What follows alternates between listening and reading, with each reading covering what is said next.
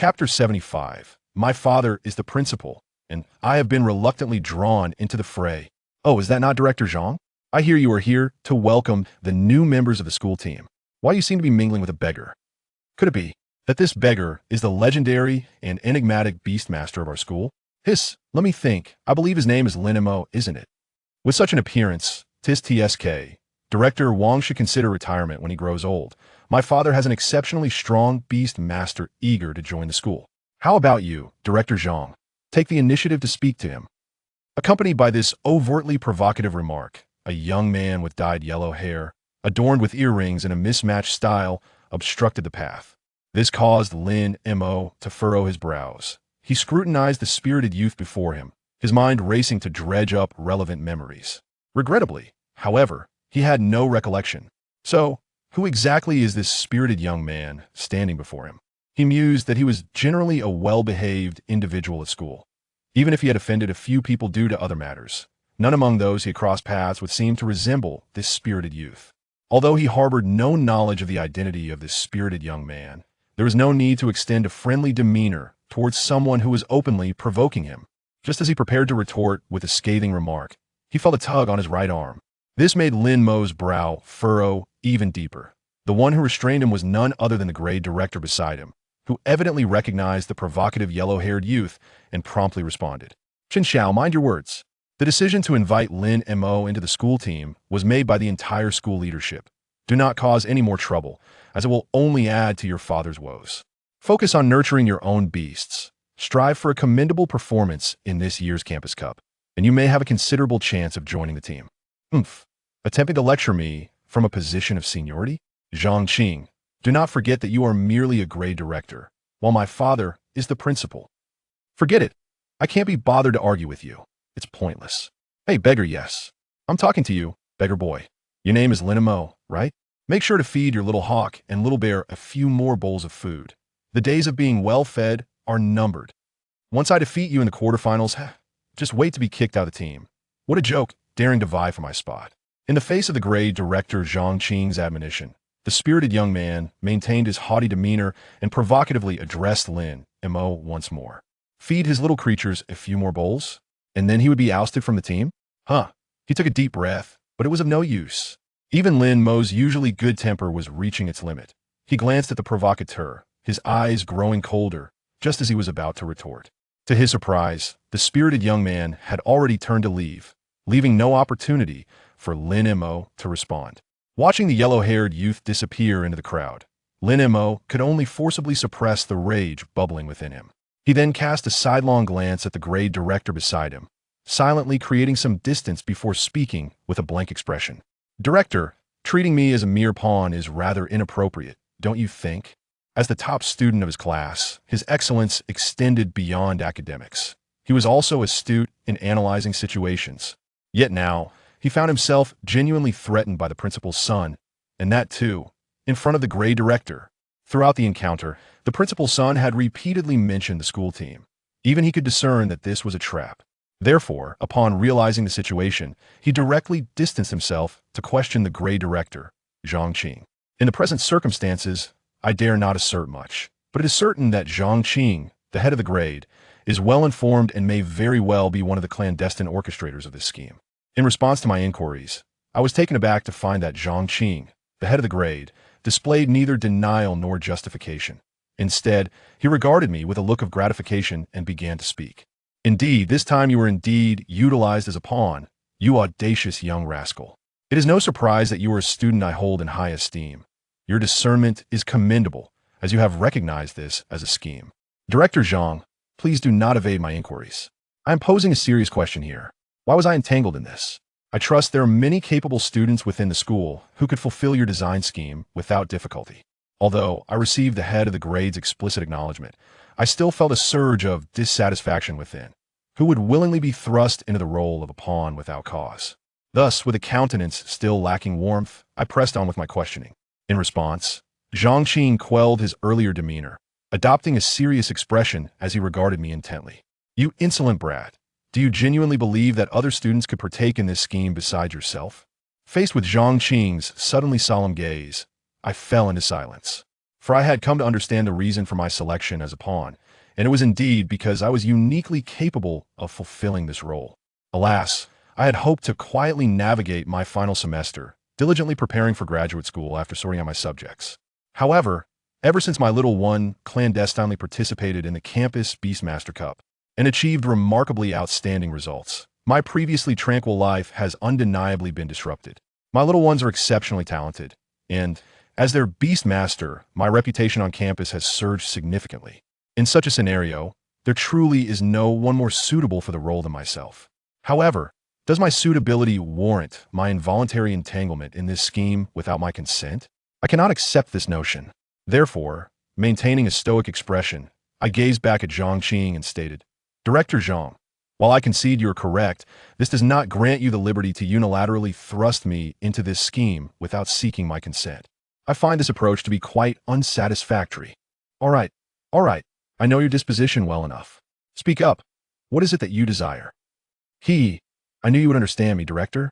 My demands are not excessive. Just procure for me a high-quality Heart of Flame, then arrange 3 sets of strength training gear, and also provide me with 2 D-grade tickets and 1 C-grade ticket. As for the monetary aspect, you may allocate as you see fit. A few million would suffice, and thousands upon tens of thousands would not be too much. Upon hearing my requests, I immediately transformed my demeanor, unconsciously touching my nose as I looked back at Zhang Qing with a playful grin to articulate my desires. However, upon hearing my exorbitant demands, Zhang Qing was instantly incensed. "Hey, are you a brigand by nature?" "Absolutely not. Your demands are utterly outrageous. Let's set aside the value of the Heart of Flame for now, but asking for 3 sets of strength training gear is simply excessive. 1 set of strength training gear currently retails for 150 million dragon coins at the marketplace, and you dare to request 3 sets in one breath. This is absolutely unacceptable." Chapter 76. There is no free lunch in the world. The conditions have been agreed upon. Let us proceed thus. I shall temper my demands somewhat. A Heart of Flame is undoubtedly non-negotiable. I require it for the evolution of my Qingyu Eagle. As for the 3 sets of power training gear, that may indeed be excessive. Surely 1 set would suffice? Regarding the entrance ticket to the secret realm, Director, you cannot shortchange me on this. After all, I have been invited to join the school team. Surely you must grant me some of these benefits? Otherwise, how am I to enhance the combat abilities of my Qingyu Eagle? Listening to the refusal of the grade director, Zhang Qing, Lin Mo felt no surprise. It was imperative to acknowledge that he had already been ensnared in a scheme, serving as a pawn. Under such circumstances, even if he were dissatisfied with the decisions of the school administration, he could not effect any change. It would be futile to approach the so-called son of the principal, who resembled a spirited youth, to declare himself a mere pawn in this game. Even if he were to be believed, one might retort that if he did not desire the school-less advantages, why would he willingly play the pawn? Thus, all evasive tactics could be dismissed entirely, as they were unnecessary considerations. The next course of action was straightforward, to amplify his own gains. The crux of the matter lay here, thus far. He had merely received reimbursement forms for the resources from the school team, with nothing else to show for it. This was untenable. The bold thrive while the timid perish. If he could initially negotiate an exorbitant profit, why would the director, representing the school, not agree to a lucrative deal? If he refused, it would be simple enough. He could engage in a proper, earnest negotiation. ISNT negotiation merely a matter of haggling until an agreeable compromise is reached. You make a cut, I make a counteroffer. And when both parties arrive at an acceptable understanding, the arrangement can surely be made. However, the twist came unexpectedly. Lin Mo was taken aback when the director actually consented without any haggling. "Well, you little rascal, you do have quite a few demands. Ordinarily, I would insist on negotiating with you to lower your conditions. But how could I resist your audacious demeanor? I concede to all your requests." "Ah, Director, you don't have any ulterior demands, do you?" The value of what he had just secured was substantial, and while Lin Mo felt exhilarated, he remained acutely vigilant. There is no free lunch in this world. The more readily they agreed, the more pitfalls might await him down the line. If he were not cautious, he might find himself betrayed by the old guard of the administration, only to help them count their profits. With these thoughts swirling in his mind, Lin Mo immediately turned to Director Zhang Qing, his expression one of heightened alertness. "There are indeed conditions, and you must not falter midway. Should you falter, I shall reclaim my rewards. One must consume only as much as one can handle."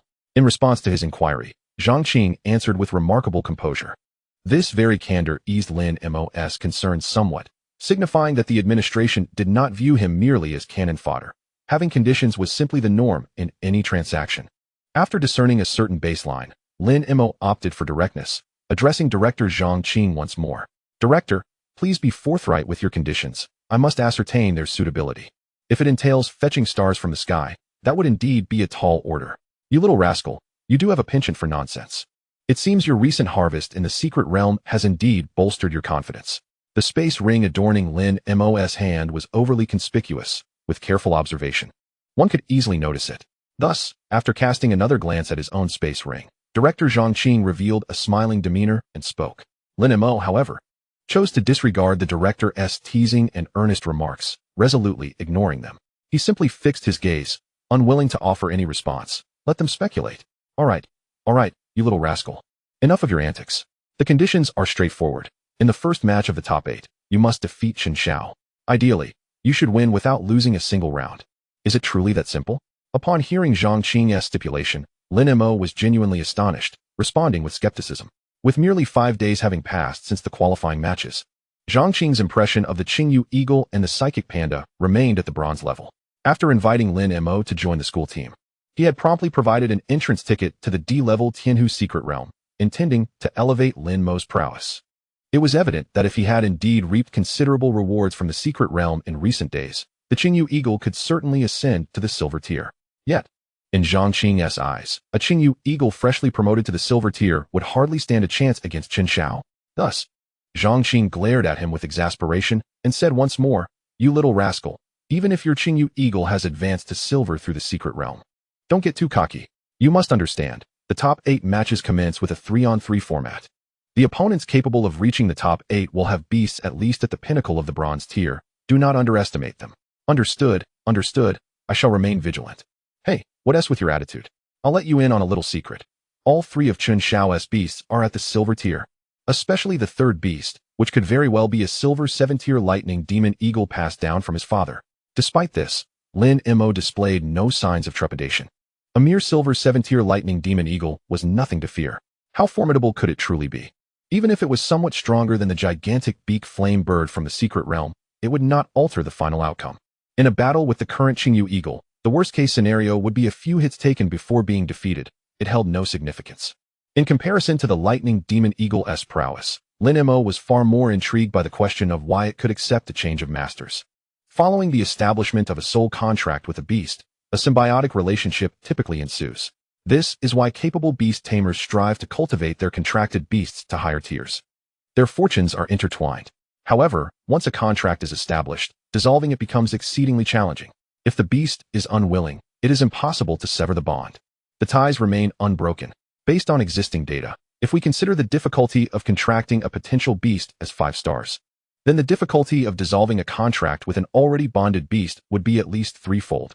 Even if the soul contract were dissolved, recontracting with the offspring of the original master would pose its own challenges. Is there anything else I should be aware of? While curious about how the spirited youth Chen Xiao had achieved this, Lin Mo had no intention of delving deeper. Instead, he inquired once more about any further information the grade director might wish to impart. Chapter 77. Young lady, oh, Qingyu Eagle, why have you come alone? You little rascal. You exude such confidence. How about this? Do you wish to acquire even more? If you can fulfill the subsequent conditions. Do not think that 3 sets of power training gear is all I can offer. I could even secure 5 sets for you. Observing Lin Mo's self-assured demeanor and somewhat casual response, Director Zhang Qing found himself in contemplation. After all, his performance in school was undeniably evident. He always strived to achieve excellence. His character is one that never engages in ventures lacking assurance. Hence, the head of year directly painted an enticing picture.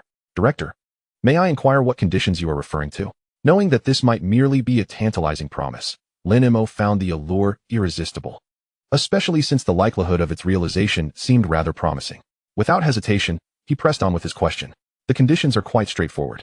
If you can secure a place among the top 3 in this Campus Beastmaster Cup, I will personally arrange for 3 sets of strength training gear for you. Along with the 2 D-grade entry tickets and 1 C-grade entry ticket you desire, everything will be granted. And what if I were to win the championship? Lin Mo interjected. If you clinch the title, I shall request the school committee to fulfill all the conditions you've presented. And I will even arrange for a grand estate and a coveted red dragon card. It's a deal, as firm as a promise can be, chuckled Director Zhang. I always keep my word. If you truly become the champion, I assure you that you will receive everything you ask for. However, should you fail, if I lose, I will accept all orders from the school committee henceforth. Having received the answer he sought, one that brought immense satisfaction, Lin Mo felt a surge of excitement, eager to commence the battle for the top 8. With the matter settled smoothly, the atmosphere shifted from its previous tension to a more relaxed banter as they returned to Tian'an base city. Once back in the city, the head of year did not confine himself, offering Lin Mo a few words of encouragement to prepare well for the upcoming top 8 competition before taking his leave. Yet, just as Director Zhang was about to depart, Lin Mo contemplated for a moment and decided to confirm the suspicions brewing in his mind. Director, may I ask you one final question? Would it be convenient for you to answer?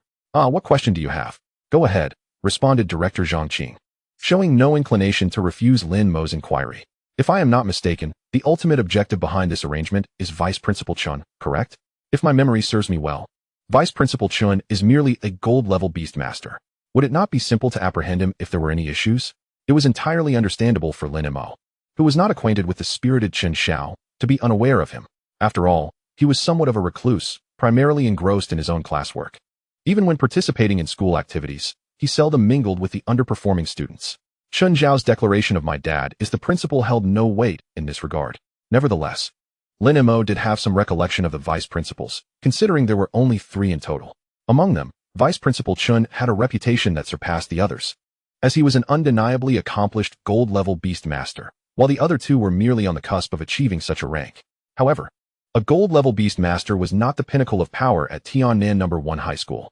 Principal Yi Kun was conservatively estimated to have over half of his beasts at the platinum tier, making it a straightforward task for him, along with the other 2 vice principals and some members of the school committee, to subdue Vice Principal Chen. Yet now, orchestrating such a complex scheme to induce a mistake from Chen seemed somewhat redundant. Cough, you clever lad. Indeed, sometimes the logic is as you say, but when the waters run too murky, it becomes quite troublesome to clear them up. There are many things I cannot elaborate on, but all you need to focus on is defeating Chen Xiao.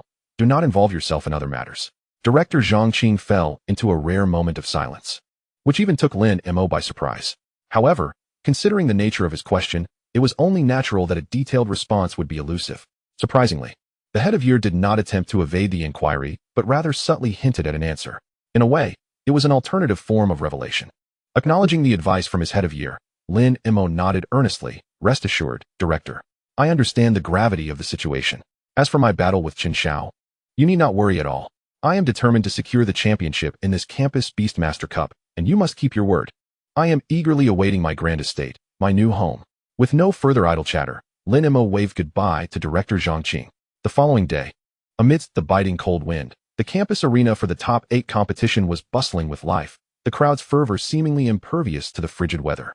As Lin Mo stepped into the arena for the first time, having been advanced through the ranks by others, he felt a surge of excitement amidst the throng.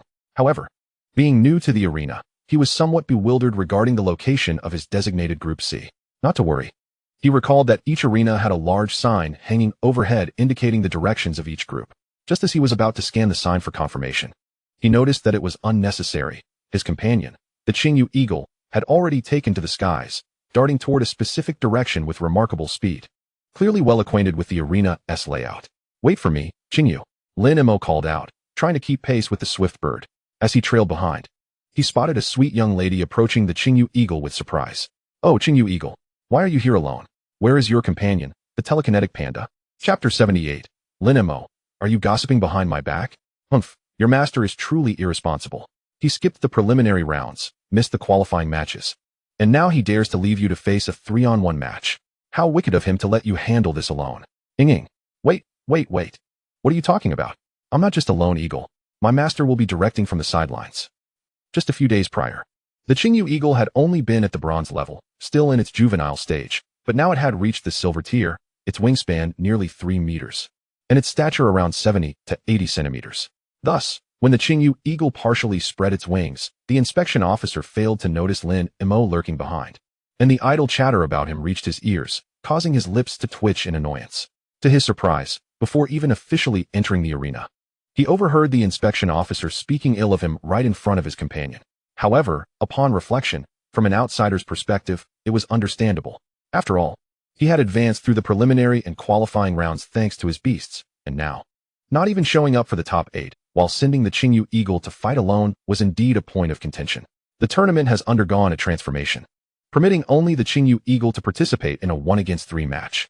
To outsiders, this seems like a blatant disservice to one's cherished beast. The Qingyu Eagle's explanation failed to resonate with the inspecting lady.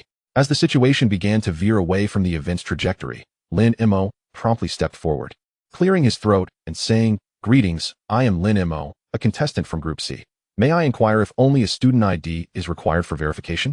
The lady, who had been mumbling to herself, was momentarily taken aback, staring at Lin Mo in astonishment, not due to his appearance, but rather because of his name. As the protagonist she had just mentioned materialized before her, her mind went blank. This elicited a chuckle from Lin Mo. Was he truly that frightening? Despite her murmurs behind his back, he was no man-eating beast master, and there was no need for her to be so flabbergasted that she could scarcely speak. Lin Mo reiterated his inquiry, successfully pulling her back to reality. After handing over his student ID, the lady's fair complexion flushed a vibrant red. Whether it was the embarrassment of having been caught speaking ill or the surprise at finding someone as handsome as Panda before her, Lin Mo chose not to delve into the matter. Fortunately, the inspecting lady maintained her professional demeanor and swiftly verified his contest information, ultimately granting access to the arena. Thereafter, Lin Mo made his way directly to the competition area without the need for further guidance. Following closely behind the Qingyu Eagle, Lin Mo surged towards the arena, where the atmosphere within Group C had already begun to heat up. Soon, Lin Mo's match would officially commence.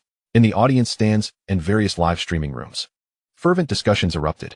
Many live streams had begun betting on whether this legendary Beastmaster would reveal himself, with odds balanced at 50-50. Hey, aren't you worried about being banned? This is a legitimate streaming room. Discussing whether a contestant will show their face is one thing, but why turn it into a betting game? Exactly. People like that just want to get the stream shut down. But I'm curious, will Lin Mo actually show up? Now that we are in the top 8.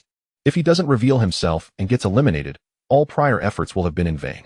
Others remained oblivious, but I, for one, eagerly anticipated his appearance. My friends from Tiannan Yizhong told me Lin Mo is the school's heartthrob, which piqued my curiosity. I must see what he looks like. Don't be infatuated. What if he is an eyesore? You'll be sorely disappointed. In the audience of Group C, it was expected that today would showcase the top 8.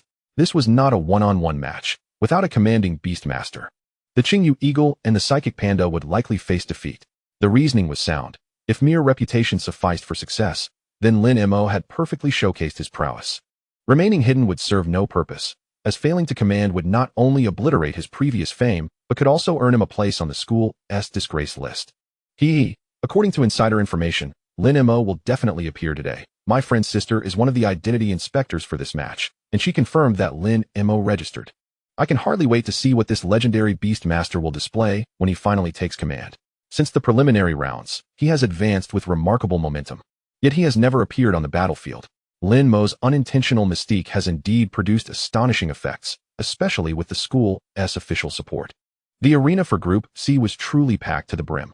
Everyone yearned to witness Lin Mo's entrance and discover what a so-called legendary Beastmaster truly entailed. As the cheers within the venue intensified, Lin Mo stepped into the arena clad in ordinary casual attire through the contestant's passage. In that instant, an unexpected silence enveloped the crowd, only to be followed by a surge of even more fervent discussions. Chapter 79, Qingyu Eagle, Little Brother, it's decided. It's you. In the audience of Group C, wow, your insider information was spot on. I never imagined Lin Mo would truly show up. What's so surprising?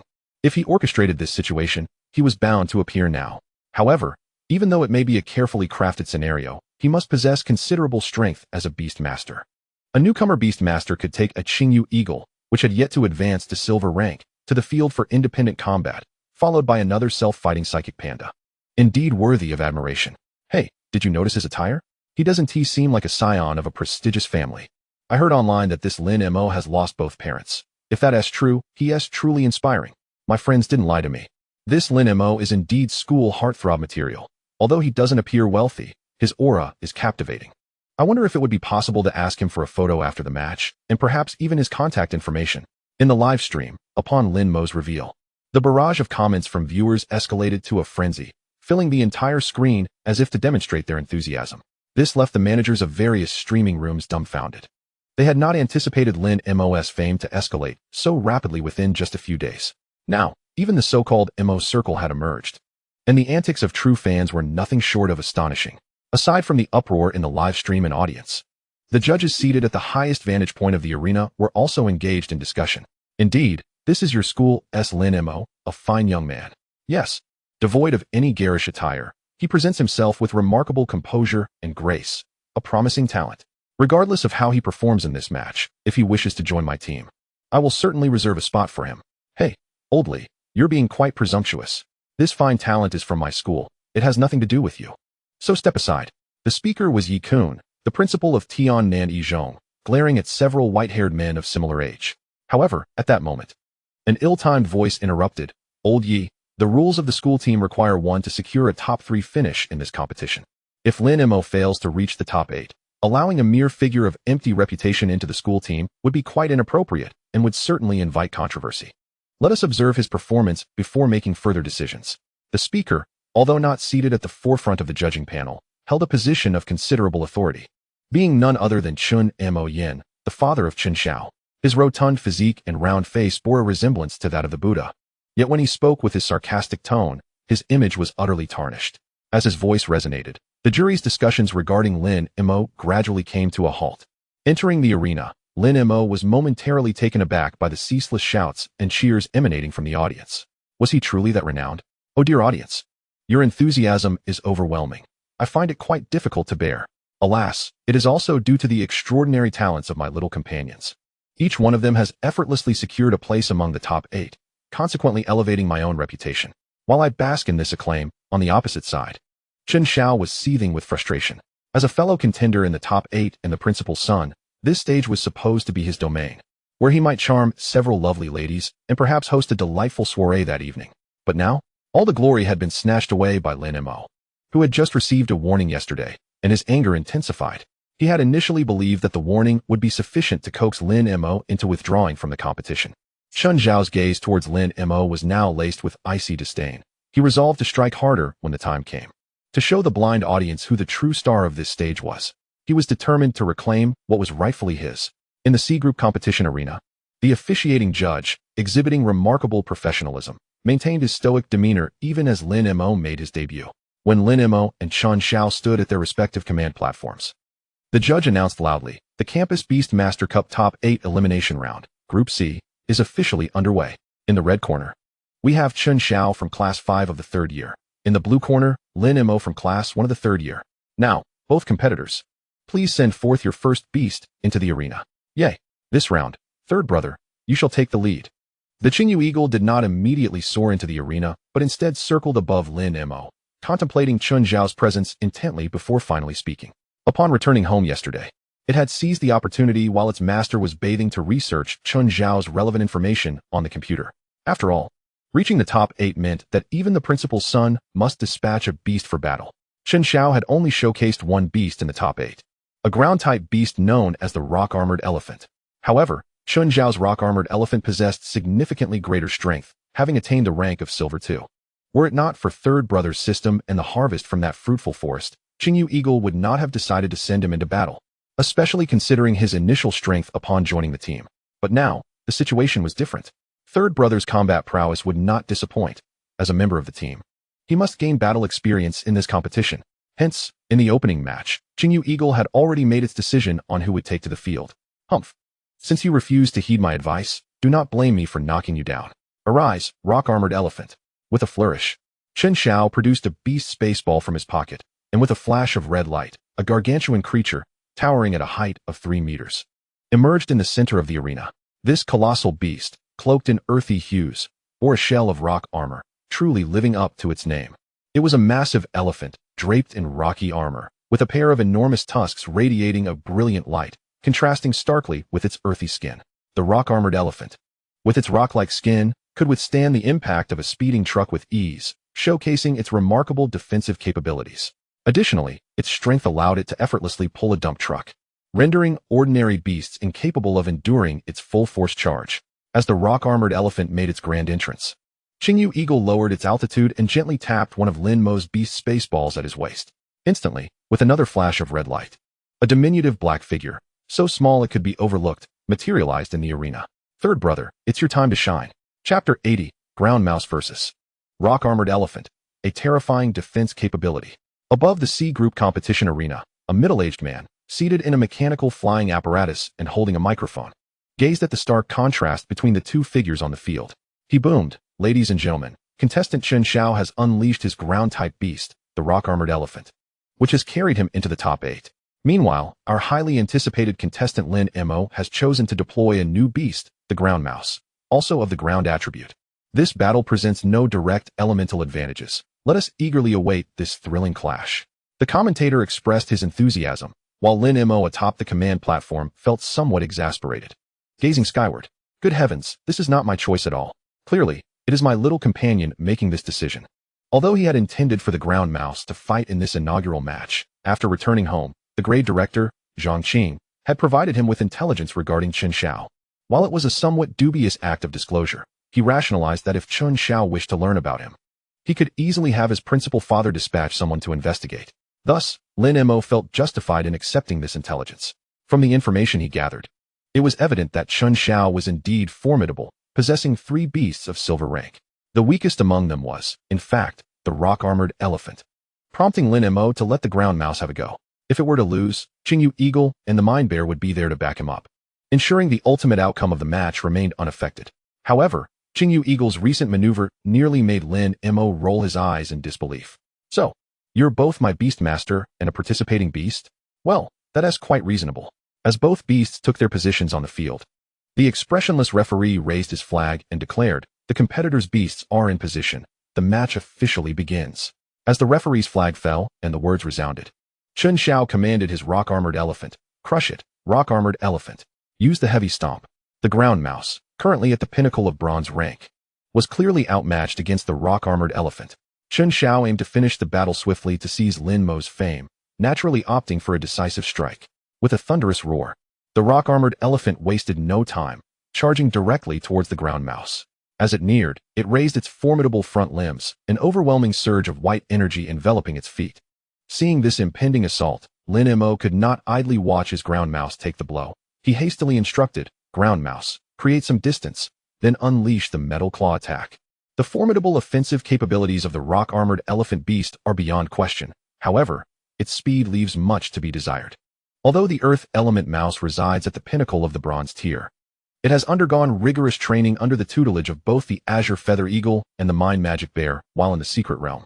It has witnessed the Mind Magic Bear equipping the earth element mouse with a weighted ring after the departure of the formidable Flamebeak bird and other magical beasts. Given this context, one can only imagine the extent of improvement the earth element mouse has achieved under the physical training imparted by the Mind Magic Bear. Despite its bronze tier status, its speed is comparable to that of silver tier magical beasts of the 3rd and 4th ranks. The rock-armored elephant beast, being a colossal creature, inherently possesses inferior speed compared to its counterparts of the same attribute. Thus, when faced with the earth element mouse, which is adept at evasion, it finds it exceedingly difficult to land a hit. Yet, it is undeniable that each time the rock-armored elephant beast's massive foot strikes the ground, the arena trembles violently, showcasing its terrifying strength. Should it land a blow upon the earth element mouse, the probability of inflicting severe injury exceeds 80%. Even if it does not result in an instant kill. Through a series of evasive maneuvers, the earth element mouse successfully increased its distance from the rock-armored elephant beast. Once it adjusted its stance, its claws gleamed menacingly, the pristine white tips gradually taking on a metallic luster, shimmering with a piercing brilliance. Seizing the opportunity, as the rock-armored elephant beast prepared to deliver another crushing stomp, the earth element mouse darted to its side, its claws descending with tremendous force. Bang! An explosive sound erupted from the contact point of the earth element mouse's claws. Surprisingly, the targeted area of the rock-armored elephant beast merely suffered the loss of a substantial layer of its rocky armor, without even breaking through its skin, leaving the audience and online viewers utterly astounded. Even Lin Mo couldn't help but frown. Chen Xiao's rock-armored elephant beast was indeed impressive, exhibiting an extraordinary level of defensive capability. Had the earth element mouse's strike landed on a magical beast with lesser defenses, it would have surely resulted in grievous injuries or worse. The intensity of the battle ignited the excitement of the commentators stationed above the arena, who exclaimed, "Here it comes." We see that competitor Chen Xiao has commanded the rock-armored elephant beast to unleash its devastating stomp, aiming to eliminate Lin Mo's earth element mouse in one fell swoop. Yet, it is evident that Lin Mo's earth element mouse is remarkably agile, completely unfazed by the rock-armored elephant beast's attacks, evading them all. The earth element mouse has begun its counterattack. With precision, it utilized its razor-sharp claws, akin to metal, to strike fiercely at the rock-armored elephant beast's body, directly hitting its target. Astonishing indeed. The rock-armored elephant beast demonstrated a fearsome defensive capability, as the earth element mouse's attack proved ineffective. What will the earth element mouse do next?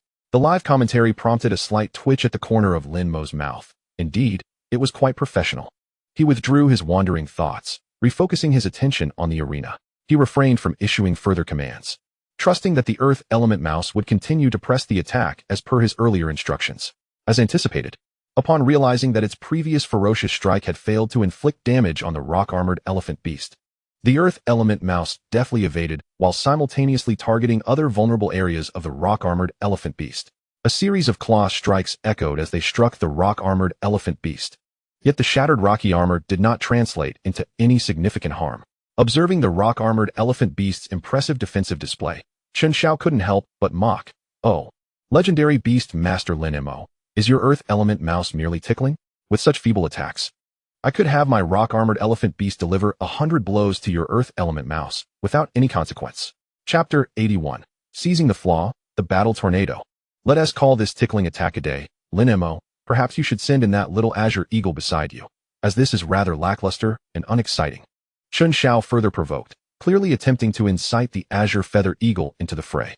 After all, Lin Mo's rise to fame from the preliminary to the advancement rounds relied heavily on the azure feather eagle's formidable prowess. If the azure feather eagle were to falter as well, Chen Xiao could scarcely contain his delight at the prospect of achieving his ultimate goal, to decisively defeat the azure feather eagle and drag Lin Mo down from his so-called campus pedestal. Such a notion of a legendary beast master, a dark horse beast master, it would all be rendered meaningless in the face of absolute power. However, Lin Mo chose not to respond to Chen Xiao's taunts, firmly believing in the combat capabilities of the earth element mouse. Observing Lin Mo's silence, Chen Xiao's expression darkened significantly, his gaze toward the earth element mouse now laden with malice. He commanded the rock-armored elephant beast once more. Rock-armored elephant beast, execute rock spike. Upon hearing this, the rock-armored elephant beast paused its assault on the earth element mouse, standing still for a few moments as it allowed surging earth energy to coalesce upon its massive feet. Once it sensed sufficient energy had been amassed, it forcefully stomped down onto the arena floor. This time, unlike its previous charge, it directed the overwhelming earth energy into the surface, manifesting as sharp energy spikes that erupted toward the earth element mouse from multiple angles. Suddenly, the emergence of these energy spikes from various directions posed a significant challenge for the earth element mouse. Had it not been for its extraordinary perception, coupled with its affinity for the earth element, it might have fallen victim to the rock-armored elephant beast's cunning strategy. Each energy spike that unexpectedly jutted from the ground was deftly avoided by the earth element mouse, thanks to its heightened awareness. Yet, the situation on the field remained precarious. Ing. Third brother, the abdomen area. The azure feather eagle, soaring above the command platform, suddenly emitted a sharp cry. As the sound of the eagle's call resonated, the earth element mouse, which had been diligently searching for flaws in the rock-armored elephant beast's defenses, was instantly invigorated. Faced with yet another barrage of energy spikes from different directions, it opted to evade once more. However, this time, its method of evasion involved plunging its claws into the ground to dig. In an instant, it created a hole and burrowed directly underground. Witnessing this scene, Lin Mo felt a twitch at the corner of his mouth. He too had contemplated instructing the earth element mouse to dig. Having observed the rock-armored elephant beast lifting its massive front limbs, revealing its unarmored underbelly, attacking the rock-armored elephant beast's abdomen would be a challenging feat with conventional tactics. As Chen Xiao was astute enough to potentially discern Lin Mo's intentions. After all, he was no ordinary second-generation heir. However, before Lin Mo could voice his command to the earth element mouse, his clever little companion took the initiative. No problem, little Qing is the best. After swallowing back his internal commentary, he refocused his attention on the central arena. Once the earth element mouse had burrowed underground, the rock-armored elephant beast ceased its assault, scanning the vicinity as if attempting to locate the earth element mouse's position below ground, glancing left and right, yet struggling to ascertain its whereabouts.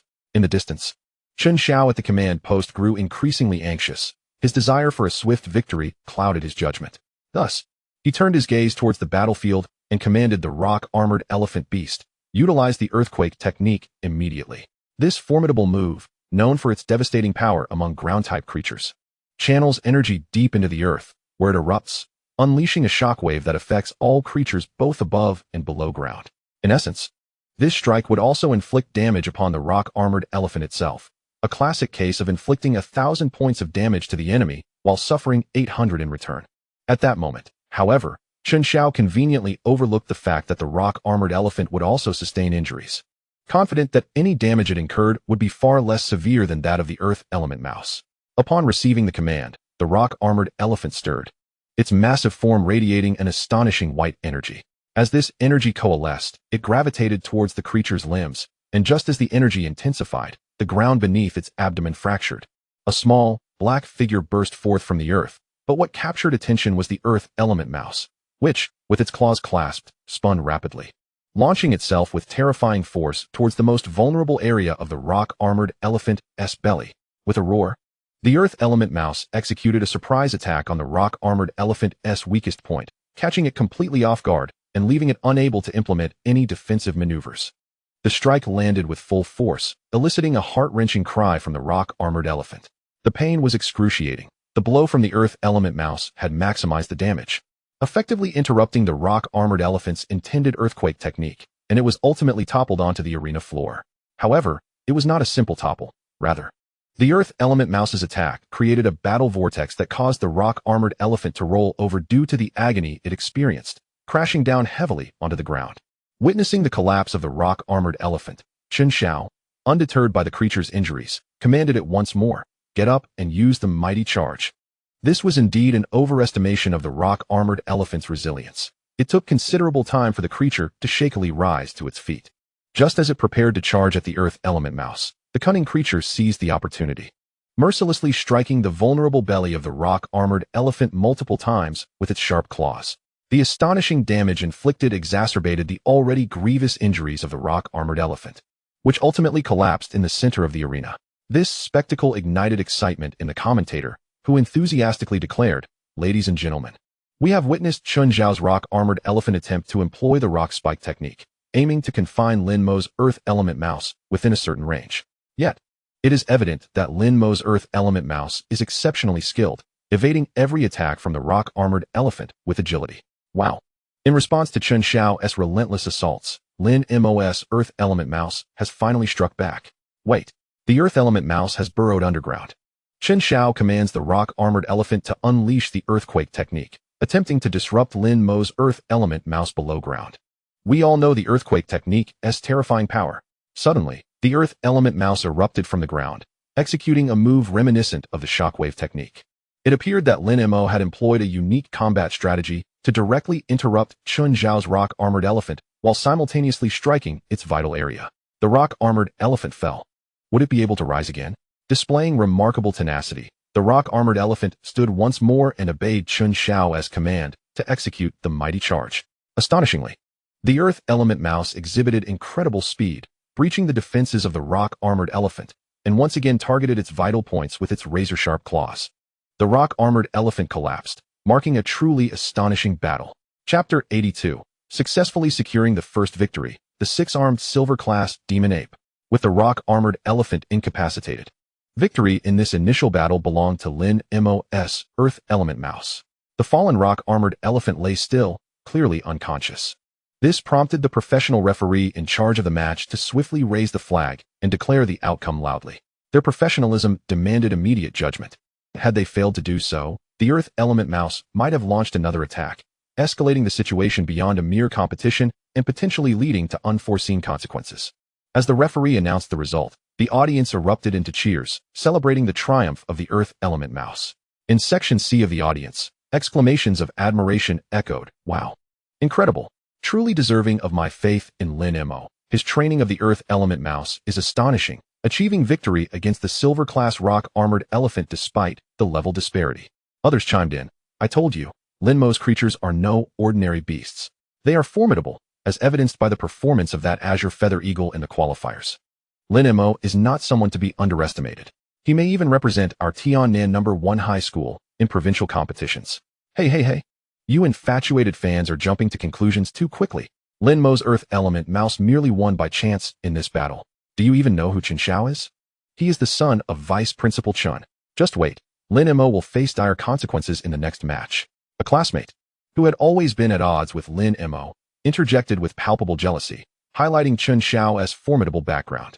Upon hearing this envious commentary, the audience members engaged in discussion began to temper their excitement, acknowledging that the Earth Element Mouse had only won the first match, a fact that could not be ignored. Meanwhile, in various live streaming rooms, viewers expressed disbelief. Impossible. How could a silver-class rock-armored elephant be defeated by a peak bronze-class Earth Element Mouse? Did Tiannin know? One high school bribed the judges? Are you blind? Just because someone won doesn't mean they cheated. Can't you see the Earth Element Mouse as hard work in this match? Clearly, it has undergone rigorous training. Otherwise, how could a creature find opportunities during battle? Calm down, everyone. This is just the first match. Why the rush? There are still 2 more battles to come. This legendary Beast Master, if he truly possesses skill, will undoubtedly secure victory in this tournament. So why the impatience? I agree with this viewer's perspective. It's only the first match. Why the haste? The livestream audience exhibited a clear split, with fervent supporters of Lin Mo and equally strong detractors engaging in heated debates. However, it was evident that a significant portion of the viewers remained rational. Only by consecutively winning 3 matches and proving his strength could Lin Mo silence all dissenting voices. At the top, the judging panel was also abuzz with excitement. Principal, I believe it is time to commend student Lin Mo for his remarkable standing in the school team. He is indeed a promising talent. I find Director He's assertions to be quite cogent. If even a bronze peak-level Earth Mouse can be trained to defeat a silver Tier 2 rock-armored beast, there is no doubt that Lin Mo is an exceptionally gifted beast master in the making. The Earth Mouse's triumphant victory has elicited satisfied smiles from several directors and members of the school committee who have always held Lin Mo in high regard, prompting them to advocate for some form of recognition for him. However, dissenting voices have also arisen. As the father of Chen Xiao and a figure of authority at Tiannin No. 1 High School, Chen Mo Yin glanced at the arena with an indifferent tone and remarked, "Isn't it a bit premature to draw conclusions? This is merely the first match. When has the top 8 competition ever altered its format? As the vice principal, I am unaware of any changes to the 3-on-3 format into a 1-on-1 duel. Let us maintain some decorum. Mo Yin is right. It is only the first match. Refrain from hastily judging the competitors' performances and focus on the contest." The elderly woman with silver hair, present among the initial panel, chimed in at this juncture, her interjection silencing the evaluators, redirecting their attention back to the arena below. Yet, what thoughts lingered in the minds of the judges remains elusive. Standing atop the command platform, Chen Xiao's expression had darkened considerably. He had not anticipated that the rock-armored beast, which had fought its way through the preliminary selections to reach the top 8, would be bested by a mere bronze peak-level Earth Mouse. Although he was deeply dissatisfied with the outcome of the battle, he was not foolish enough to leave the rock-armored beast unrestrained in the arena. Instead, he swiftly retrieved the exclusive beast spaceball designated for the rock-armored beast, securing it safely within. No one has yet transcended the world's laws to create a beast space capable of storing beasts without having cultivated their own to the golden tier. Only the officially sanctioned beast spaceballs possess this capability. After successfully securing the rock-armored beast, Chen Xiao cast a dissatisfied glance at the beast spaceball in his hand, muttering, "What a useless thing. Once I finish this match, I shall properly discipline you for being defeated by a bronze-level Earth Mouse."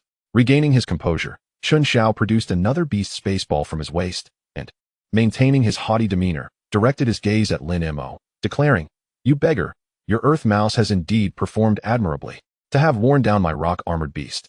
I hope your Earth Mouse can withstand my next beast's assault. I am eager to see just how adept your Earth Mouse is at evasion. Arise, my prince of punches, the 6-armed demon ape."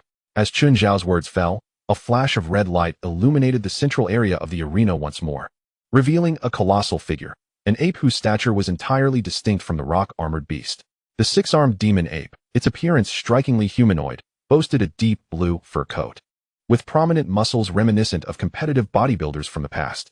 The most notable difference was that the 6-armed demon ape possessed an additional pair of arms, while its feet were split into 2 toes. This power-based beast is renowned for its extraordinary strength, often employed in various labor-intensive tasks, such as transporting heavy construction materials at job sites, where it ranks among the top beasts in the Construction Beast Leaderboard. Chapter 83, Overwhelmed. The Might of the 6-Armed Demon Ape.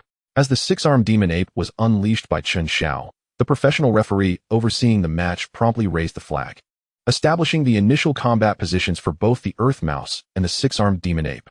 After confirming with the competitors that all was in order, The referee raised the flag high and boomed.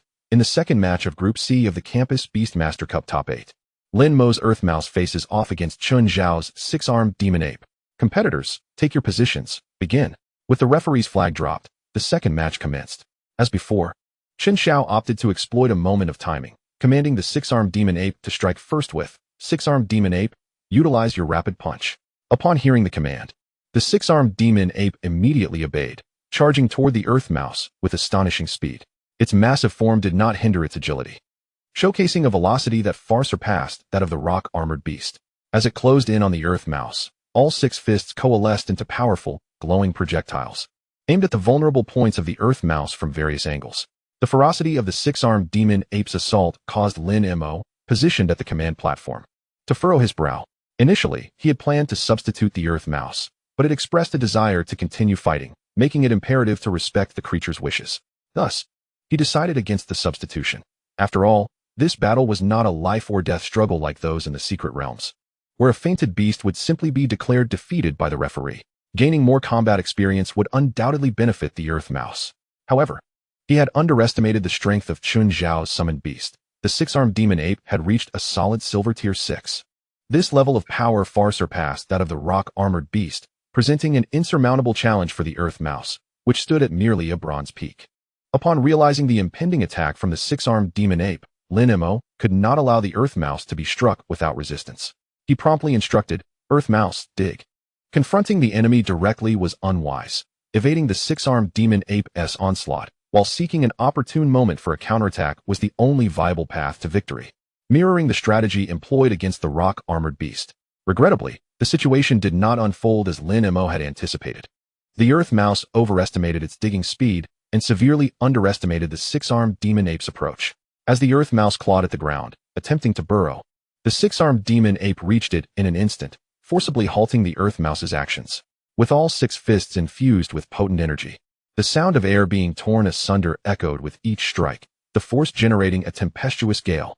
Realizing it could not escape underground, the Earth Mouse swiftly altered its strategy, transforming its retreat into an offensive move.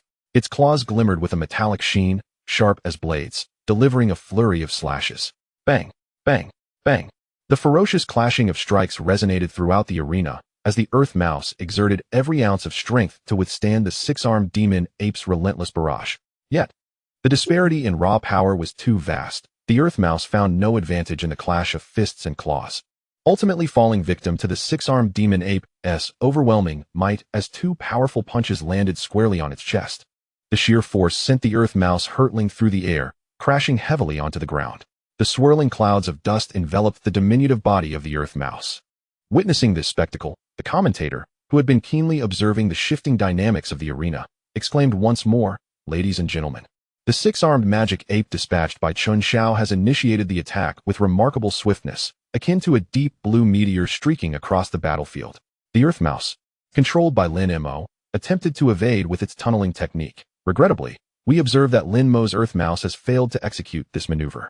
In a moment of urgency, Lin Mo's Earth Mouse launched a defensive counterattack, but the six-armed magic ape, now at the formidable Silver Tier 6, demonstrated its tremendous offensive prowess, shattering the Earth Mouse's defenses.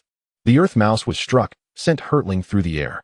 Shall we see if Lin Mo's Earth Mouse has succumbed? To our astonishment, it has risen once more. With the commentator's voice mirroring the unfolding drama, the dust that had concealed the Earth Mouse dissipated, revealing a distinct imprint of a fist upon its chest, along with multiple wounds etched into its frame from the force of the impact. Yet, the Earth Mouse persisted, one of its sharp claws anchored to the ground, glaring defiantly at the six-armed magic ape, embodying its indomitable spirit. The Earth Mouse's defiant glare was a clear affront to the six-armed magic ape. There was no need for Chen Xiao to issue further commands, according to the rules of the arena. As long as neither combatant had completely lost the ability to fight or actively signaled for surrender to the referee, the match would continue unabated, and the referee would not intervene. The six-armed magic ape lunged towards the Earth Mouse once more, this time eschewing its fists, its imposing form radiating an astonishing energy glow. With no superfluous embellishments, it barreled forward like a cannonball. Faced with this renewed assault, the Earth Mouse seemed to realize that evasion would bear little significance at this juncture. The distance was minimal, and the explosion of speed was overwhelming. At this moment, it had but one choice: to transform the impossible into possible. attack in lieu of defense. The thought briefly flickered in its mind, only to be resolutely executed. Its gaze locked onto the charging six-armed magic ape, its claws converged, and its form began to spin at high velocity. Bang!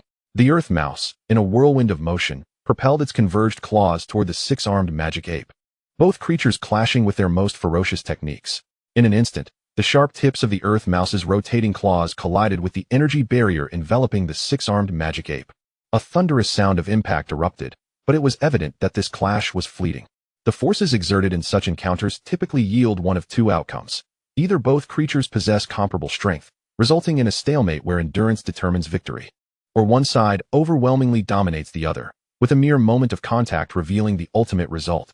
The earth mouse, though battered, braved the onslaught of the virtually unscathed six-armed magic ape, embodying the latter scenario, as it was once again thrust into the air, a shadow racing across the arena before crashing heavily to the ground.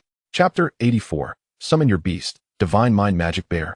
In the C Group arena, the pervasive dust once more cloaked portions of the battlefield, a consequence of the earth mouse's latest impact with the ground.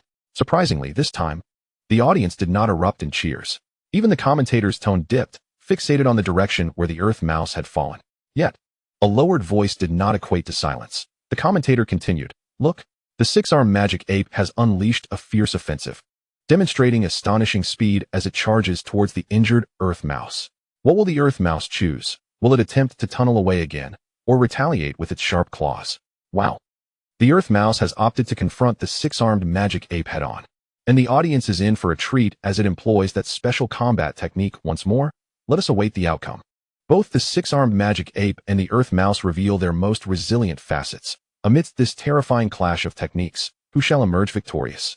Regrettably, the earth mouse's strength remains somewhat lacking, as it is once again sent flying by the mightier six-armed magic ape. Will the earth mouse miraculously rise once more? As the commentator's voice faded, the dust kicked up by the earth mouse's fall finally settled, revealing it once again teetering on its feet. Yet it was evident that this latest blow had nearly brought it to the limits of its endurance.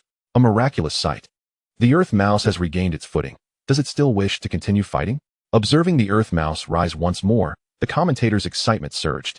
Correspondingly, the indomitable spirit of the earth mouse had delivered a resounding rebuke to the six-armed magic ape, prompting Chen Xiao at the command station to express his dissatisfaction with this outcome, commanding, "Six-armed magic ape, unleash your rapid punch once again." However, before Chen Xiao's order could fully escape his lips, Lin Mo preemptively called out to the referee, "Referee, I wish to substitute my beast for the match." Combat in this arena differs fundamentally from battles against magical beasts in secret realms. It leans towards a competitive nature rather than a life-or-death duel. Each contestant possesses the right to alternate their combatants as long as they retain fighting capabilities, a regulation that is both reasonable and compliant. Thus, when Lin Mo's voice rang out before Chen Xiao's command, the referee promptly raised the flag for a pause. The six-armed magic ape, poised to charge once more, halted its advance, glaring with evident displeasure at the earth mouse being recalled into its pokeball. Chen Xiao, irked by Lin Mo's decision, resorted to mockery, exclaiming, "Oh, the illustrious Lin Mo. Wasn't your earth mouse reputed for its tenacity? What is this? Are you defying your beast's will by recalling it? TSK, TSK, TSK. That's rather unsporting of you. Your beast yearns for battle, yet you deny it?" Lin Mo initially considered ignoring Chen Xiao's sardonic remarks, instead opening the pokeball of the divine mind magic bear. A brilliant red light flickered, and in an instant, a colossal golden figure appeared in the arena, rivaling the six-armed magic ape in stature. In that moment, the audience in the C Group arena erupted in fervor once more. Just days prior, it had merely been a telekinetic panda, yet within such a brief span, it had evolved. Moreover, its power had ascended from bronze tier 5 to silver tier 3. A rapid progression that astonished all who were aware of the telekinetic panda's original strength, igniting a wave of discussion among the audience and even the judges seated above.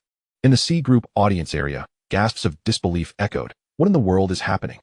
In just a few days, the once bronze tier 5 telekinetic panda has astonishingly transformed into a silver tier 3 spirit beast bear. This is truly astonishing. What treasures could it have possibly consumed? I can hardly believe such an extraordinary event has genuinely occurred. Unlike the rest of you, I am a senior at Tiannan High School, and Lin Mo is renowned as the academic prodigy of our grade, albeit with a notoriously orphaned background. Where could he have procured the resources to nurture the telekinetic panda? What purpose does your current discussion serve? Rather than marvel at how the telekinetic panda evolved into the spirit beast bear, We ought to ponder whether a silver tier 3 spirit beast bear can contend against a silver tier 6 six-armed demon ape. That is indeed a profound consideration. We shall await the outcome. It is said that the spirit beast bear possesses the potential to tap into spatial attributes, and this competition is bound to be astonishing. In the various real-time streaming rooms, discussions abound. Wasn't it stated that 5 days ago, the creature that entered battle was a telekinetic panda? This golden giant bear, now towering at nearly 3.5 meters, hardly resembles a mere telekinetic panda. Indeed, 5 days prior, it was a small telekinetic panda, and you did not miss here. But now it stands as a spirit beast bear. While I am equally intrigued by how that individual named Lin Mo accomplished this, the facts are laid bare. What an anomaly. This legendary beast master, Lin Mo, is he truly a novice beast master? His capabilities certainly do not reflect that of a newcomer. And there are whispers that he is an orphan. Are we sure he is not a scion of some prestigious lineage? As for the judges, old ye, you are being rather ungracious. To keep such a promising talent under wraps is quite inconsiderate. Indeed, among us, you have always been the most secretive. Even now, as you age, your conduct remains rather unscrupulous. Are we really going to vie for talent? You have hidden this from us for far too long. Old Yi paid little mind to the banter of his companions, for his gaze was fixed in astonishment upon the colossal golden figure at the center of the arena. His interest in Lin Mo had always been present, but it heightened significantly when he invited Lin Mo to join the school team. Prior to that, his awareness of Lin Mo was limited to academic discussions. He merely recognized him as an outstanding student within the institution. However, in a world dominated by beast masters, it is hard to focus on someone who does not exhibit exceptional combat prowess, and as the principal, he had myriad responsibilities aside from keeping track of someone with Lin Mo's academic inclination. Now, however, he must be especially vigilant regarding the promising talents within his school. He is not oblivious. His companions are astute enough to recognize potential, and while they may profess admiration, they are more than capable of covertly enticing talent away. He must guard against the loss of his school's promising students. Other directors and committee members were equally generous with their praise for Lin Mo. After all, nurturing a telekinetic panda to evolve into a spirit beast bear within such a short time frame, particularly across such a significant tier, is truly unparalleled. In contrast, Chen Xiao's father, Chen Mo Yin, who had consistently dismissed Lin Mo's capabilities, remained unusually silent this time, his gaze fixated on Lin Mo at the command platform, as if deep in contemplation. Chapter 85. The Melee Mage Bear, quite strong, wouldn't you agree? At the right side of Group C's command platform, Chen Xiao too beheld the spirit beast bear that had materialized in the arena. Its massive golden form rivaled that of his six-armed demon ape, prompting him to narrow his eyes in scrutiny. However, upon sensing the energy radiating from the spirit beast bear, which was merely silver tier 3, he breathed a sigh of relief. After all, 3 minor tiers separated them. How powerful could the spirit beast bear truly be? His confidence in the six-armed demon ape surged dramatically, leading him to taunt, "Impressive.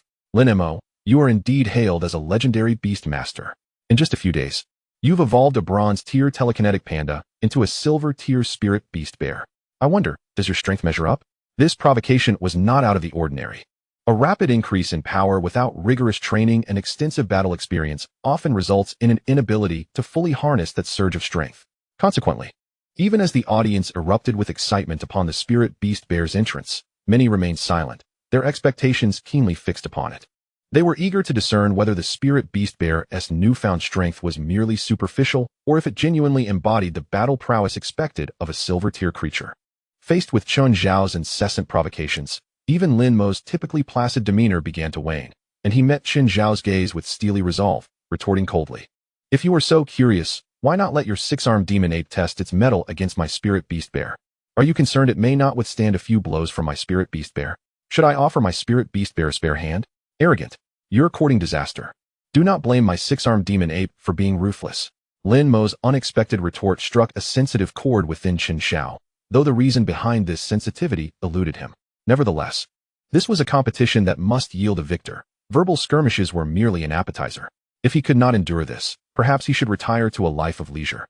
Sensing the mounting tension, the professional referee swiftly lifted his flag, positioning both the spirit beast bear and the six-armed demon ape on opposite sides, before announcing, "As Lin Mo has recalled the earth mouse, according to the rules, he shall deploy another beast for battle. The spirit beast bear will now continue the fight against Chen Xiao's six-armed demon ape. Both beasts are in position. The match will resume." With the referee's declaration, Chen Xiao immediately commanded his six-armed demon ape, deliver a powerful strike to that foolish bear. The six-armed demon ape grinned, its massive form surging toward the spirit beast bear with no intention of holding back. Each of its 6 robust arms ignited with vibrant energy, enveloped in a formidable protective aura. In response to the oncoming six-armed demon ape, the spirit beast bear's eyes gleamed with the fire of battle, charging forward without a hint of trepidation, its head staff radiating intense flames. Boom, boom, boom. In an instant, the spirit beast bear and the six-armed demon ape exchanged dozens of strikes. In terms of sheer power, they were nearly evenly matched. However, this left the audience in stunned disbelief. This was outrageous, truly beyond comprehension. They had initially presumed that the telekinetic panda had refrained from utilizing its psychic abilities, speculating that Lin Mo had deliberately trained it for close combat, thereby restricting its capabilities. Yet, the reality was far from their assumptions. The creature had never been limited from using its psychic abilities. Rather, the telekinetic panda, now appropriately referred to as the spirit beast bear, was genuinely evolving toward a powerhouse in strength. In the audience section of Group C, incredibly, this is the first time I have encountered a psychic attribute beast that deviates from the typical development of its innate abilities, instead choosing to pursue the path of a close combat powerhouse. Let us not even mention you. Who hasn't experienced such a phenomenon for the first time? To be candid, after the initial astonishment, the situation becomes even more chilling. This mind bear seems to have overpowered the six-armed demon ape in battle, despite not being a melee-type creature. Hiss. Upon closer inspection, the mind bear lacks the distinctive aura characteristic of psychic attribute beasts. Rather, it exudes an almost brutish bear-like essence. And just look at those sharply defined muscles. I truly find it hard to believe that it has subdued the six-armed demon ape across various live-streaming platforms. As the mind bear unleashed its explosive attacks using close-range combat against the six-armed demon ape, the barrage of comments surged forth, flooding the screens. Surely, I cannot be mistaken? A psychic attribute mind bear engaging in hand-to-hand combat with the six-armed demon ape and even gaining the upper hand? Just recently. I had my eyesight checked. This is nothing short of miraculous. It is utterly preposterous. That beastmaster named Lin Mo and his pets are all utterly peculiar, defying all logic. I had intended to refute your claims, yet I must concede that you are quite right. It is truly absurd. Imagine if this mind bear were to unleash its psychic signature abilities.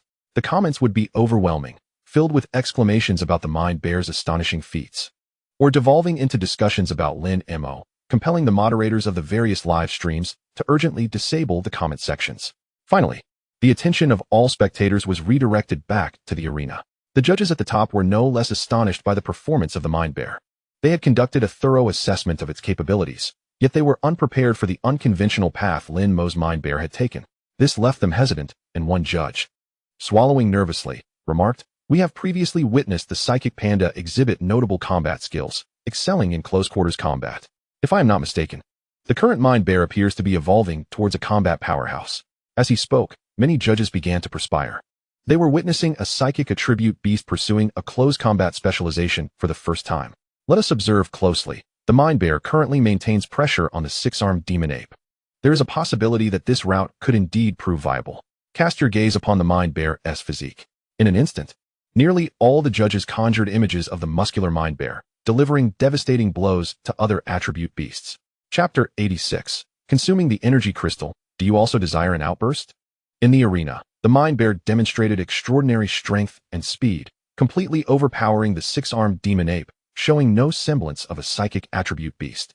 Moreover, its uncanny aptitude for elemental talents allowed the mind bear to exhibit a distinct advantage over the purely physical six-armed demon ape in close combat.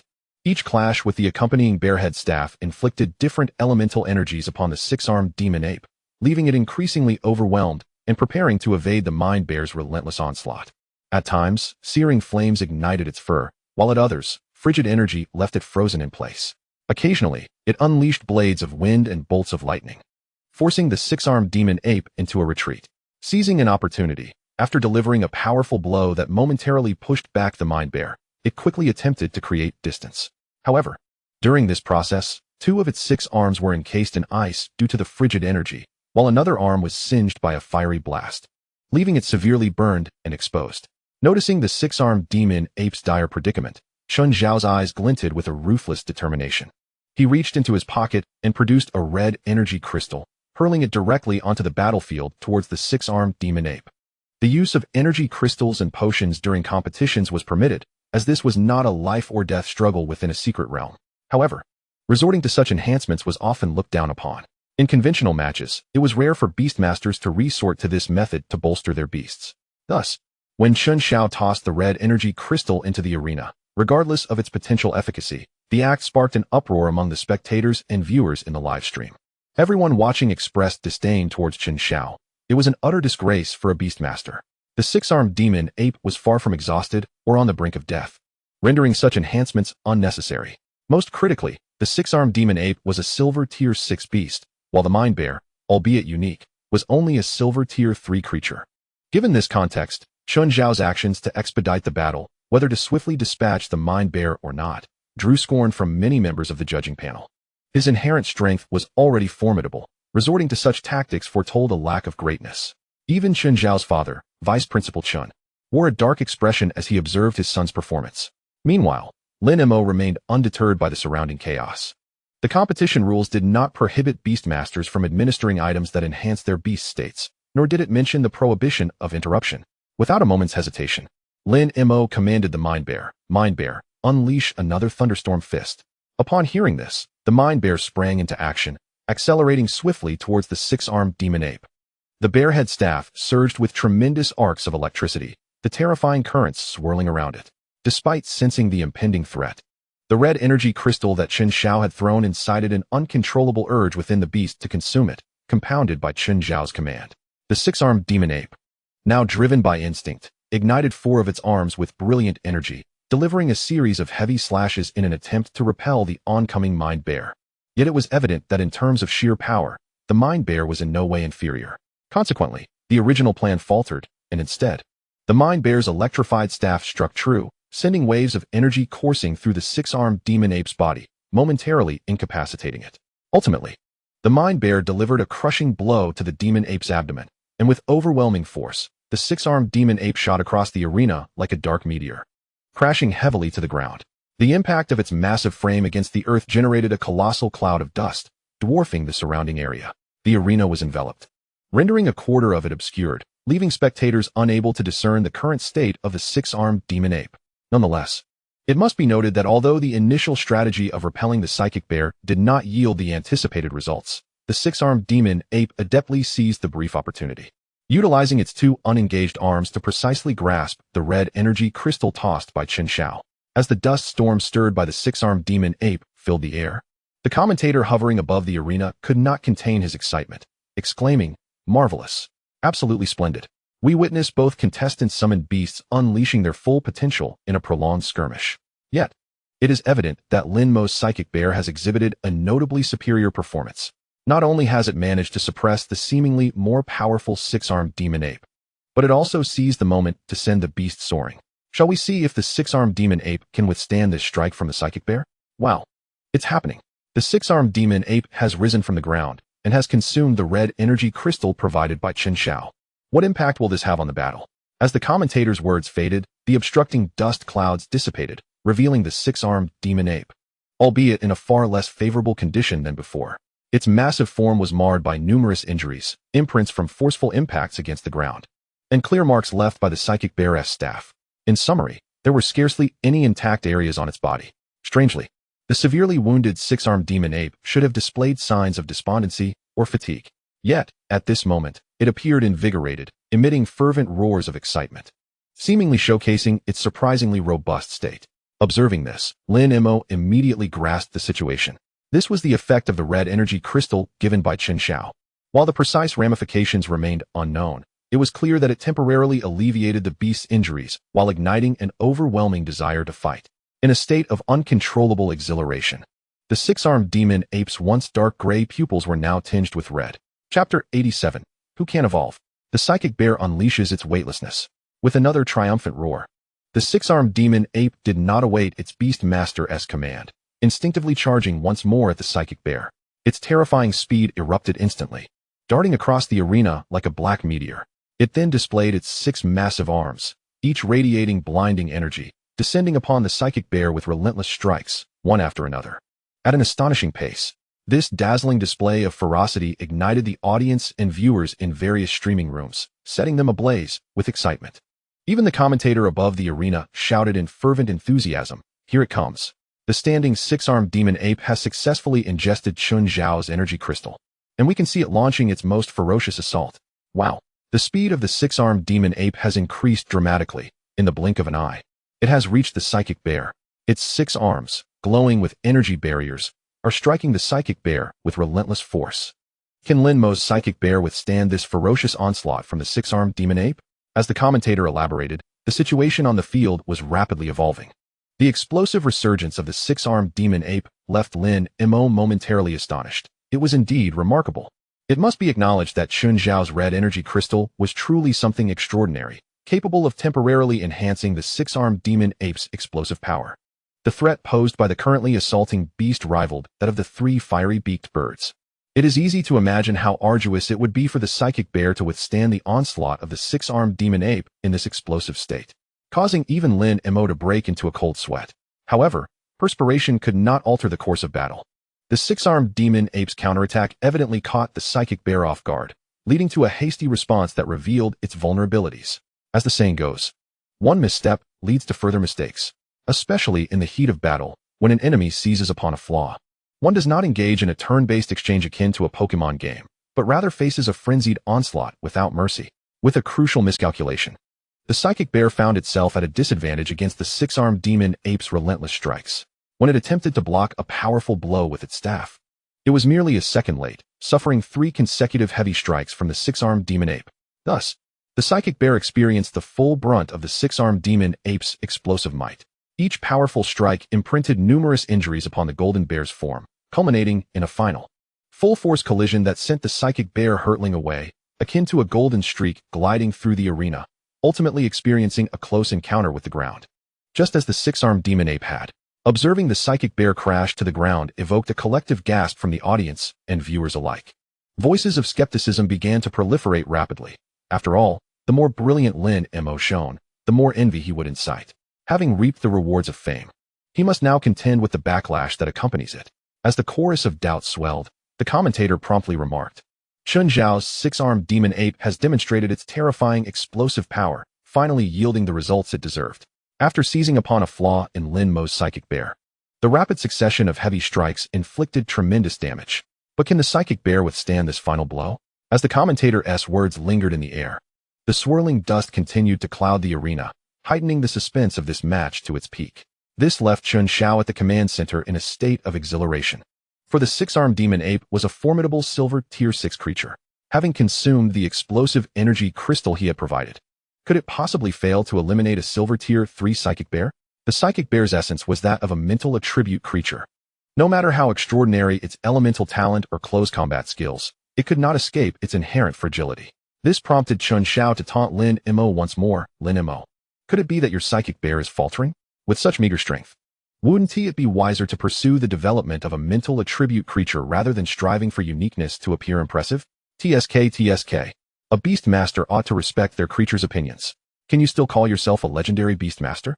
In response to Chen Xiao's sarcastic jibes, Lin Mo remained stoically silent, furrowing his brow as he focused intently on the dissipating dust in the arena's center. To claim he was unconcerned for the psychic bear would be disingenuous. It was, after all, his little companion, and even after evolution, still a little companion. Soon, as the dust settled, the psychic bear, bearing injuries not dissimilar to those of the 6-armed demon ape, emerged into the spectator's view, reigniting the fervor in the arena. It is only in such uncertain circumstances that the hearts of the audience can be firmly captured. What joy is there in the oppression of one by another? Noticing the exposed form of the spirit-thought demon bear, Chen Xiao's expression darkened, as he felt the recent mockery directed at Lin Mo was a slap to his own face. Once again, he had severely underestimated the damage the 6-armed demon ape could inflict upon the spirit-thought demon bear. However, it mattered little. The situation on the battlefield still favored him, and the advantage lay with him. Thus, he commanded the 6-armed demon ape once more, use the explosive fist. Upon hearing this, the 6-armed demon ape grinned, revealing a fierce smile as it charged towards the spirit-thought demon bear once again, its 6 arms forming fists simultaneously. Yet this time, the energy enveloping its fists was not dazzling. Instead, it appeared dull and lackluster. This unassuming display might lead one to overlook it, but any beast master with even a modicum of knowledge would understand the intimidation represented by the explosive fist. This was one of the ultimate techniques that power-type beasts yearned to master, a skill so elusive that even non-gifted power-type beasts could hardly aspire to it. Each punch could unleash devastating damage, and with the six-armed demon ape's 6 arms, that amounted to 6 punches. The intimidation factor was astonishingly overwhelming. Among the audience present at the arena, including viewers in various live streams, few could believe that the spirit-thought demon bear could withstand this impending assault. Even the judging panel above furrowed their brows, sharing the sentiment that the spirit-thought demon bear would struggle to block this strike. However, in the face of the rapidly approaching 6-armed demon ape, Lin Mo's command to his bear was singular and clear. "Little bear, remove the entire set of weighted rings." Upon receiving the command, the spirit-thought demon bear grinned in response, firmly planting its bear-head staff into the ground before unfastening the black rings encircling its arms. The 2 black rings, resembling bracelets, fell to the ground the moment they were released. Boom, boom. The astonishing sounds of impact echoed as the black rings hit the ground, creating 2 deep craters. Chapter 88, Shattering Mentality, employing a forbidden-type explosive technique. In the audience area of Group C's arena, disbelief rippled through the crowd. "Impossible. What is this? The spirit-thought demon bear is adorned with 2 sets of weighted gear?" exclaimed one onlooker. "What the heck? That weighted gear could create 2 massive craters upon impact. How much weight has the spirit-thought demon bear been bearing during this match? It's a monstrous bear. This cannot possibly be a spirit-type beast. I would believe it is a thunderstorm bear." Something felt profoundly amiss. "Look, the spirit-thought demon bear hasn't even begun to counterattack. It is squatting down. Could it be?" With the command to remove the weighted rings, the spirit-thought demon bear dutifully complied. The bear's physical conditioning far surpassed that of the team leader, the Qingyu Eagle, and the newly recruited Yuan Mouse. It had donned a staggering 4 sets of 100-fold weighted gear.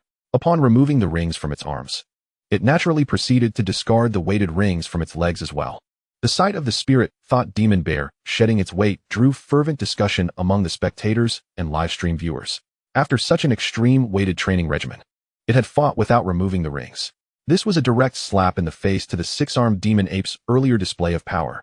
The scene of the spirit-thought demon bear removing its weighted rings did not escape the notice of the 6-armed demon ape, which was astonished by the fact that the bear had engaged in battle while bearing such an overwhelming weight. However, this was soon followed by a surge of indignation. Did this not signify contempt for its strength? Did it deem itself unworthy? The speed of the charging 6-armed demon ape accelerated, and its 6 mighty fists intensified their power, aiming to bring the spirit-thought demon bear down with a single blow. Yet, the reality was brutally harsh. The spirit-thought demon bear, unhurried, removed the rings from its feet, triggering 2 more resounding impacts as additional craters formed on the ground.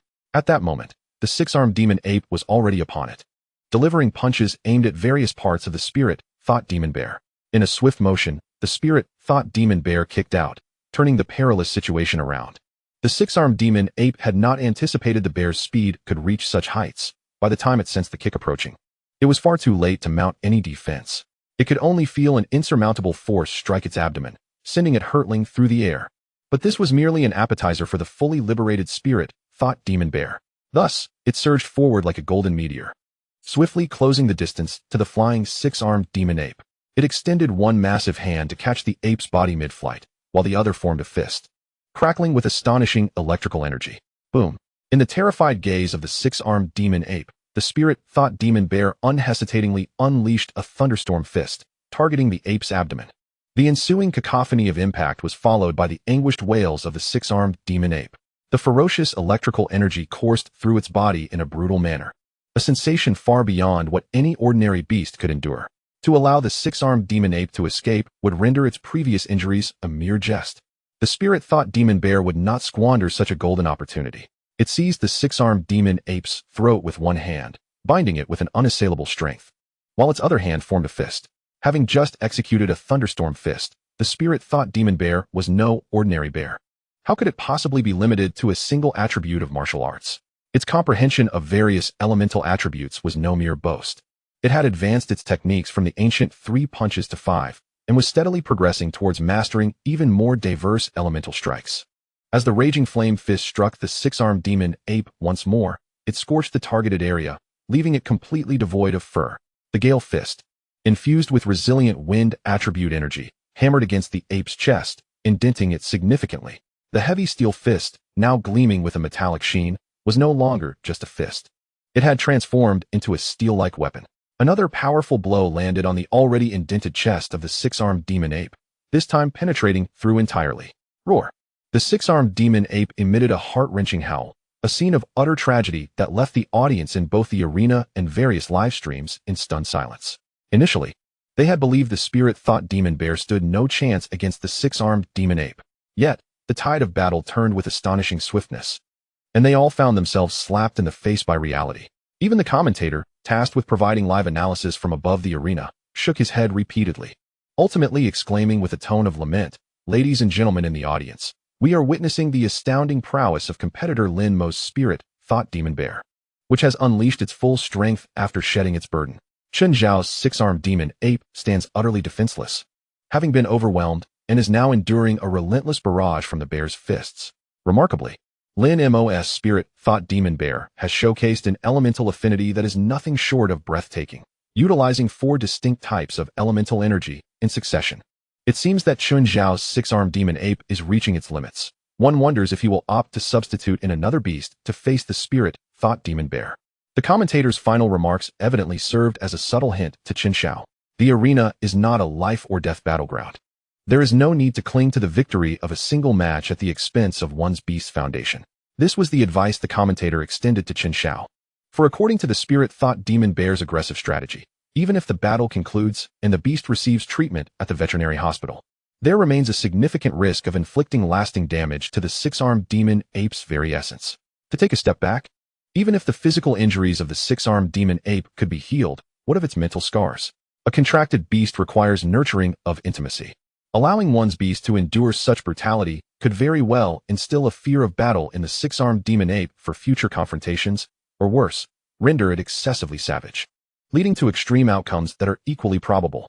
Yet, it is evident that the commentator's warning fell upon deaf ears, for it incited Chen Xiao to make an even more reckless decision.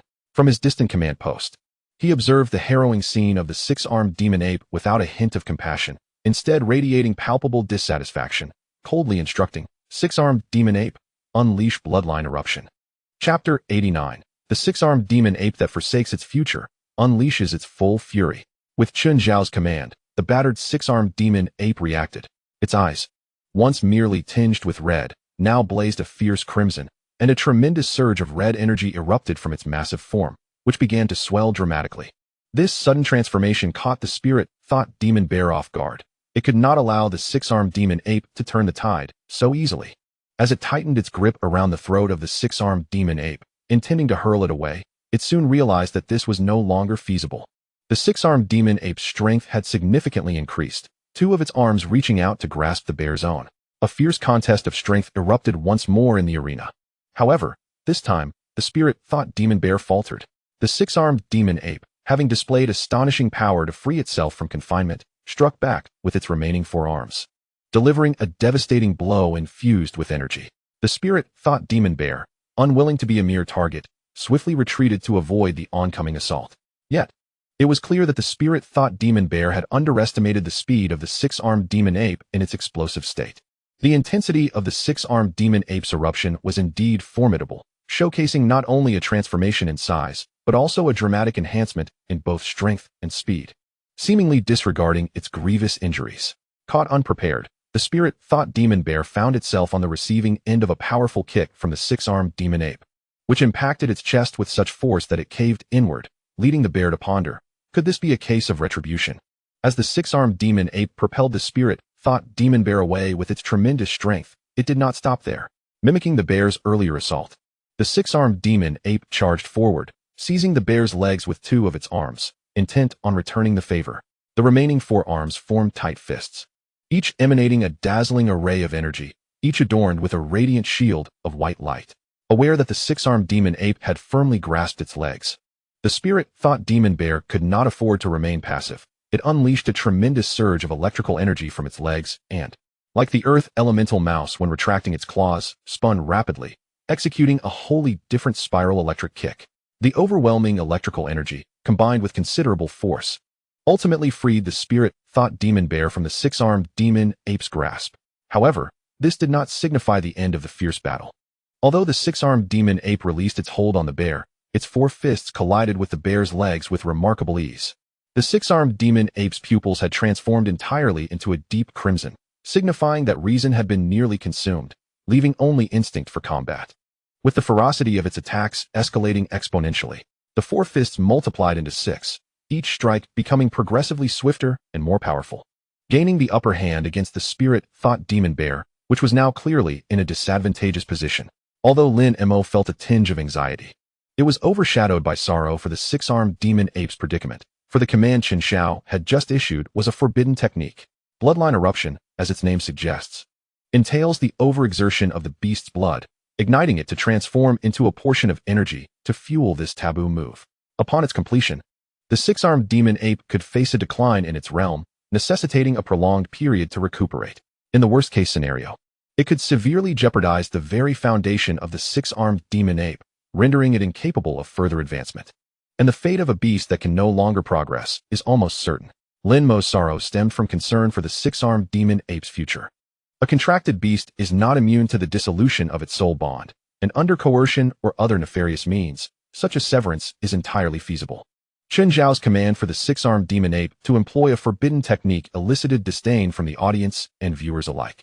Was it truly necessary to resort to such extremes in a mere competitive battle? Consequently, numerous spectators in Section C expressed their outrage. Damn, is that fellow Chen Xiao even human?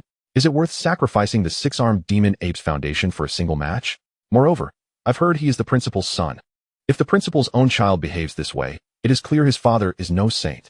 Perhaps he is a greedy principal. The administration of Tiannan No. One high school ought to conduct a thorough review of their resource allocation. Alas, despite all the discourse, the future of the six-armed demon ape was undeniably bleak. Even if it managed to conquer the spirit-thought demon bear with its current eruption, it would likely falter before the third round. The chorus of criticism directed at Chen Xiao has begun to spread, rapidly permeating the audience. Crucially, no one has come forth to defend him. Marking a stark departure from previous confrontations, this has breached a threshold that silences even those who were initially paid to disparage Lin Mo. On the screens of various live-streaming platforms, a wave of disbelief washes over the viewers. Am I seeing things? Shouldn't this merely be a contest within a school setting? How could anyone permit their pet to employ forbidden techniques? Not only am I questioning it, but I too doubt my own eyes. In what was supposed to be an ordinary match, we now witness a blatant disregard for boundaries as a pet is pushed to unleash a forbidden move. Is there no fear of being ejected by the referee? Caution, caution. Forbidden techniques are merely a term we use in private.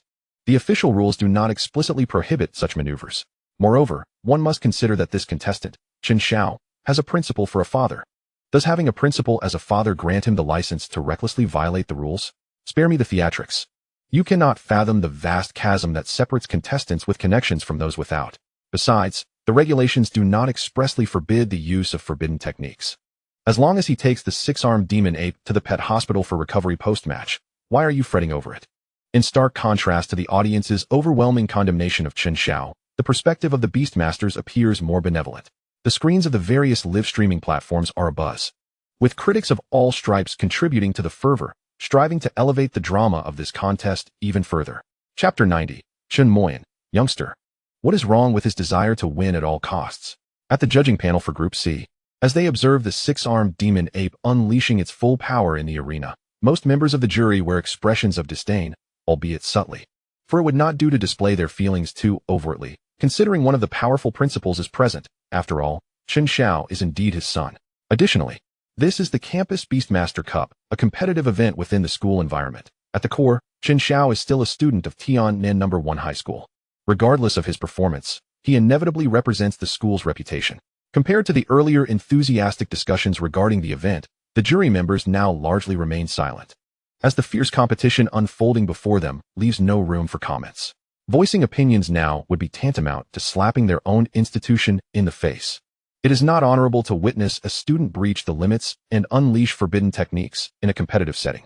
However, even if the jury members choose silence, their glances occasionally drift towards a particular seat, rendering Chen Moyan, seated in the second row, increasingly tongue-tied. Ultimately, being his father, he feels compelled to speak up in defense, asserting that there is no rule explicitly stating that forbidden techniques cannot be employed in competitions. While his son may have acted impulsively, his intentions are noble.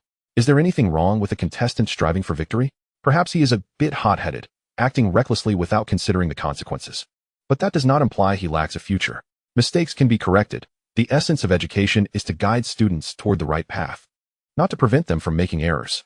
Furthermore, we are no longer in the Dark Ages. I assure you, after the match concludes, the arrangements for the six-armed demon ape's recovery will certainly be prioritized. How does that sound?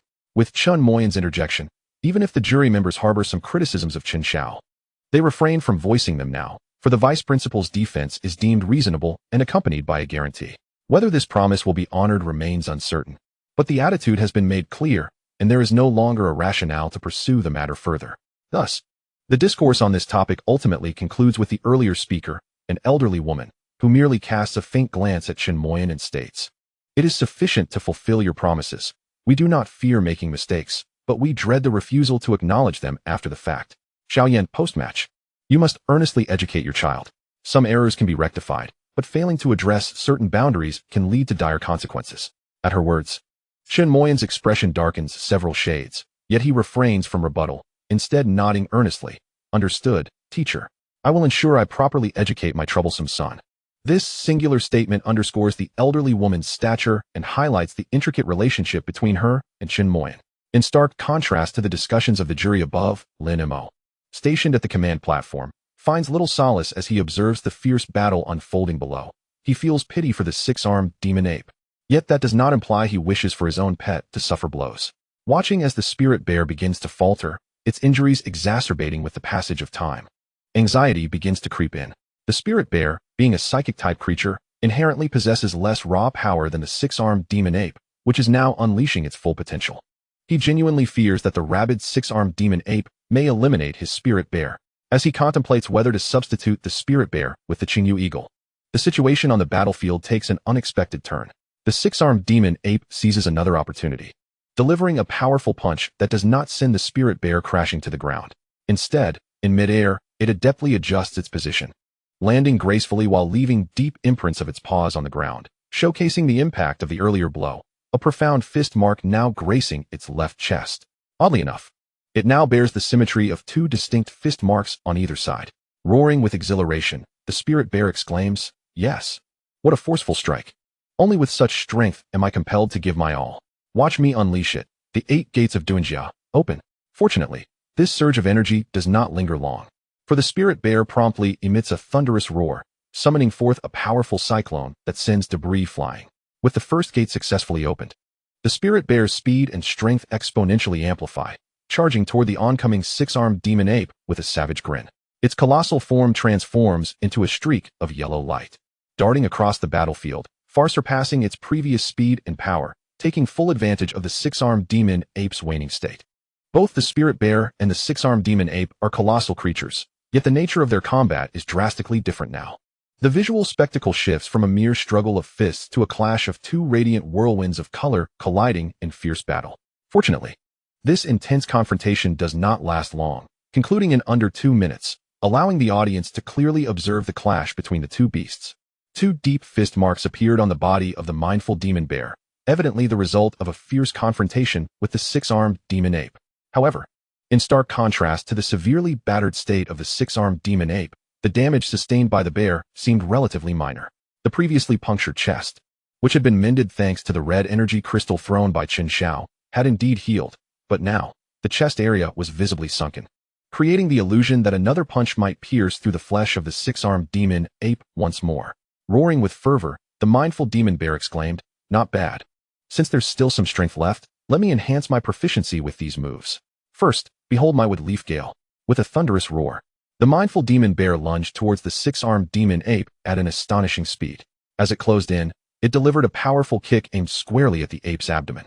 Fortunately, despite the diminishing duration of its berserk state, the six-armed demon ape managed to react in time, unleashing all 6 arms to block the bear's fierce strike. The resounding crash echoed once more between the two combatants, and it became apparent that with each forceful kick from the mindful demon bear, it was gaining ground.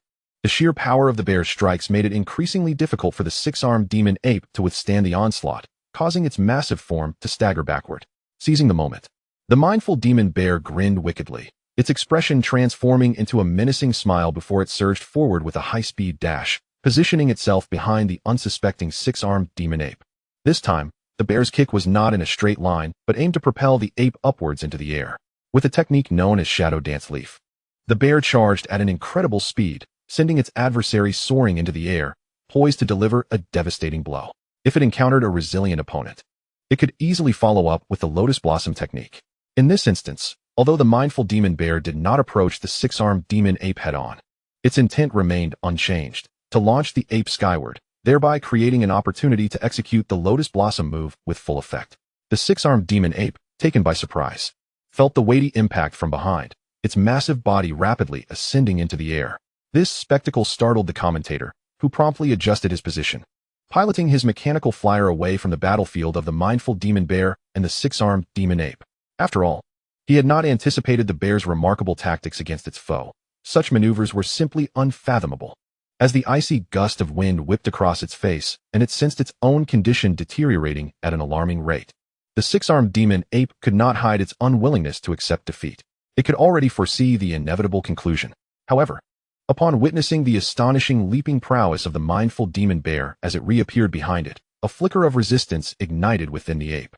Even if defeat was destined, it could not allow the mindful demon bear to triumph unscathed. Moreover, having paid such a heavy price, it was imperative to secure the utmost assistance for its comrades in the final battle. Otherwise, all its efforts would be in vain.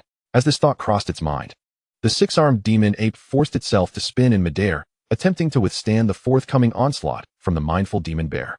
Regrettably, the ape's rapid rotation was abruptly interrupted by the bear's relentless assault. With two massive hands akin to pincers, the mindful demon bear seized the ape's shoulders, immobilizing it and preventing any adjustment of its position. But this was merely the beginning.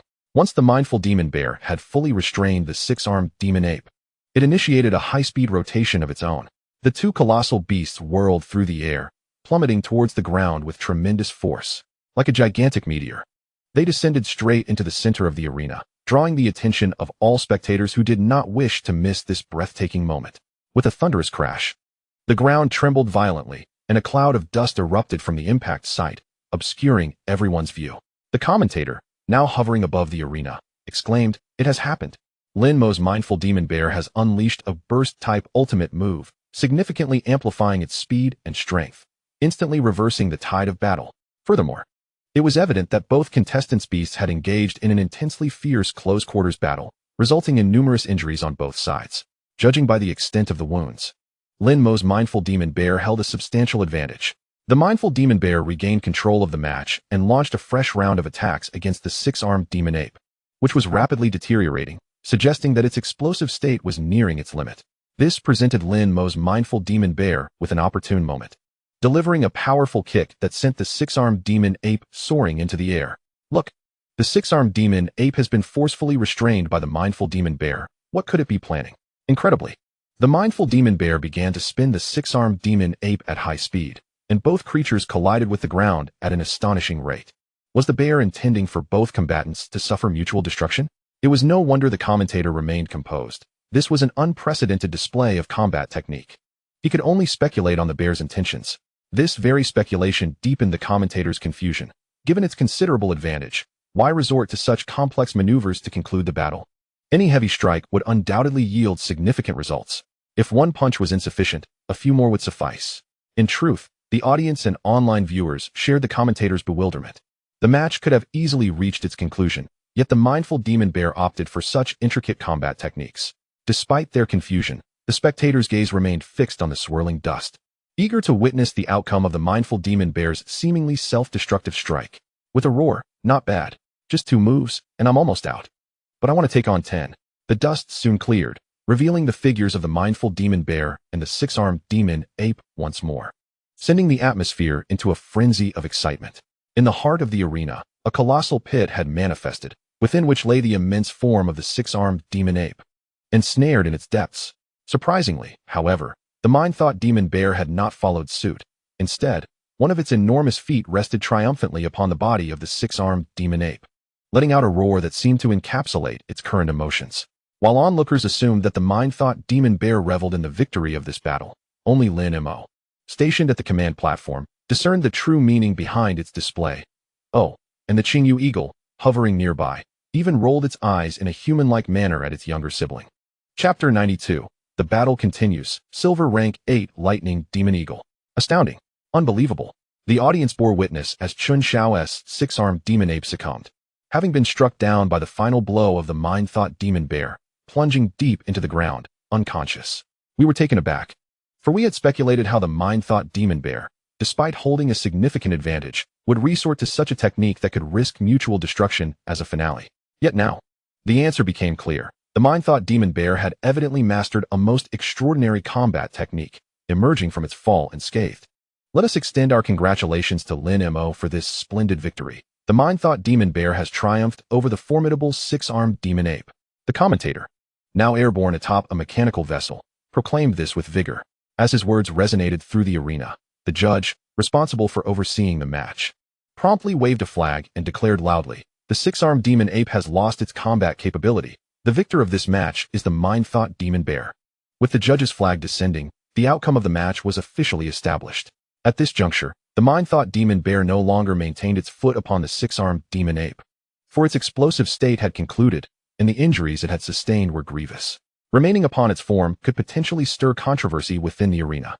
This was not a life-and-death battle within the secret realms. Following the judge's announcement, the mind-thought demon bear instinctively distanced itself from the six-armed demon ape. Regardless of Chen Xiao's status as the principal's son, in moments of deceit, such identity held little weight. To prevent any unsportsmanlike conduct, the mind-thought demon bear's behavior was commendable, reflecting Lin Mo's effective guidance. In truth, this was largely attributed to the Qingyu Eagle, who often imparted words of caution during training sessions, with little influence from Lin Mo himself. Meanwhile, Chen Xiao, situated at another command platform, wore a grim expression. He had not anticipated that the six-armed demon ape would resort to its forbidden technique, and yet still fail to subdue a silver rank 3 mind-thought demon bear. The reality was undeniable. Despite his displeasure, he adhered to the rules of the match, first retrieving the six-armed demon ape back into its beast space orb, then producing his final beast space orb, which bore unique yellow markings, distinct from the others, seemingly conveying something significant. With a resounding pop, he unleashed this orb, and a radiant red light flickered as a colossal, pale golden figure, with a wingspan exceeding 5 meters, materialized in midair above the arena. One must concede, had the arena not been sufficiently spacious, the clash between such gigantic beasts would have been untenable. Chen Xiao's final beast, anticipated by Lin Mo, was the dual-type lightning demon eagle, embodying both flight and electricity. Surprisingly, its rank differed from what was detailed in the materials provided by the year director Zhang Qing. The lightning demon eagle was not a silver rank 7, but rather a silver rank 8. Though this disparity was but a minor tier, it posed a greater challenge for the mind-thought demon bear, particularly since it had just endured a fierce battle. At this moment, Lin Mo was reluctant to allow the mind-thought demon bear to engage the lightning demon eagle directly. The mind-thought demon bear did not utilize its psychic abilities, which would have significantly diminished its offensive capacity against the airborne lightning demon eagle. In aerial combat, the range of attack afforded to flying beasts undeniably conferred an advantage over their terrestrial counterparts. Little Qing, perhaps you should take the field in place of the bear. Its injuries seem quite numerous, and its condition appears precarious. Lin Mo pondered, casting a tentative suggestion towards his little companion. However, before the Qingyu Eagle could respond, the mind-thought demon bear itself signaled its intent to continue the fight, thumping its chest in defiance, while the Qingyu Eagle showed no signs of opposition. Reluctantly, Lin Mo nodded towards the distant judge, indicating that the mind-thought demon bear would indeed press on. This decision inevitably sparked considerable debate, as the mind-thought demon bear's current state was far from optimal, yet it was to confront the silver rank 8 lightning demon eagle, a choice deemed quite excessive.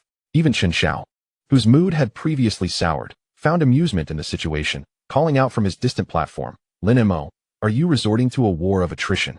Are you willing to sacrifice the mind-thought demon bear's life for a chance at victory for your Qingyu Eagle?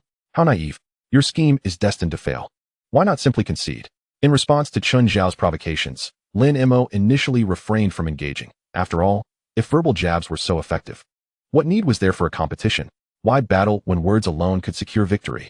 Thus, Lin Mo met Chen Xiao's gaze, slightly glancing at the lightning demon eagle soaring above before replying, "Chen Xiao, although your lightning demon eagle is indeed impressive in stature, strength is not solely determined by size. You boast of your prowess, yet where is your success in the 2 matches? You suggest I surrender? How brazen. You prattle on, yet the contest has yet to commence. And you already declare victory for your lightning demon eagle? I sincerely hope it does not inherit your penchant for empty bravado, for that would indeed be disappointing." As a master of mockery, Lin Mo had long been a formidable presence in the realm of online banter. Such meager attempts at intimidation were hardly worthy of his regard. This retort caused Chen Xiao's complexion to fluctuate between crimson and ebony, his indignation palpable. Meanwhile, the audience and viewers across various live streams reveled in the unfolding drama, with many who had previously been indifferent now transformed into fervent supporters due to Lin Mo's sharp tongue. The only two individuals left discontented were Chen Xiao, rendered speechless by the counter, and Vice Principal Chen, who was burdened with the responsibility of defending his son's honor. As the third match is yet to commence, the tension between the two competitors has escalated to a palpable intensity, almost tangible from a distance. The officiating judge, acutely aware of the charged atmosphere, promptly instructs both the telepathic bear and the lightning eagle, which is already hovering in midair, to return to their designated positions. With the referee's flag raised high, confirmation is sought once more from the contestants stationed at the respective command platforms regarding the commencement of the match. Upon ensuring that both competitors are ready, the flag is swiftly lowered as the judge proclaims, "This is the third match of the C Group quarterfinals, featuring Lin Mo's telepathic bear against Chen Xiao's lightning eagle." The match officially begins. Chapter 93. The Convergence breaks 50, unveiling the third gate of life. Lightning Eagle, unleash a current surge. At the announcement of the match's commencement, Chen Xiao promptly commands the Lightning Eagle. He is acutely aware that the situation has reached a pivotal juncture. Should he fail this time, it would undoubtedly mark him as a stepping stone for Lin Mo in this year's Campus Beast Taming Cup. However, if Lin Mo's creature continues its unstoppable rampage, he would not be the only one cast in the role of a mere stepping stone, sparing him the ignominy of being the sole subject of ridicule. Nonetheless, in comparison to other contestants, his background and the stakes involved are considerably higher, ensuring that any discussions surrounding Lin Mo's prowess would inevitably draw him into the fray. As Chen Xiao's command reverberates, a massive pale golden figure takes flight above the arena.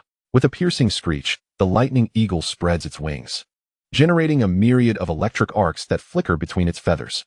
Yet, the true reservoir of electric energy is not within its wings. Rather, it is concentrated in its beak, where a dazzling sphere of golden electric energy begins to coalesce. When this sphere, crackling with arcs of electricity, is unleashed towards the telepathic bear's head, it transforms into a resplendent pillar of lethal electric force that surges forth with astonishing speed. There is scarcely enough time for Lin Mo to issue a command before this devastating energy column nearly reaches the telepathic bear.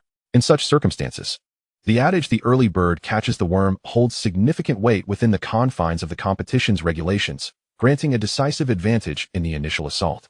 Fortunately, the telepathic bear finds itself in an exceptionally heightened state, brimming with an eagerness for battle. Faced with the unrelenting electric energy pillar from the lightning eagle, the telepathic bear opts not to confront it head-on, but instead swiftly evades the oncoming force. It becomes evident that in its current state, the telepathic bear's speed far surpasses that of an ordinary silver tier creature, successfully dodging the successive electric surges unleashed by the lightning eagle. However, this also serves to highlight that the lightning eagle is no ordinary silver tier beast, as Chen Xiao's subsequent command invokes a formidable attack reminiscent of a forbidden technique. With a dazzling display of electric light pulsating around it, the lightning eagle accelerates, culminating in a moment when it seizes upon a fleeting opportunity to exploit a vulnerability in the telepathic bear's defense with a devastating thundernet technique, ensnaring all possible escape routes. With no option for evasion remaining, the telepathic bear must resort to a counter-offensive strategy to mitigate the impact of the lightning eagle's thundernet. Clenching its left fist, it ignites with blazing fire energy, while its right fist, equally clenched, channels the opposing icy energy. In this moment, the two contrasting elemental forces, once adversaries, now unite in a concerted effort to shatter the lightning eagle's colossal net, creating a significant breach. This remarkable display momentarily stuns the lightning eagle, which had been relentlessly attacking. Originally contracted by Chen Xiao's father, Chen Mo Yen, the lightning eagle had been transferred to Chen Xiao for various reasons. In truth, when it comes to tactical command during battles, Chen Xiao may not possess the same innate combat prowess as the lightning eagle itself. Thus, apart from the initial command to attack, the lightning eagle follows Chen Xiao's orders, yet its instinctual understanding of combat far exceeds its current trainer's grasp. Astonished by the telepathic bear's ability to rupture the thundernet, the lightning eagle does not relent. With renewed speed, it descends from the air, targeting the telepathic bear's right flank as it exploits the opening created in the thundernet. The crackling electric energy enveloping it transforms the lightning eagle into a veritable sphere of lightning. Boom. Ultimately, the lightning eagle's relentless assault is executed with impeccable timing, granting the telepathic bear nearly no opportunity to react. In this unavoidable scenario, the telepathic bear's choice is to minimize the extent of its injuries. In the instant the lightning eagle collides with it, the telepathic bear adeptly adjusts its stance, allowing the impact to strike its robust arm rather than its vital areas. While the force of the blow still sends it hurtling, the damage is undoubtedly mitigated, as the robust arm and the right rib area sustain the brunt of the impact. Unlike previous encounters where it would have crashed to the ground, the telepathic bear, having gained some mastery over its aerial maneuvers, manages to execute a backflip upon landing. Nevertheless, the Earth cannot escape the consequences of its massive weight, leaving behind the telltale craters of its descent. Roar. Indeed. Only by battling formidable foes can one swiftly enhance their resonance. My resonance has finally surpassed 50. Tonight, I can have the system draw a new template for me. What excitement for this bear. But first, let me test this technique. The pressure exerted by the lightning eagle has successfully propelled the telepathic bear to a new qualitative leap, prompting an exhilarated roar as it lands.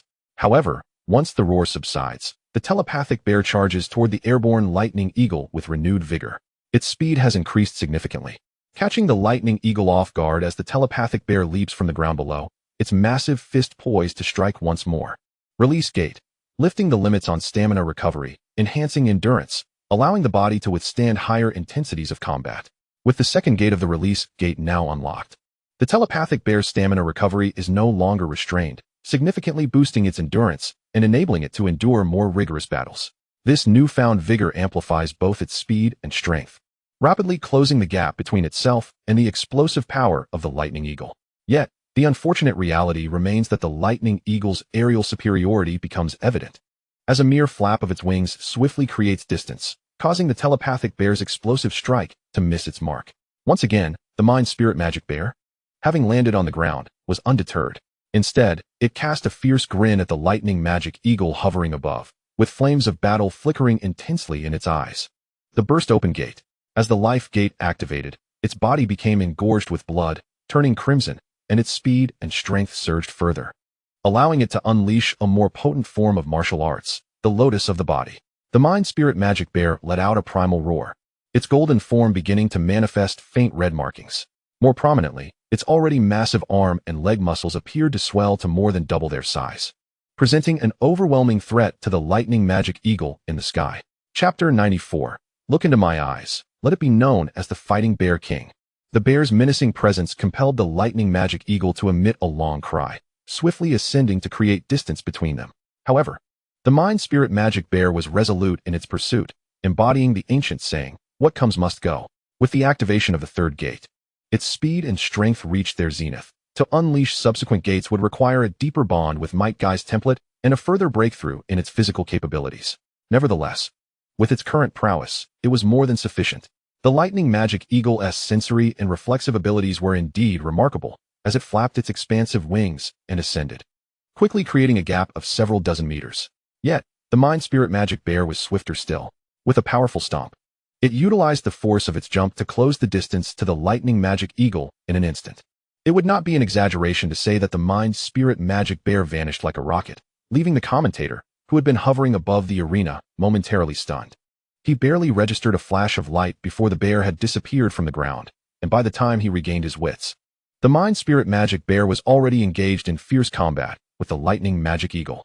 To be precise, the mind-spirit magic bear was mercilessly dominating the lightning magic eagle. The audience could only perceive the bear's blurred punches, accompanied by the resounding impacts and the anguished cries of the lightning magic eagle. Although only a mere 10 seconds had passed for the lightning magic eagle, it felt like an eternity. As it witnessed the mind-spirit magic bear appear before it instantaneously, it attempted to retaliate, gathering electrical energy in its beak, but was swiftly thwarted by the bear's rapid strikes. The onslaught left it reeling, barely holding on to its consciousness as the mind-spirit magic bear unleashed hundreds of blows upon its body within that brief moment, each one causing excruciating pain. This was the most brutal battle it had ever faced. In the end, its awareness was solely focused on the barrage of punches delivered by the mind-spirit magic bear. Before it plummeted to the ground with a resounding thud, the earth quaked violently upon impact, sending a cloud of dust swirling, obscuring the view of the arena for all spectators. Yet, even without a definitive conclusion, the tide of battle had clearly turned. As the dust settled, the massive, injured form of the lightning magic eagle lay trapped in a pit, while the mind-spirit magic bear, though not unscathed, still radiated an undeniable vigor, evident to all. This was truly extraordinary. The lightning magic eagle was undeniably powerful, and its explosive entry into the fray was impressive. Yet it paled in comparison to the mind-spirit magic bear in its third gate state, a disparity that was an insurmountable chasm for the eagle. What a spectacle, dear audience! With the fall of Chen Xiao's lightning magic eagle, the first qualification for the top 8 in Group C has been secured. Congratulations to Lin Mo for advancing to the quarterfinals. Let us eagerly await the semifinals in 2 days, where we hope Lin Mo will continue to excel. Without any further ado, the mind-spirit magic bear has proven everything through its sheer strength, nearly overwhelming the fully powered lightning magic eagle. As the commentator's words echoed, the referees swiftly declared the result of the match aloud. In the stands of Group C, incredulity spread amongst the spectators. Had the mind-spirit magic bear truly redefined their understanding of psychic-type beasts? What nonsense are you spouting? The mind-spirit magic bear is not a psychic-type beast. Let it be known as the Fighting Bear King. A novice beast master timidly inquired. If I were to contract a telekinetic panda from the psychic beast base and train it to be like the mind-spirit magic bear, would that be possible? The audience erupted into fervent discussion, marveling at the mind-spirit magic bear's performance, particularly its close combat prowess, its unknown explosive techniques, the golden radiance, lightning-like speed, and the force capable of shattering boulders. Across various live streaming platforms, the excitement was palpable. Incredible. This is the first time I've seen such a unique mind-spirit magic bear. One viewer speculated, what if the mind-spirit magic bear mastered a spatial attribute technique? Would its explosive power surpass what we see now? Imagine teleporting behind an opponent and delivering a crushing blow. Another chimed in, your theory is intriguing. If the mind-spirit magic bear truly achieves that, you might just be proven right. The chatroom buzzed with enthusiasm, rivaling the energy in the audience. As praise for the mind-spirit magic bear's display filled the screen, this match undoubtedly elevated Lin Mo's reputation once more. In contrast, the judging panel above was unusually silent, their attention fixated on the outcome below. Yet, their gazes directed at Lin Mo on the command platform spoke volumes, most filled with admiration. A few, however, held a different intent, and one influential vice principal clenched his fist subtly, his eyes toward Lin Mo harboring a veiled malice. Did no one notice this vice principal's demeanor? Not at all. Today's match was pivotal, and the performance of the prey could hardly go unnoticed. The elderly figure in the front row observed the lively atmosphere of the arena, yet his focus remained on Lin Mo, murmuring softly, Zhangqing's intuition is quite remarkable. Though slightly self-serving, a good seedling is a good seedling. Tonight, what will your performance be? Do not disappoint us. Chapter 95, Rewards from the School, A Grand Manner. As night fell, the afterglow of the setting sun faded, and the starlit sky, accompanied by the moonlight, graced the earth below. In a quaint manor located in the northern part of the Tiannan Bay City, a young man was meticulously unwrapping white bandages from a golden giant bear, occasionally applying a spray medication to its scattered wounds. Beside him, a round, black groundhog occasionally passed fresh bandages, assisting Lin Mo and his beasts following the conclusion of the quarterfinals. Indeed, Lin Mo had anticipated his advancement to the top 8. Unexpectedly, the strongest little creature in his possession did not even take to the field, yet they triumphed in the competition, particularly during the final confrontation against the Thunder Magic Eagle. The explosive prowess exhibited by the Mind Magic Bear left Lin Mo in a state of disbelief, as he recalled that this was the very panda he had rescued from the orphanage. After successfully securing a place in the semifinals, Lin Mo intended to head straight home. However, upon exiting the command center, he was besieged by a throng of reporters, compelled to endure a barrage of peculiar inquiries. Some questioned whether he had initially planned to remain incognito for the sake of fame, while others inquired about the methods he employed to cultivate the Mind Magic Bear into a melee combat champion. There were even questions regarding the brand of his casual attire. The absurdity of these questions nearly overwhelmed Lin Mo, especially the last one. Could anyone really discern a luxury brand from a roadside stall purchase? In response, Lin Mo briefly expressed his thoughts. There was no grand plan. He had never envisioned himself on the stage of a beast tamer competition. As for how he managed to train his little companions into capable combatants, well, that was a question that struck at the heart of the matter. The truth was, he had no idea. His little creatures were extraordinarily talented, especially under the leadership of the little green one. Their combat prowess would surely contend for the championship of this year's Beast Tamer Cup. He could not assert anything definitively. He merely relied on the knowledge acquired at school and some theoretical insights gleaned from books to deftly navigate the reporter's inquiries. Just as he sought a way to escape, he unexpectedly encountered an exceedingly enthusiastic uncle who insisted that his 18-year-old daughter the belle of a neighboring high school, wished to meet him to discuss competitive experiences. Feeling a shiver run down his spine, Lin Mo pondered, "Are you certain that the experience you refer to is sincere?" Although he found it amusing. Sensing an unsettling gaze from above, he firmly declined. With the aid of his classmates, he managed to extricate himself from the throng of reporters. To be honest, he wondered if in the future, the command center could provide a backdoor. If winning the semifinals resulted in such a commotion, how would he fare if he were to claim the championship? Seizing the opportunity to wrap himself in layers of clothing, he finally squeezed out of the school's arena and headed home, only to be unexpectedly confronted again. Fortunately, this time it was the head of his grade. Just as he was about to inquire why the grade director was also blocking his path, he was unexpectedly escorted to a grand estate, where he was informed that it was a surprise to congratulate him on his entry into the top 8. This reward was something Lin Mo had never dared to imagine. Initially, he believed that the verbal agreement with the grade director would likely remain unfulfilled. Theoretically, such rewards were to be claimed only upon winning the championship. Yet, to his astonishment, the school was even more generous than he had anticipated, swiftly offering a portion of the rewards, a red card containing 10 million dragon coins.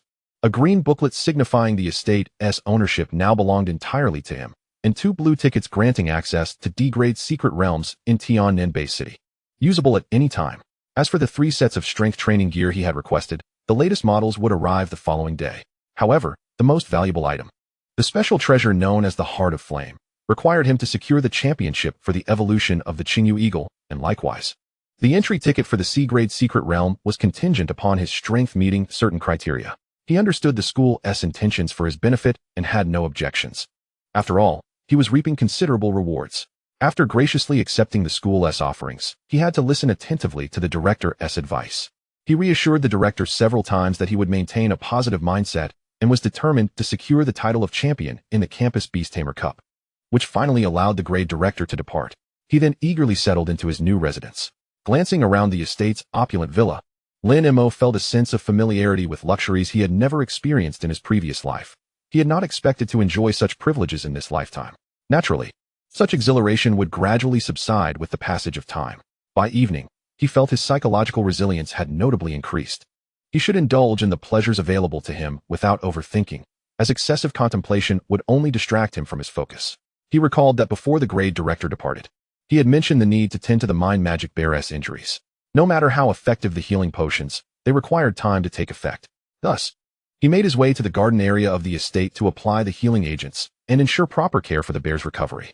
While administering the healing potion, he gently patted the bear's large head and said, "Little bear, if you ever find yourself unable to overcome an opponent, just let me know. Competitions are merely contests. Your well-being is what truly matters." As he spoke, Lin Mo also patted the earth rat, which had performed admirably in the top 8, and cast a warning glance at the Qingyu Eagle, imparting a gentle reminder that victory and defeat were not paramount in his eyes. Their welfare was. Unlike Chen Xiao, he would never compel his companions to unleash forbidden techniques in battle. Such extremes were unnecessary.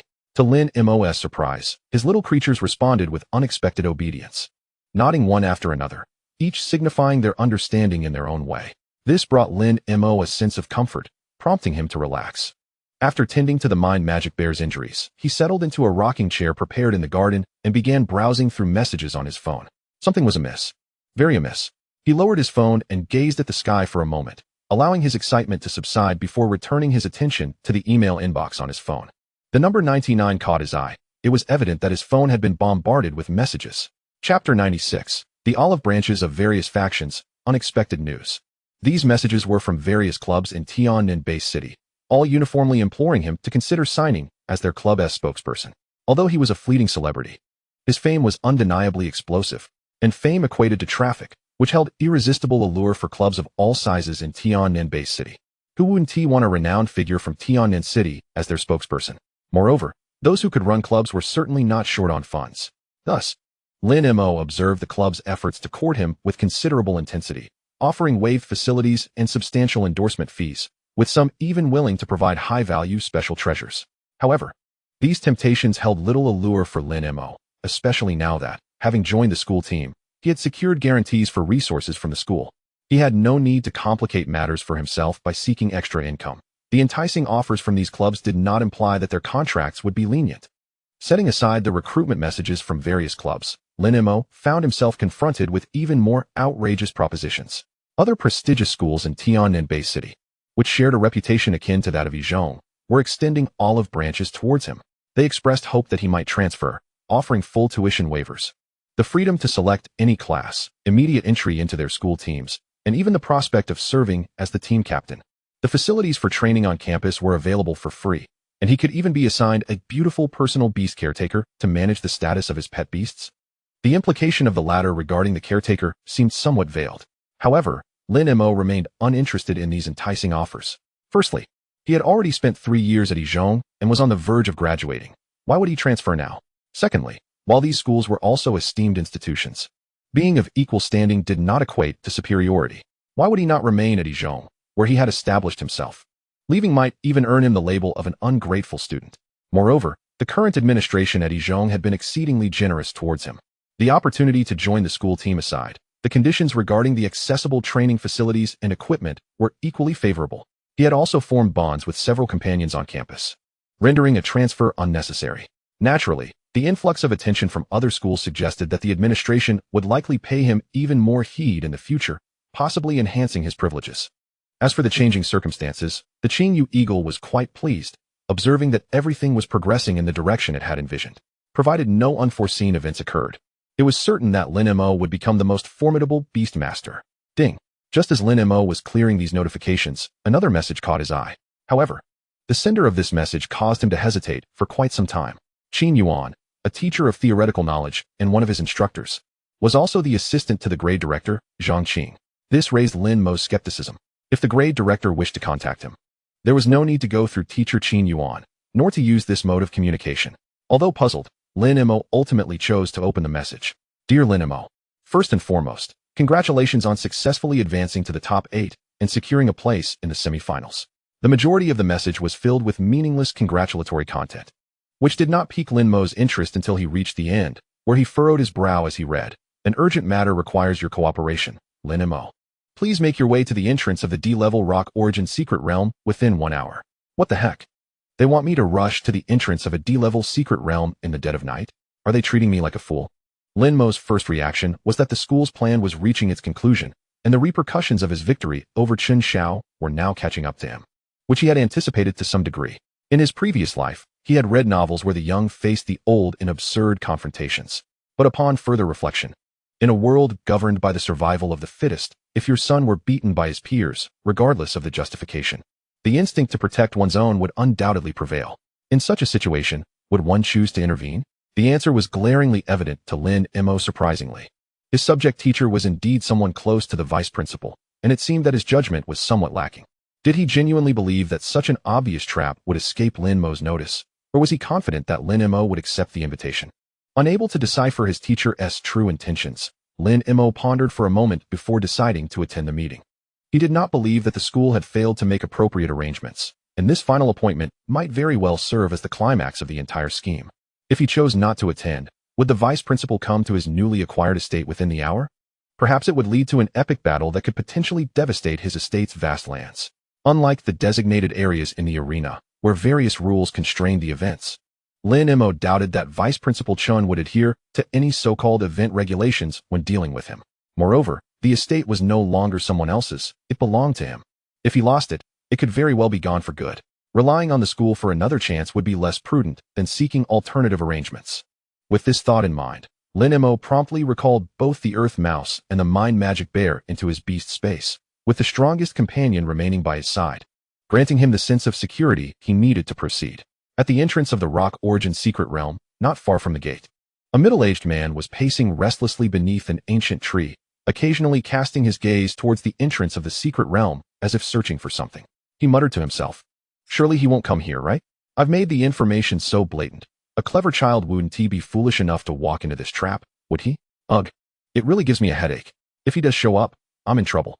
As he spoke to himself, the middle-aged man glanced toward a nearby thicket, where a figure clad in black stealth attire stood. Chapter 97. The official loyal fan, Qin Yuan's choice. At the entrance of the Rock Origin secret realm, beside a luminous energy gate, 2 uniformed personnel appeared somewhat drowsy. One of the guards, a middle-aged man, casually retrieved a can of Red Bull from the table.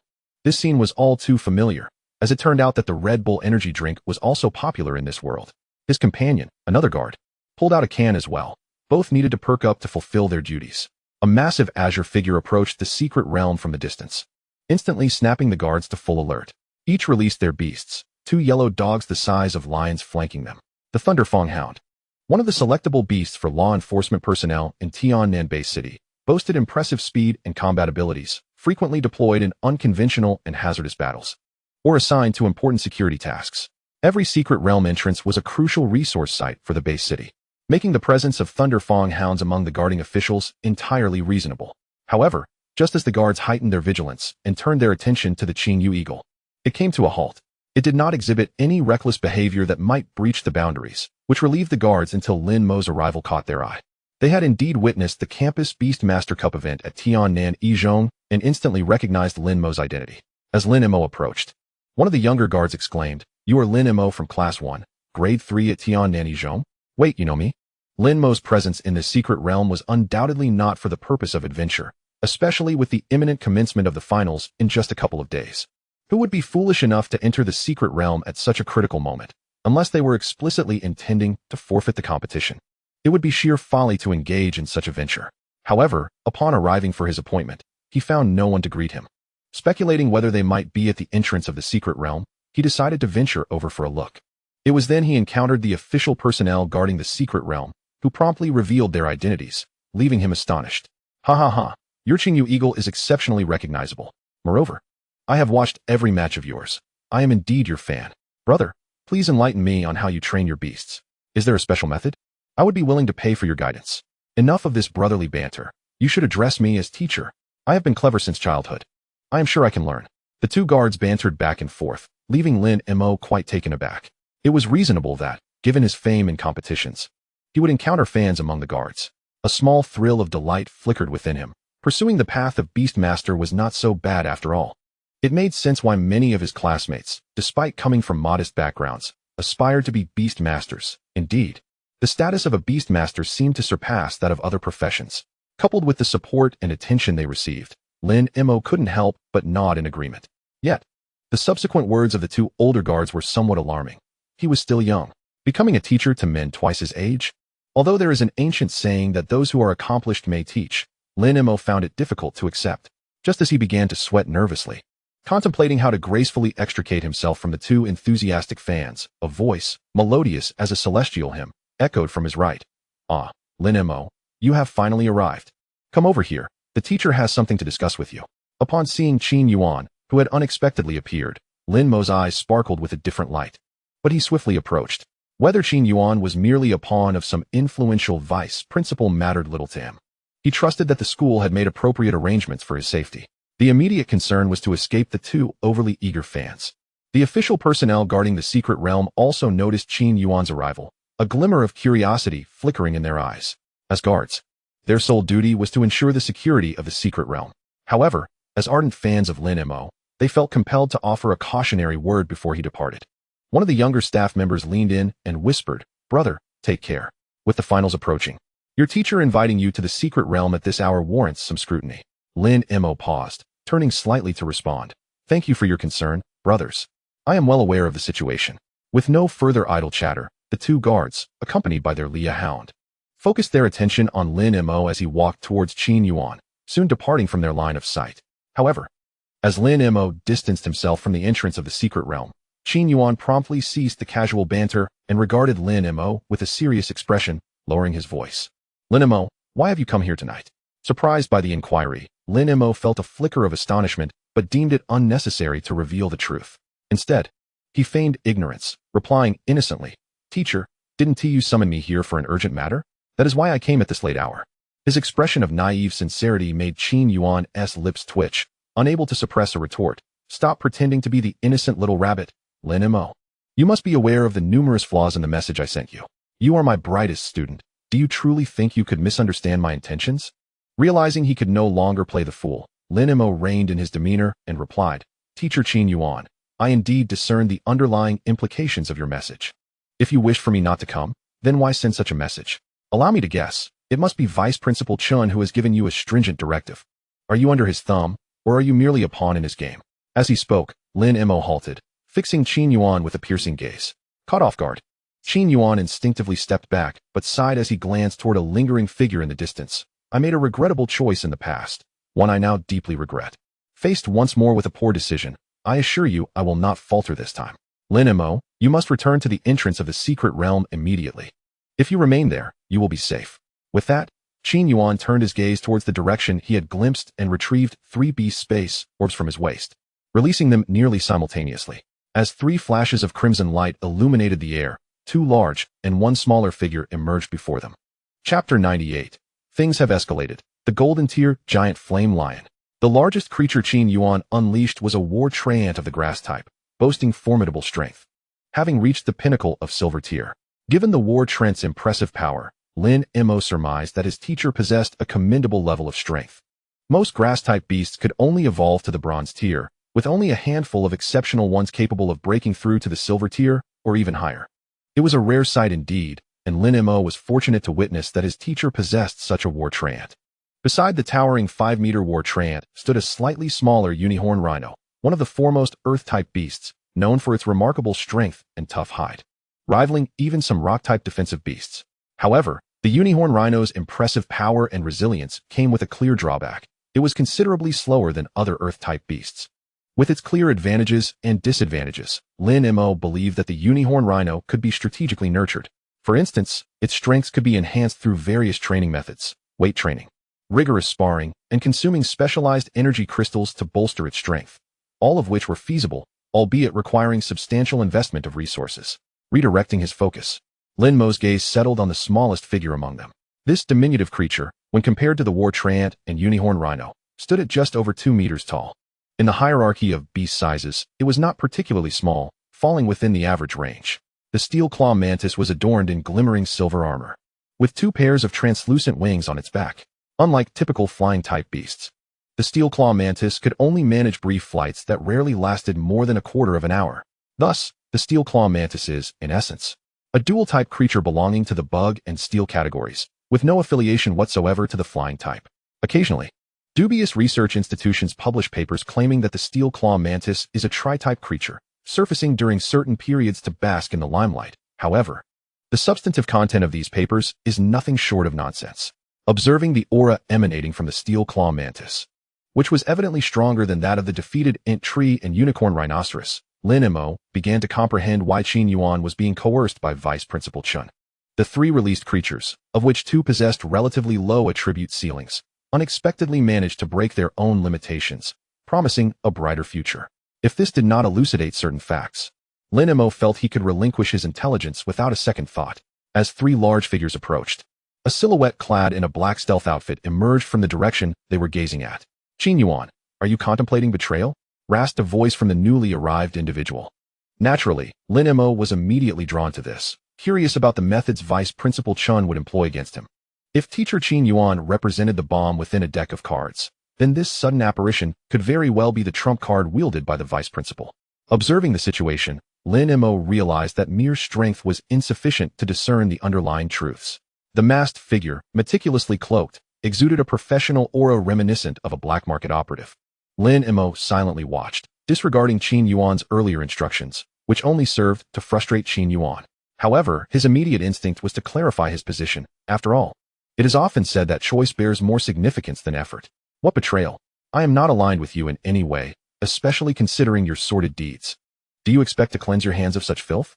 Dream on. I was never involved in those matters. My mistakes can be rectified. Now, I have the opportunity to extricate myself from your grasp. Standing alongside you would be sheer folly, Qin Yuan declared, casting a look of disdain at the masked individual.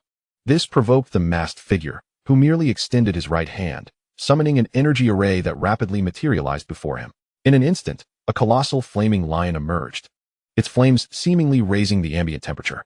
At that moment, Lin Mo's expression shifted. The opponent had opened a beast mastery space and summoned a golden tier inferno lion.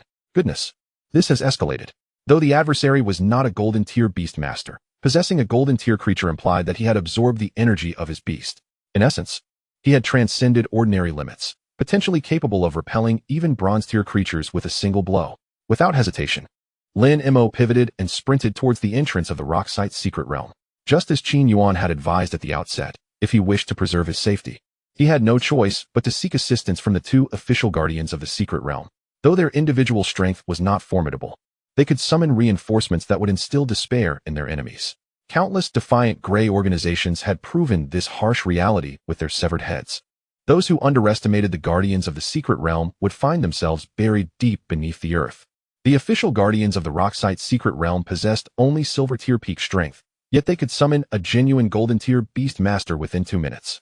If that failed to resolve the situation, they had unlimited authority to continue summoning reinforcements, potentially even calling forth a king tier beast master. Of course, should such a master materialize, Lin Mo could scarcely fathom the magnitude of the crisis that had unfolded. Meanwhile, having made his choice, Qingyu resolved to confront the situation head-on. The optimal moment had passed. Those who should have fled remained, and now departing would render him a sitting duck. With no other options, he needed to buy Lin Mo time to escape and thus fixed his determined gaze upon the 3 creatures he had summoned, commanding, Int Tree, utilized Thorn Barrier, Unicorn Rhinoceros, charge with Brute Force, Steel Claw Mantis, await your opportunity to unleash Cross Steel Slash. The Int Tree was the first to act, its massive trunk shaking the ground with each of its 2 lumbering steps. As its giant branches struck the earth, numerous thorny vines erupted from the ground, forming an expansive thorn barrier that ensnared the Inferno Lion within its grasp. In principle, this maneuver was a surprise attack, challenging the enemy's perception and instilling fear in most terrestrial creatures. If executed correctly, the energy thorns could inflict substantial damage upon the opponent. However, Qingyu intended the thorn barrier merely as a delaying tactic. He understood well the vast disparity in combat power between golden tier and silver tier beasts. As anticipated, the thorn barrier summoned by the silver tier Int Tree posed a minor challenge to the golden tier Inferno Lion, which merely conjured a fireball of energy, transforming it into a terrifying flame pillar that incinerated all the energy thorns with ease. The attempt at obstruction was nearly futile. Following the failure of the Int Tree's ensnarement, the Unicorn Rhinoceros charged toward the Inferno Lion, its remarkable energy radiating as it formed a protective barrier. It was evident that if the Inferno Lion failed to evade, it would sustain significant injuries, even with its golden tier prowess. Thus, the Inferno Lion made a prudent choice, leveraging its superior speed and exceptional reflexes to sidestep the oncoming Unicorn Rhinoceros, catching it entirely off guard and leaving its attack ineffective. Yet, this moment provided the Steel Claw Mantis with a golden opportunity. It furiously flapped its translucent wings, unleashing an unprecedented burst of speed as it lunged at the Inferno Lion, its colossal pincers gleaming with metallic brilliance, aiming straight for the lion's head. The Steel Claw Mantis was already perilously close to golden tier strength, verging on a half step into that realm, yet the gap to a true golden tier creature remained substantial. Facing the Steel Claw Mantis's assault, the Inferno Lion displayed not a flicker of concern, instead igniting its long tail in roaring flames and swinging it forward. The clash of their abilities resulted in a direct confrontation. Neither the Steel Claw Mantis nor the Inferno Lion recoiled, seemingly achieving a stalemate. But was it truly so? Inferno Lion, flame charge. End this meaningless farce. As the somewhat impatient masked figure spoke, flames erupted from the body of the giant flame lion, intensifying exponentially, creating a fiery barrier that enveloped its surroundings. This near-explosive display was no mere facade. The surging flames alone caused the Steel Claw Mantis to recoil. Though it possessed dual attributes, one of which was bug, it found itself at a disadvantage against the fire-type giant flame lion, which ranked highly among fire creatures and naturally exerted a considerable suppressive force over it. With its overwhelming strength, the giant flame lion charged forth, rendering any attempt at effective defense futile. Boom, boom. Without any surprise, the Steel Claw Mantis was sent tumbling away, its body ignited by the flames, leaving it severely wounded. Yet, this was not the end. Barely a minute after the fallen Steel Claw Mantis was sent flying, the War Tree Man, equally vulnerable to fire, met the same fate, crashing to the ground. Its resistance was even weaker against the fire attacks than that of the bug type, resulting in a complete loss of combat capability in a single strike. As for the last remaining Unicorn Rhinoceros, it managed to hold out for another 2 minutes, but after enduring 3 direct hits from the giant flame lioness fire cannons, it too succumbed to the onslaught. Qingyu, you cannot escape. I will remember this betrayal. After dispatching the 3 silver-tiered beasts released by Qingyu in the shortest time possible, the masked figure commanded the giant flame lion to pursue the direction in which Lin Mo had just departed. The secret realm near the rocky plain was not far, and he wished to avoid any unforeseen incidents. After giving his orders, he cast a deep glance at Qingyu and followed in the footsteps of his beast. In Qingyuan's eyes, A hint of unwillingness flickered, but it was directed at his own inadequacy. His steel claw mantis was but a step away from reaching the golden tier, had it attained the golden level. Even if it could not defeat the giant flame lion at this moment, it could have effectively stalled the masked figure's pursuit of Lin Mo. Now, he could only watch helplessly as the figure departed, praying that Lin Mo would return to the entrance of the rocky secret realm before the masked man. Damn it. He should never have drawn Lin Mo out. Even if he had brought him out for idle chatter, they should not have strayed so far. What a miscalculation. Just as Qingyu was engulfed in regret, an unexpected voice emerged from behind him. Qingyu, your choice was indeed the right one. You made some errors in that past incident, but considering you have not been corrupted by those fellows over the years, it can be overlooked. Your decision to stay back for Lin Mo was, at this moment, a testament to your perceptiveness. To Qinyu's astonishment, the figure emerging from the shadows was none other than the grade director, Zhang Qing. However, it soon dawned on Qingyu that the director had witnessed all his actions. This revelation confirmed that his decisions had indeed borne fruit. Otherwise, he could already envision a scenario of being held accountable by the school authorities, causing him to shudder involuntarily. Zhang Qing chuckled lightly and continued, now you understand fear. Back then, what made you so bold to agree? Some things are not to be trifled with. They are hot to the touch. Nevertheless, you are clever enough not to have crossed any lines. Once this matter concludes, make sure to clarify everything with the higher-ups.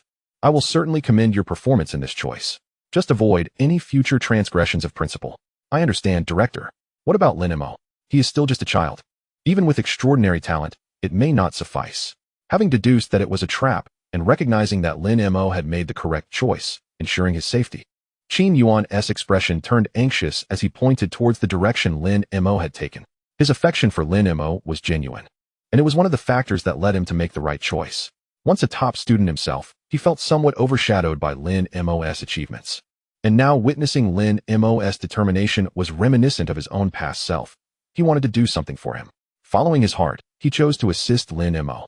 Chapter 100. The approaching giant flame lion. Battle commences. You need not worry about that. The little brat's trials are far from over. He requires some tempering through life and death experiences. Although the current world is no longer as dark as it once was, numerous latent dangers still lurk. We can protect him for a moment, but we cannot shield him for a lifetime. He needs to undergo a transformation in his understanding. Zhang Qing explained, shaking his head at Qinyu's concerns. This is a setup, one that was predetermined from the very beginning. The final outcome will not change. However, the process is not so straightforward. There are too many uncontrollable factors. He needs to endure certain challenges to hone Lin Mo, which is why I have delayed my appearance. Upon hearing this, Qinyu's mind conjured images of Lin Mo's usual demeanor. Though he approached tasks methodically and executed them flawlessly, he was naturally lazy and often selectively overlooked details. This was not a commendable habit. After comprehending the grade director's intent, he nodded in agreement. You are right, Director. Lin Mo's talent is unquestionable, but his disposition indeed requires refinement. I hope this incident will allow him to advance further. Rest assured, that little brat possesses exceptional insight and temperament. I believe he will perform even better, Zhang Qing responded, his gaze fixed on the direction Lin Mo had departed, filled with both expectation and concern. Meanwhile, Lin Mo was oblivious to the complexities unfolding behind him as he dashed toward the rocky secret realm, feeling a twinge of regret. What was the need to wander so far? Now I'm in quite a predicament. The return journey will take several minutes. And had it not been for Qinyu's delay, I would have been trapped back there. With only about 2 kilometers remaining to the entrance of the secret realm, Lin Mo felt a sense of hope on the horizon. If he could just hold on a little longer. He was confident he could rally support to take down the masked figure. However, before this thought could materialize, an unsettling sensation prickled at his back, followed by a sharp cry from the Qingyu Eagle, which was protecting him. Watch out, Master. That fire lion and its master are closing in. A colossal energy fire pillar, nearly a meter in diameter, surged toward him. Sensing the threat posed by this massive force, the Qingyu Eagle swiftly adjusted its position, locking eyes with the pursuing giant flame lion, before vigorously flapping its wings. A whirlwind, rivaling the oncoming fire pillar, formed and surged in the direction indicated by the Qingyu Eagle. The duel of wind and fire ensued, a tempest striving to extinguish flames, while fire soared on the wings of wind. These two opposing energies intertwined in the air, entangled in a relentless dance, ultimately dissipating. As the energy wielders were adversaries, a unique combination technique could not manifest. However, the result of this mutual negation evidently astonished the pursuing masked man, prompting him to applaud and exclaim, You truly live up to your reputation as a renowned beast master from #1 high school. The extent to which you have nurtured the Azure Feather Eagle is indeed impressive. I almost feel reluctant to engage you, but alas. In response, Lin Mo remained silent, merely extending his hand to retrieve the two beast space orbs at his waist, summoning the partially recovered Mind Bear and Earth Mouse. In the face of the Golden Tier Inferno Lion, even though it only possessed the strength of a first-tier golden beast, he could not afford to be careless. One must approach this with the utmost vigilance. The disparity in combat prowess between golden and silver tiers is monumental. The fact that the Azure Feather Eagle managed to block the Inferno Lion's recent attack was already an unexpected triumph. Interesting. It appears you are intent on resisting to the end. Are you not aware that the chasm between golden and silver tier beasts is insurmountable? Upon witnessing Lin Mo's summons of the Mind Bear and Earth Mouse, the masked man could not help but taunt once more. How tedious. If I were to fall into your hands, do you really need to ask what the outcome would be? Are you daft? Or perhaps you suffered a door-related mishap in your youth? Foolish creature, it is merely a first-tier golden Inferno Lion, and yet you allow it to embolden you so. Despite having only participated in one competition, he was already thoroughly weary and disgusted by Chen Xiao's arrogant demeanor. Aware that such arrogance stemmed from his background, or rather, from his superficial strength far exceeding Lin Mo's, he found it exasperating. If words held any weight, why would one need to resort to fists?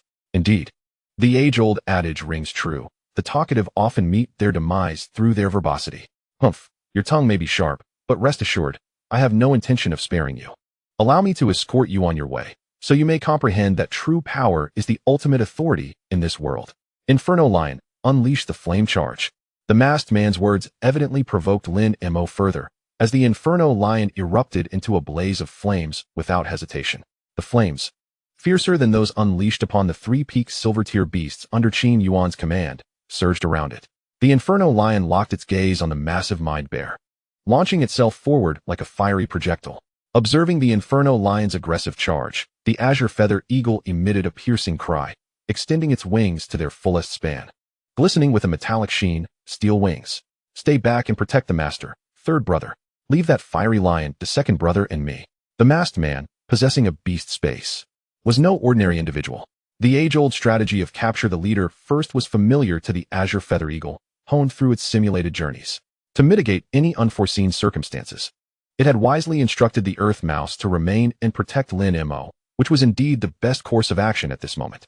With its command issued, the Azure Feather Eagle's aura surged to its peak as it soared down, matching the speed of the charging Inferno Lion. As the primary target of the Inferno Lion's attention, the Mind Bear exhibited no fear. Rather, it yearned for the clash with the Inferno Lion, especially as it sensed the overwhelming pressure emanating from its adversary. It chose to respond to this battle in its optimal state. With a resounding thud, the Mind Bear drove its bare-headed staff into the ground, unleashing a series of spiraling energies around it, with faint red markings appearing across its body. Chapter 101. The Flicker of Victory, Devouring Evolution. Open the doors. Rest door arise. Life door, burst forth. For the first time, the Mind Bear activated 3 doors to amplify its current state.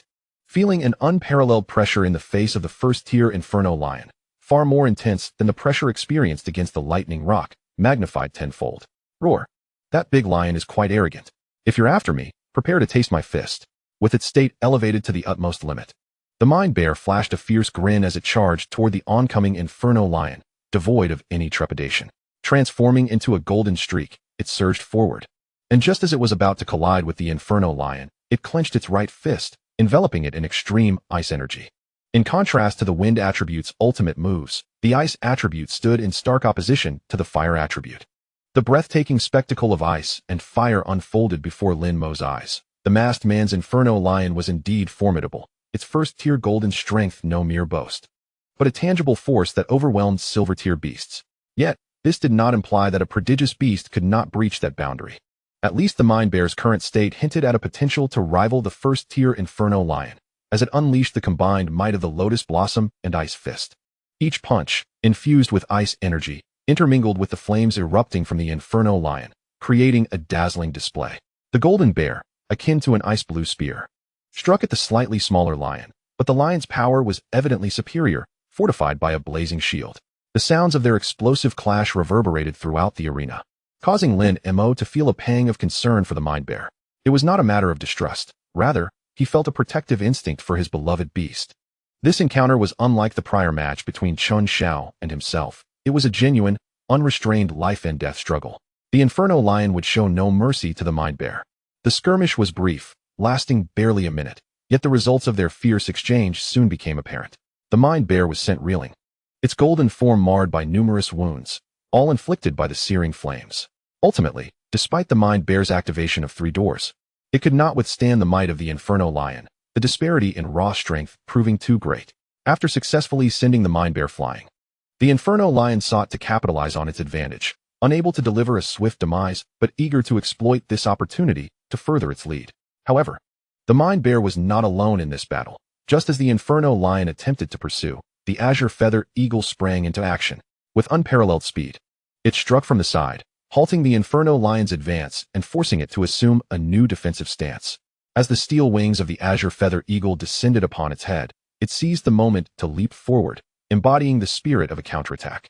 As it met the oncoming Azure Feather Eagle with its outstretched claws, imbued with a terrifying flame energy, the claws, imbued with the energy of flames, clashed repeatedly with the steel-like wings, resulting in a fierce contest of strength and a dazzling interplay of distinct elemental techniques. Each collision erupted with flickers of fire, a testament to the intensity of the battle. Bang! In the midst of yet another confrontation, the Inferno Lion unexpectedly unleashed a fiery tail swipe, catching the Azure Feathered Eagle off guard. By the time it attempted to create distance, it was already too late. This allowed the Inferno Lion to gain the upper hand for the first time in their direct confrontation, leaving scorch marks upon the Azure Feathered Eagle's azure wings. However, just as the Inferno Lion sought to capitalize on this advantage to inflict further damage, the Mind Beast Bear intervened at a crucial moment, delivering a thunderous punch. The astonishing surge of electrical energy radiated from the Mind Beast Bear's hand, and in terms of lethality, the electric-type technique surpassed that of the fire-type. Consequently, the Inferno Lion remained cautious in its response. As time wore on, the Mind Beast Bear's condition inevitably began to deteriorate. Its explosive energy was not without temporal limitations. The longer the battle extended, the more the Mind Beast Bear's strength waned, exacerbating the already unfavorable situation for the Azure Feathered Eagle, whose injuries continued to accumulate. Unless an unforeseen twist occurred, victory was destined to belong to the Inferno Lion. Observing this scene from afar, Lin Mo could not help but furrow his brow deeply. This fierce battle was entirely unlike a mere competition, and he had compelling reasons not to lose. A defeat would cost him and his companions their lives. Yet, he found himself devoid of anything that could turn the tide of battle. The rapid elevation and strength of his little companions was likely their limit. Engaging in such a prolonged struggle with the Golden Tier Inferno Lion and merely finding themselves at a disadvantage was already a miraculous feat. Not to mention the 3 silver pinnacle creatures unleashed by Qingyu Eagle, which had failed to even delay the Inferno Lion for 3 minutes. A truly vexing situation. Casting a glance at the nearby Earth Element Mouse, Lin Mo contemplated whether enlisting its aid to collectively assault the Inferno Lion could tip the scales of victory back in their favor. However, after several internal deliberations, he shook his head, dismissing the possibility of triumph. The disparity in combat prowess was simply too vast. Even if the Earth Element Mouse were to break through its own bottleneck and ascend from the bronze pinnacle to the silver tier, it would have little effect.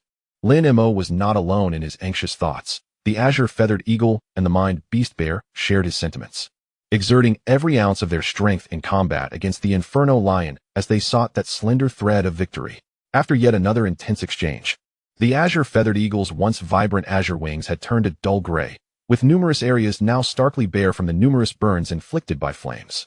A glance towards the Mind Beast Bear revealed its condition to be even worse. Its golden fur had been scorched to near oblivion, resembling a hairless bear, and its injuries were so extensive that few unscathed patches remained. In this dire state, the bear had yet to succumb, leading the Azure Feathered Eagle to marvel at its brother's astounding resilience. Swiftly gathering its scattered thoughts, the Azure Feathered Eagle reflected on the current predicament, realizing it diverged entirely from the simulations of its third life, a consequence of the butterfly effect. Little did it know that this butterfly effect would herald a life-threatening crisis. Fortunately, the purple energy cube extorted from the giant beak firebird held the potential to reverse the tide of battle. With renewed determination, the Azure Feathered Eagle swallowed the purple energy cube, its gaze resolute. As the purple energy cube was ingested, the Azure Feathered Eagle felt its genetic locks explode, an unprecedented surge of elemental energy coursing through its being. This internal transformation was paralleled by a striking external change. as an extraordinarily radiant energy aura erupted forth. However, as the dazzling light began to fade, its new form gradually took shape. Chapter 102. The Azure Feathered Eagle's New Form and the Unchanged Outcome, adorned with a purple crown. The once azure wings had transformed entirely into a deep violet hue. The body, which had been gradually expanding, appeared to have shrunk slightly post-evolution, evoking a sense of nostalgia akin to returning to its juvenile stage. The alterations to its basic form were not particularly drastic, merely a shift in feather coloration and the addition of a light purple crown atop its head. Yet, the aura emanating from the Azure Feathered Eagle now left Lin Mo feeling uncertain. It had leapt from Silver Tier 5 to the pinnacle of Silver Tier, and it seemed to be teetering on the brink of Golden Tier. This unprecedented evolution of the little azure creature was remarkable. What name could it possibly bear? After a moment of stunned silence, Lin Mo scrutinized the attributes and energies associated with the Azure Feathered Eagle's evolved form, noting a peculiar and ominous quality. It was not purely dark type. Rather, it bore a resemblance to the ghost type from the Pokemon world. Strangely, the evolved Azure Feathered Eagle was surrounded by drifting energy bones, creating an eerily unsettling ambience. Meanwhile, the masked man was taken aback by the Azure Feathered Eagle's unique evolution, having never witnessed such a transformation. Yet, his astonishment was swiftly replaced by wariness. As a professional in the realm of illicit dealings, he understood all too well the implications of the Azure Feathered Eagle's current state. Without hesitation, he commanded the Inferno Lion, use Flame Charge. As an unsettling sensation grew within him, the masked man remained acutely vigilant of the Azure Feathered Eagle's transformation. He harbored a nagging feeling that this situation could very well spiral out of control. His previously flawless success rate in the field might be marred by Lin Mo's involvement, a prospect he could not bear to accept. Thus, he resolved to have the Inferno Lion employ its most devastating technique to avert any impending disaster. If the Azure Feathered Eagle could be eliminated at this juncture, all previous anxieties would merely be figments of the mind, never manifesting into reality. Responding to the command, the Inferno Lion roared and unleashed a surge of flames that had shrunk slightly during the fierce battle, now erupting into a ferocious blaze, tinged with a faint azure hue. This transformation suggested a qualitative shift in the already terrifying flames, elevating the pressure to an entirely new level. Lin Mo's previously relaxed demeanor tightened once more as his fleeting hopes dissipated. How could someone who thrived in the shadows be as naive as Chen Xiao, who was oblivious to the complexities of their situation? To wish for the Azure Feathered Eagle to familiarize itself with its new evolutionary form before engaging in battle was an utterly fanciful notion. Faced with this seemingly insurmountable challenge, Lin Mo could only watch with a worried expression at the newly evolved Azure Feathered Eagle, uncertain of the attributes it had acquired or how to command it effectively in this form. Yet, he had faith that his little companion, endowed with remarkable intelligence, would navigate the situation to the best of its ability. This unwavering belief, almost obsessive in nature, was peculiar, yet Lin Mo embraced it wholeheartedly. As events unfolded, it became evident that Lin Mo's trust was not misplaced. Upon fully assimilating its innate abilities, the Azure Feather Eagle opened its newly transformed, pale violet eyes and gazed intently at the approaching Inferno Lion, which charged forward with fervent aggression. It emitted a piercing cry, reminiscent of a hawk's shriek. The surrounding skeletal souls, seemingly receiving a command, began to devour one another, dissipating one by one. However, the central skeletal soul, consuming its brethren, initiated an evolution, ultimately culminating in the formation of a skeletal eagle that soared towards the Inferno Lion. Faced with this novel assault, the Inferno Lion dared not underestimate its opponent. Just before the impending collision with the newly manifested skeletal eagle, it conjured an astonishing fire energy sphere within its maw and unleashed a fiery barrage. The surging column of flames struck the skeletal eagle, igniting parts of its bony structure, as if to proclaim that this spectral avian was merely an illusion, lacking substance. Yet, unbeknownst to the Inferno Lion, a subtle shift in the shadows on the ground heralded an unforeseen development, as an inconspicuous silhouette slipped into the lion's own shadow. Lin Mo, observing the Azure Feather Eagle's remarkable new abilities, furrowed his brow as the energy-infused skeletal eagle crumbled under the might of the Inferno Lioness assault. The situation appeared more dire than he had anticipated. Conversely, the masked man, witnessing this spectacle, felt a wave of relief wash over him. While he remained cautiously optimistic about the Azure Feather Eagle's transformed state, the balance of power still rested firmly with the formidable Inferno Lion. This indicated that the battle remained under his control. With a bit of effort, he believed he could easily subdue Lin Mo, ensuring a seamless return to his superiors. After all, A surviving genius beast master was a true beast master, while those who fell into oblivion were merely remnants of ash, forgotten by the annals of history. The masked man, having quelled his inner turmoil, watched with eager anticipation as the Inferno Lion unleashed a ferocious onslaught. The initial fiery blast had only partially scorched the skeletal eagle. Approximately one-third of its remains still required management. The Inferno Lion, engulfed in flames, approached this remnant without hesitation. In mere seconds, it crashed into the skeletal eagle, incinerating it completely.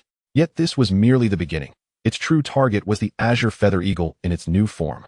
If the target remained standing, the mission would not be deemed complete.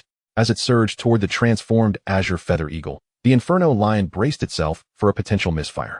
Despite the speed of its ground assault, it understood that the aerial opponent posed a different challenge altogether.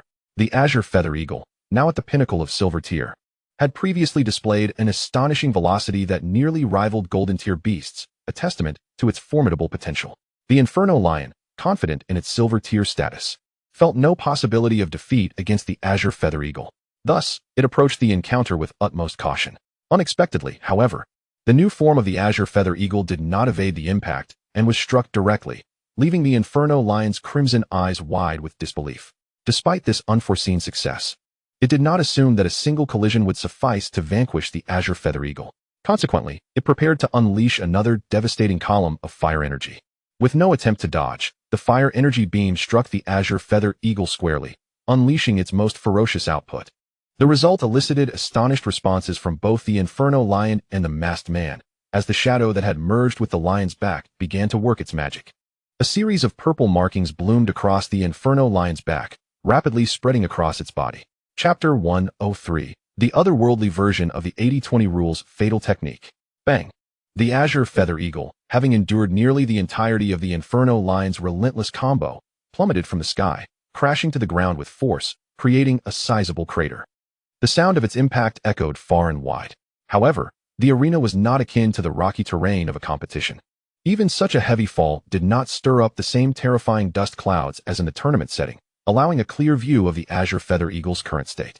As it struggled to emerge from the crater, its injuries were alarmingly severe, rivaling those of the mind-controlling demon bear. This sight caused Lin Mo's heart to clench with anxiety. Logically, having undergone a special evolution, the azure feather eagle should have reached the peak of silver tier. Even if it could not best the Inferno Lion, it should not be weaker than it had been prior to its evolution. The fact that it could not evade the lion's attacks and now lay in such a state was utterly disheartening. In stark contrast to Lin Mo's distress, the masked man reveled in the looming victory. With triumph nearly assured, he extended an enticing proposition to Lin Mo. Lin Mo, a prodigious beast master. You are truly deserving of the accolades bestowed upon you by Tiannan No. 1 High School. I once doubted your merit, but the combat prowess displayed by your azure feather eagle and mind-controlling demon bear has shattered my preconceptions. Come with me. I shall advocate for you among my superiors. With a mere nod, I can guarantee a future far brighter than you might envision. What Tiannan No. 1 High School can offer, I can match. And anything beyond that, I will strive to secure for you. How about it? Will you not consider my offer? Before Lin Mo could respond to the masked man's overtures, a sharp hawk's cry reverberated through the arena once more. The azure feather eagle, despite its seemingly dire condition, fluttered into the air, and after emitting a hawkish shriek, its grievous wounds began to miraculously mend. As the newly transformed azure feather eagle commenced its self-healing, Lin Mo felt a mix of confusion and joy. Regardless of how it achieved this miraculous recovery, it was the optimal outcome for the current situation. To Lin Mo's astonishment, the once mighty Inferno Lion emitted a pained roar, and numerous purple markings appeared across its body. Upon closer inspection, each marking exuded a familiar aura, the very essence released by the azure feather eagle during its transformation. Self-healing markings. Worsening injuries. Lin Mo pondered briefly and realized the truth. The reason the azure feather eagle had been so easily struck by the Inferno Lion was that it had been lured into a trap. Though the precise nature of this technique remains elusive, it bears a striking resemblance to one of the ghost-type moves in Pokemon, known as Destiny Bond. The effects are remarkably similar, albeit with some distinctions in execution. This novel form of the azure feather hawk employs a strategy akin to boarding the train before purchasing a ticket. It necessitates enduring the opponent's assault before unleashing a hidden counterattack to siphon vitality from the adversary, thereby healing its own wounds. From current observations, this technique appears advantageous. Inflicting a damage ratio of approximately 1,000 to the enemy, while sustaining merely 200 in return, adhering to the principle of the 80-20 rule. The opponent bears the brunt of 80 of the damage they previously dealt, while the newly transformed Azure Featherhawk only endures around 20. However, the risk factor is substantially heightened. Should the Azure Featherhawk fail to withstand the opponent's attack, this maneuver could effectively amount to self-destruction. High risk, high reward. It is indeed a gamble. Enduring the searing pain coursing through its body, the Inferno Lion charged once more at the newly transformed Azure Featherhawk, its flames, which had nearly flickered out, reigniting with fervor. Faced with the imminent assault of the Inferno Lion, the Azure Featherhawk displayed no inclination to evade. Instead, it emitted a sharp, urgent cry. Caw-caw. Brother, now is the moment. I shall create an opportunity for you. Following this urgent call, a swirling mist of ethereal, violet energy enveloped the Azure Featherhawk. The furious charge of the Inferno Lion, fueled by rage, was swift, leading it to crash into the realm of the energy mist released by the Azure Featherhawk. It soon began to feel a creeping paralysis and a draining sensation of vitality. This indicated the nature of the energy mist. It dulled the senses and steadily sapped strength. In essence, it was akin to a poisoning effect, and it seemed there was no immediate remedy. A fleeting hesitation flickered in the Inferno Lion's crimson eyes, but it was quickly overwhelmed by the desire for vengeance. It aimed to retaliate against the Azure Featherhawk, and now that it had succumbed to the effects of the energy mist, its only recourse was to conclude the battle swiftly. At this moment, the Inferno Lion felt as though it were an arrow drawn tight, compelled to release. With a resounding thud, the Azure Featherhawk, serving as bait, could no longer mount an effective defense. Just as it had initially chosen to set a trap, it fully absorbed the Inferno Lion's powerful charge. However, as soon as the Azure Featherhawk was sent hurtling away, the Inferno Lion sensed a grave danger approaching from the side. The previously distant Mind Demon Bear had ambushed it, its bare form radiating an even more terrifying aura. With a menacing grin, the Mind Demon Bear let out a thunderous roar before unleashing its long-charged fist. Roar, little lion, savor the might unleashed after I open the Wound Gate. Chapter 104. The pinnacle of Wound Gate's combat power, drawing to a close. Boom. With a sound akin to a cataclysmic explosion, the ground trembled violently, revealing an astonishing crater before the onlookers. Remarkably, this crater emitted an intense chill. Seizing the opportunity created by the Azure Featherhawk, the Mind Demon Bear unleashed its power to the 4th level of the Wound Gate, unlocking an extraordinary amplification effect. Its strength and speed now matched that of the fully unleashed Inferno Lion, and with a decisive frozen fist, the protracted battle reached its conclusion. The fire-type Inferno Lion fell, defeated in this astonishing manner. Even the masked man was taken aback, unable to comprehend how the victory he had deemed certain had slipped through his fingers so effortlessly. The fall of the Inferno Lion shifted the tide of battle, leaving the masked man in a state of disarray. With his strongest beast now fallen, he pondered how to confront Lin Mo. How could he defeat the newly transformed Azure Featherhawk and the seemingly formidable Mind Demon Bear before ultimately eliminating Lin Mo on the spot? In a flurry of anxiety, the masked man summoned 2 more formidable beasts, a minotaur wreathed in flames and a massive wolf dog also engulfed in fire. Both summoned creatures were fire-type pets, indicating that the masked man specialized in fire element beasts. Such trainers possess an extraordinary understanding and nurturing ability regarding single-type pets, enabling them to cultivate a specific elemental beast to its utmost limits with remarkable speed. For instance, the Inferno Minotaur and the Dual-Horned Flame Wolf he summoned were both on the cusp of breaking through to the Silver Peak stage. To surpass this threshold and ascend to the Golden Tier would require a substantial investment of rare resources. Coincidentally, the Minotaur and the Flame Wolf were both on the brink of advancement, boasting combat power that surpassed many Silver Peak beasts.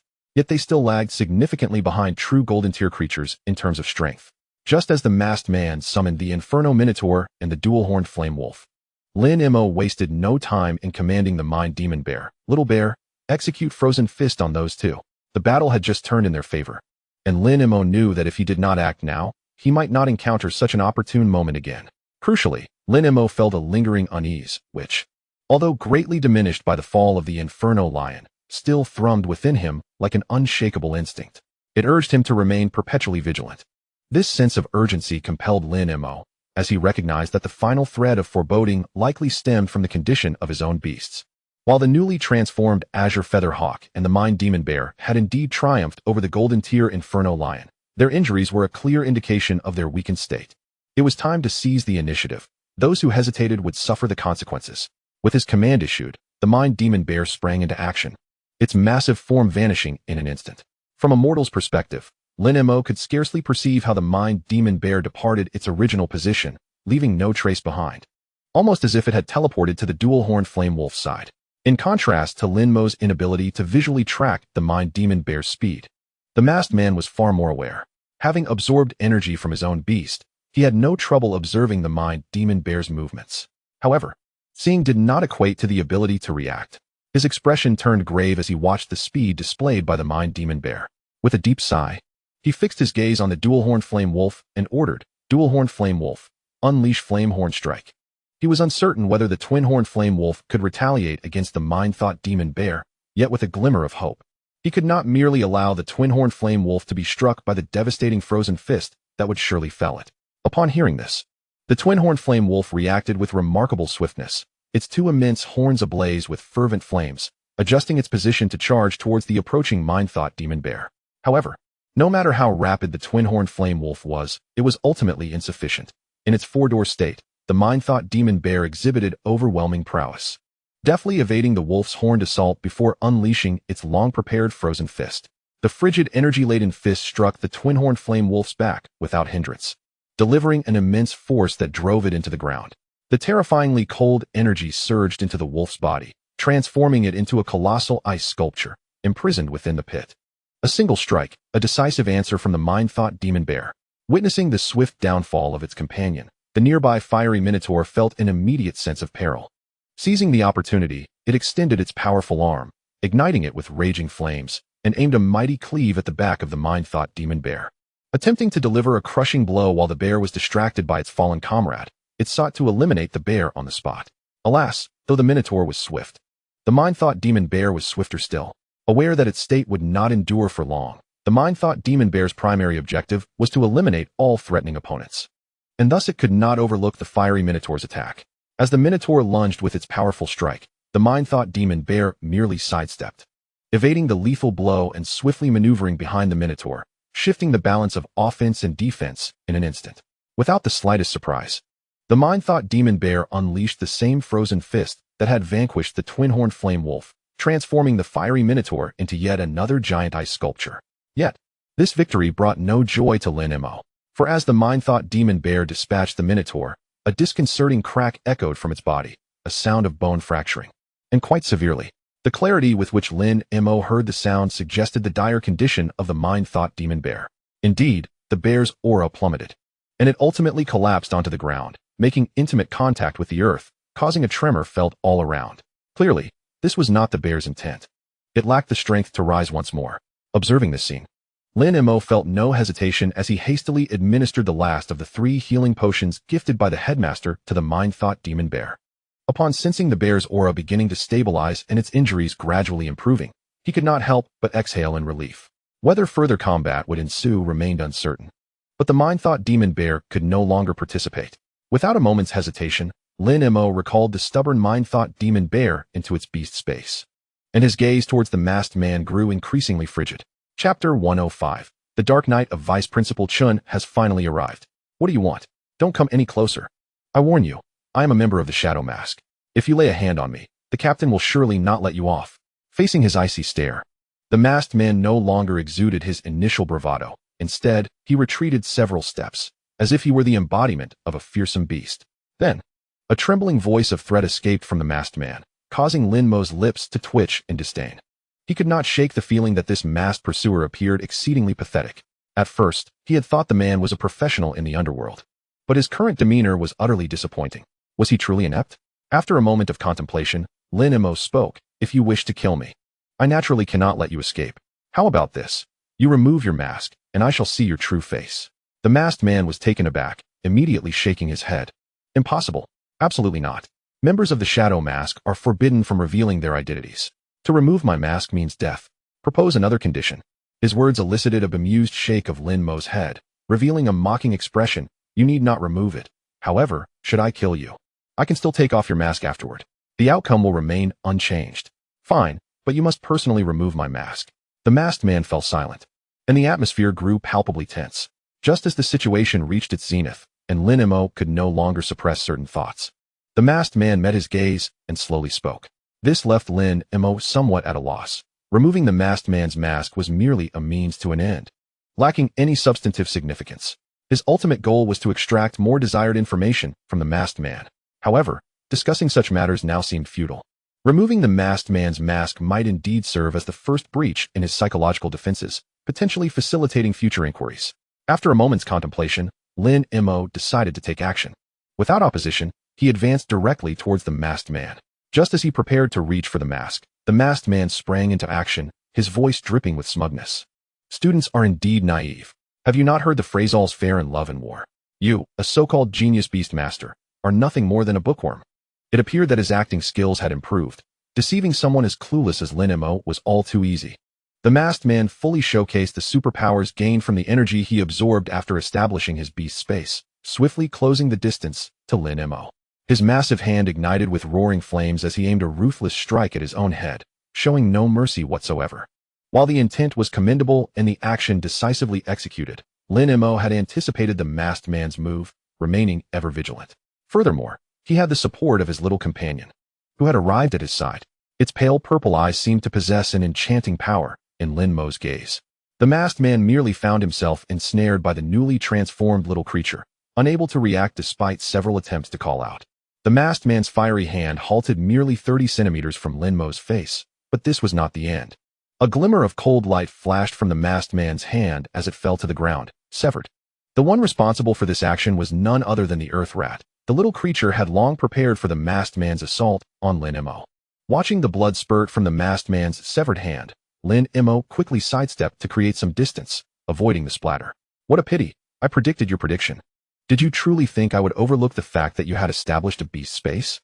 With a scoff, he thought it futile to probe for information. My performance was wasted on such a dullard. Nevertheless, surviving is my most prized trophy. If I hand you over to the authorities, a handsome reward should await me. Lin Mo cast a glance at the severed hand of the masked man. Realizing it was only natural for one to lose a limb after being struck by the ground-dwelling rodent. Yet, what was utterly abnormal was the fact that a typical human, having had their hand brutally severed, would be on the brink of death from blood loss without immediate first aid. Suddenly, the newly transformed Qingyu Eagle, which controlled the masked man, emitted a piercing cry, conjuring a sphere of ethereal violet energy that instantly morphed into a devastating beam of energy, laden with a sense of annihilation, hurtling towards the right. In tandem, the ground-dwelling rodent sprang into action, its claws poised, as it leapt and spun with remarkable speed, pursuing the trajectory of the Qingyu Eagle's destructive energy beam. Bang! At that moment, Lin Mo beheld a colossal figure clad in black armor manifesting before him. The immense black-armored entity appeared utterly unfazed, allowing the annihilative energy beam from the Qingyu Eagle to strike it, leaving only a mark upon its chest. The rodent's assault was even more trivial, as the black-armored figure effortlessly swatted it away. Lin Mo fell silent, awestruck. This figure was immense, towering at a height equivalent to 7 or 8 stories, and bore a humanoid form. The Dark Knight, a creature of exceptional attributes, the ultimate evolution of the Dark Demon, rarely seen even in the finest of base cities. Initially, in its Dark Demon form, it could reach the bronze tier in its juvenile stage, and its potential was beyond compare. According to data from various creature research societies, any being that attains the Dark Knight form is at least of the golden tier, and those nurtured with ample resources can reach staggering heights, with the strongest known Dark Knight reported to be at Diamond level 7. Lin Mo was astonished by the emergence of the Dark Knight, but his surprise deepened upon noticing the silhouette beside it, someone he knew all too well. Before he could greet Vice Principal Chen, who had suddenly appeared, the masked man excitedly exclaimed, "Consul, you've finally arrived. Quickly, eliminate this wretch." However, before the masked man could finish his plea, an enormous hand descended upon his head. "No, please, spare my life." The masked man received no assistance from Vice Principal Chen, but rather met his demise at the hands of the Dark Knight, as the giant hand pressed down upon him before he could react and flee. Bang! As expected, the ground trembled once more with the impact of the Dark Knight's hand, leaving an enormous imprint, and when the Dark Knight withdrew, its obsidian palm bore a heavy crimson hue. "You can't even handle a trivial matter and dare to plead for mercy? To spare you would be to slap my own face. Useless creature, humph, your continued existence is a waste of air." The frigid voice resonated throughout the scene, its origin unmistakable. Lin Mo had anticipated the masked man's demise, yet he was taken aback by the vice principal's decisive action. He had expected a more calculated excuse for the kill rather than witnessing it unfold right before him. After the masked man succumbed, Lin Mo swiftly felt a scorching gaze upon him. After a few flickers of his eyes, he touched his head and remarked, "Vice Principal, your timing is impeccable. I was just being pursued by the masked man you so effortlessly dispatched.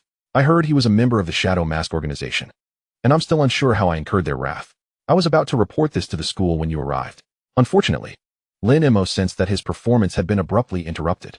Standing atop the Dark Knight's shoulder, Chen Moyan looked down with an air of authority, stating, "Lin Mo, there's no need for theatrics. You know precisely why I am here. You were destined to perish. But I can offer you a chance. Submit to me and serve as my son's attendant, and I shall spare your life."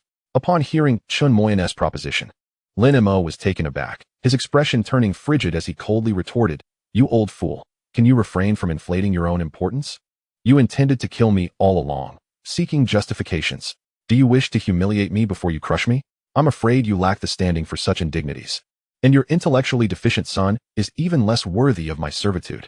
What do you mean by having me become the Chen family's dog? To endure humiliation beneath Chen Xiao? Strength is impressive, no doubt, but that does not grant you the right to demean me." Moreover, Lin Mo could not shake the feeling that, at such a critical juncture, no one was paying attention to the battlefield. He refused to believe it. As his words lingered in the air, Chen Moyan's expression darkened, his gaze now brimming with murderous intent. This was the correct approach. After all, he intended to kill him, hiding behind a facade. Dark Knight, eliminate him.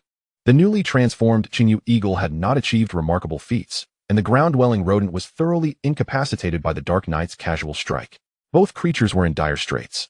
Lin Mo, recognizing that his companions could not withstand another blow, called out, "Aren't you going to act? If you don't intervene now, I will perish beneath the Dark Knight's hand, right before your eyes. You wouldn't want to lose a promising student who brings honor to the school, would you?" With that, Lin Mo wore a smile, standing resolutely before the descending hand of the Dark Knight, devoid of fear. Even as the Qingyu Eagle and the struggling rodent attempted to intercept the impending strike, Lin Mo shook his head, preventing them from intervening.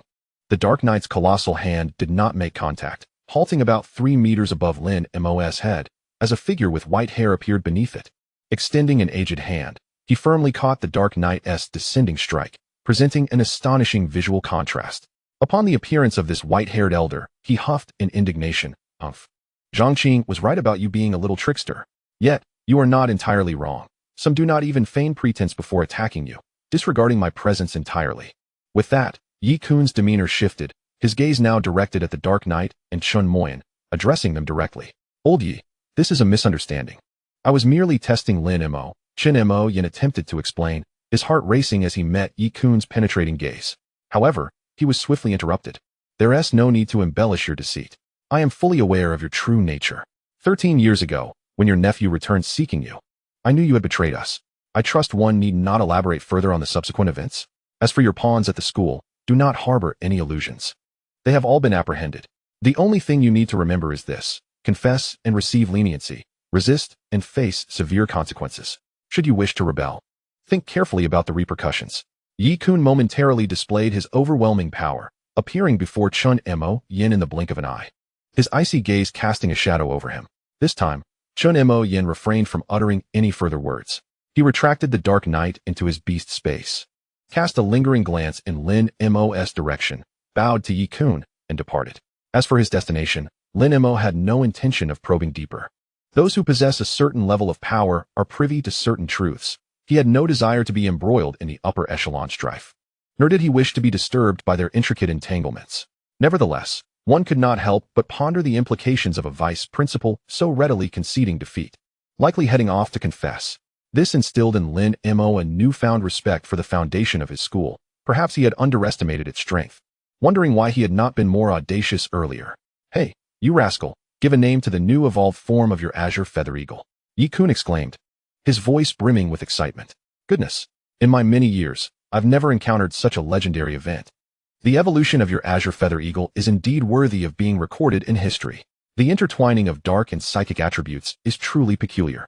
Any beast that evolves into a wholly new attribute can gain fame in academia by publishing a relevant paper, thus earning substantial rewards and honorary titles. However, if one were to discover an entirely new attribute without any precedence, it would undeniably be a historic achievement." At this moment, Lin Mo had initially thought that the attribute energy exhibited by the azure feather eagle was beyond his comprehension, but upon hearing his principal's words, he was left astounded. His little companion had indeed evolved into something extraordinary. Chapter 107. Rising from Darkness, Emerging from Darkness, the Nether Emperor Eagle. Name it. Lin Mo gazed at the exhausted little creature that had returned to his side, clearly in a poor state. Yet, despite its current disheveled appearance, the new form retained an air of exceptional grace, crowned in purple and enveloped in an ethereal energy. After a brief moment of contemplation, Lin Mo addressed the newly evolved azure feather eagle, Little Qing. From now on, you shall be known as the Nether Emperor Eagle, rising from darkness, emerging from darkness. Endowed with a skeletal soul, regarded as ethereal, a sovereign among eagles, your ascension to emperor status is entirely fitting. Chirp chirp. Master, I adore this name, but I prefer you to call me Little Qing. The newly named Nether Emperor Eagle nodded enthusiastically, only to shake its head moments later, emitting a clear cry, seemingly conveying some sentiment. In stark contrast, Yi Kun, upon hearing the name Lin Mo had chosen for the new form, was visibly impressed, applauding. Well done, my boy. I didn't realize you had such a flair for naming. Rising from darkness, emerging from darkness. Quite intriguing. It seems you hold lofty expectations for the Nether Emperor Eagle. However, I must inform you of one crucial matter. You are prohibited from using the Nether Emperor Eagle in the upcoming semifinals, until you establish a beast space.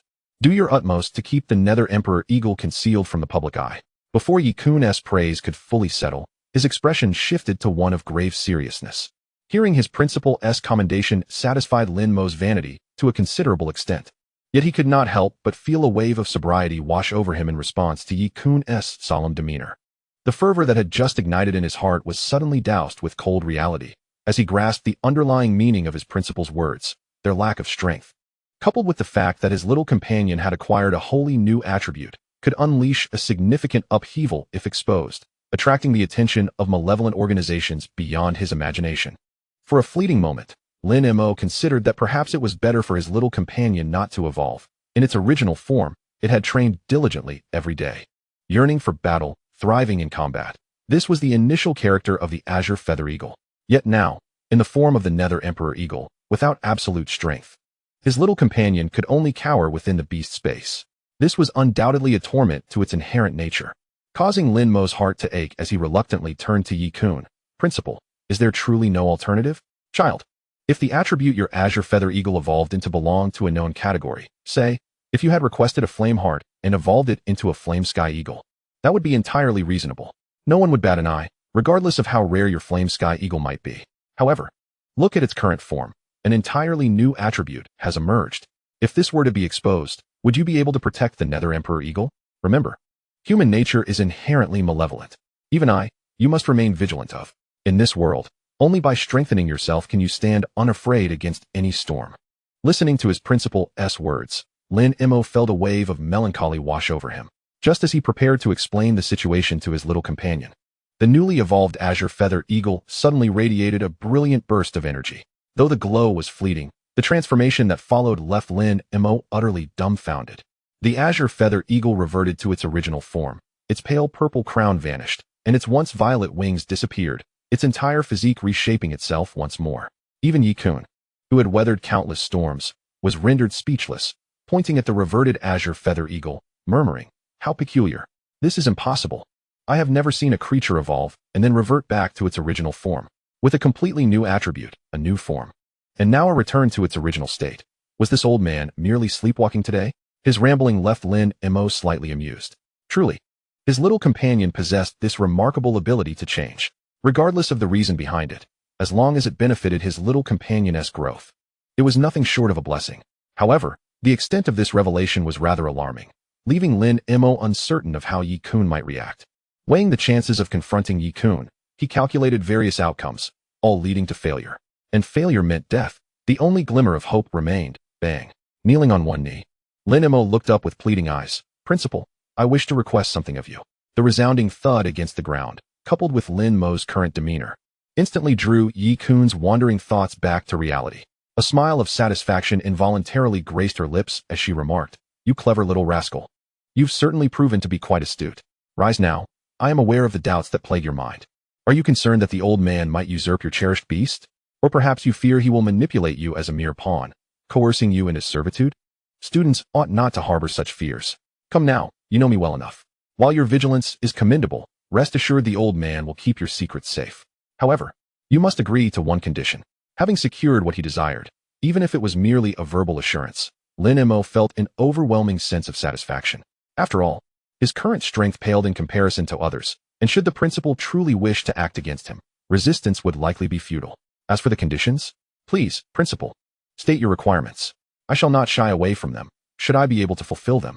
No, this is a demand you must adhere to, Yi-kun said, her expression shifting to one of utmost seriousness. In response to her demeanor, Lin Mo too adopted a more solemn attitude, pledging, Principal, please give your orders. Although uncertain of what the conditions might entail, he recognized he had no alternative but to commit fully. Maintaining the right attitude was imperative, and this was, in Lin Mo's eyes, the best course of action. My demands are quite straightforward. First, you must secure the championship title in this year's Beast Tamer Campus Cup. While your current abilities are commendable, they still fall considerably short. The old man simply wishes to procure something of value for you. There is no other rationale. Rest assured. Principal, this was a condition I had previously agreed to. Should I fail to clinch the championship title in the upcoming Campus Beast Tamer Cup, I am willing to accept any punishment. Lin Mo was taken aback by the leniency of the first condition, yet he promptly responded accordingly. Excellent. Such confidence is indeed a splendid thing. Secondly, I require you to become the captain of the school team, leading them to participate in the inter-school tournament and securing a spot in the provincial competition. You may have heard of the inter-school tournament. It is a collaborative event hosted by all surrounding base cities. Lead the school team to a top 5 finish, and you will earn the qualification to compete at the provincial level, which will be greatly advantageous for your future development. The provincial competition garners the attention of the most prestigious Beast Tamer academies, presenting you with an unparalleled opportunity. Do you understand what is required of you? Yes, I comprehend. Principal, are there any further requirements? Indeed, there is one crucial stipulation. Under no circumstances should you allow your Azure Feather Eagle to evolve into the Phantom Emperor Eagle unless you find yourself in a life or death situation. You should be acutely aware of the repercussions that such an evolution could unleash. If you are not yet strong enough, your priority must be self-preservation. However, if you find yourself cornered with no escape, you may unleash the Phantom Emperor Eagle's form. Life is singular, remember that. If possible, when you do invoke the Phantom Emperor Eagle's form, ensure you eliminate your opponents thoroughly. Do not entertain any notions of mercy. Chapter 108. News of Parents, the Alzo Eagle? I understand, Principal. Hearing Yi-kun enumerate these conditions, Lin Mo could not help but feel a stir of emotion. These so-called conditions were indeed crafted with his best interests in mind, seemingly devoid of any ulterior motives. Such considerations ignited a flicker of suspicion in his heart. After all, he was not the principal's blood relation, so why would Yi-kun go to such lengths for him? Meeting the principal's gaze, which held an unusual glimmer of admiration, Lin Mo rose and inquired, Principal, may I ask you a candid question? Why are you so generous towards me? No one offers kindness without reason. Those outside of family who treat you well often harbor hidden motives or conditions. This was a profound realization Lin Mo had always held. Yet, the fact that Yi-kun laid out a series of conditions for him to fulfill, all for his benefit, was difficult to fathom. There were countless exceptional students within the school. While he might be the prodigy of this year, next year could see the emergence of an even more remarkable talent. The world was not devoid of geniuses. In fact, within the realm of brilliance, there were always those who shone even brighter. Lin Mo's self-awareness was keen, and he sought an answer from Yi-kun. Indeed, why do I extend such kindness towards you? But am I truly being kind? Ah, child. The B-level secret mission your parents undertook was arranged by me. You could say I am the architect of your tragic loss. Do you harbor resentment towards me? As he spoke, Yi-kun's expression betrayed a hint of guilt for the first time. Faced with Yi-kun's remorseful gaze and his explanation, Lin Mo found himself momentarily stunned. He had, to some extent, anticipated this revelation. Perhaps they were relatives of his parents, or even distant kin he had never met. Speculation was a daring endeavor. However, he had never imagined that the death of his parents could be linked to the principal. Yet, as for feelings of hatred, upon digesting this news, Lin Mo's heart remained untroubled. After all, he could scarcely conjure a mental image of his parents. After a moment of silence, Lin Mo glanced at his principal, who now bore a slight look of apprehension, and smiled as he spoke. Principal, learning of the connection between my parents and yourself has indeed taken me by surprise. However, I do not harbor any ill will towards you. You must have consulted them before assigning them to the secret mission, correct? Regarding secret missions, regardless of their difficulty level, the participants are always thoroughly briefed to ensure voluntary participation. Precisely, the principle of voluntary participation is paramount. Since my parents accepted the mission, they must have been aware of the associated risks, yet they willingly proceeded, indicating they had already reconciled with the possibility of the worst outcome. This does not implicate you. So why should I resent you? The principal's further clarification prompted Lin Mo to grasp Yi Kun's aged hand once more, reiterating, and this time, I do so to alleviate the burden on an old man's heart. While my parents' demise is related to the missions you issued, it is not directly your fault. Each individual must be accountable for their choices. Thus, I do not wish for you to bear the weight of guilt that is not rightfully yours. Ah, young man. I never anticipated you would expose the folly of an old man. Pursue the path you desire. It may be fraught with challenges, but if you persevere, it shall unfold into a brilliant avenue. Remember the promises you made to me. As for Chen Mo Yin, do not concern yourself. The school will make the necessary arrangements. Prepare diligently for your semi-finals. I eagerly await your growth. As he spoke, Yi Kun retrieved 3 vials of green potion and placed them in Lin Mo's palm. Each vial emanated an exceptionally potent aura of life, unmistakably high-quality healing potions, intended for his injured azure feather eagle and the mind bear. Capable of restoring their conditions in the shortest time possible, Lin Mo had no intention of refusing this. It was his rightful reward. You clever little rascal. Only upon establishing your beast taming space will you truly embark on the path of a beast tamer. Do not succumb to arrogance. This world is not lacking in geniuses. And even a gold-level beast tamer is merely the beginning of a long journey. Your path stretches far ahead. Having taken just a few steps, Yi Kun turned once more to offer a final reminder. Upon hearing these words, Lin Mo naturally refrained from disputing, for they were the wise counsel of an elder, spoken for his own benefit. He nodded earnestly in response, affirming, as a student, I shall surely cherish your teachings and tread each step with diligence. Satisfied with Lin Mo's affirmation, the principal of the first high school took his leave. Shortly thereafter, as Lin Mo was preparing to return to the manor, he encountered his grade director, which led to another round of conversation. Fortunately, the exchange was brief. The director received the answers he sought and offered some parting advice before departing. Within the manor, once all matters had settled and no further misfortunes beset him, Lin Mo felt a profound sense of relief. He promptly attended to his 2 little companions, administering high-quality healing potions. Notably, the injuries of the mind bear were so extensive that they made Lin Mo's heart quiver with concern. He couldn't help but murmur his admonishments to the mind bear, insisting it should not overexert itself in the future. Fortunately, the healing potions proved remarkably effective. Within mere moments, the multitude of wounds on the mind bear's body diminished significantly, and its previously sparse fur began to regrow, transforming it back into a majestic golden giant bear. As for the situation regarding the azure feather eagle, Lin Mo was inclined to inquire further, yet deducing from the information provided by his little companion, he could only attribute it to one word: unexpected. Initially feeling somewhat powerless, as this issue exceeded the realm of his understanding, Lin Mo's prodigious little companion presented a crucial piece of information: the ability to devour other evolved forms through a special treasure, thus facilitating further evolution into alternate forms. In light of this revelation, it seemed the acquisition of the flame heart had not been in vain after all.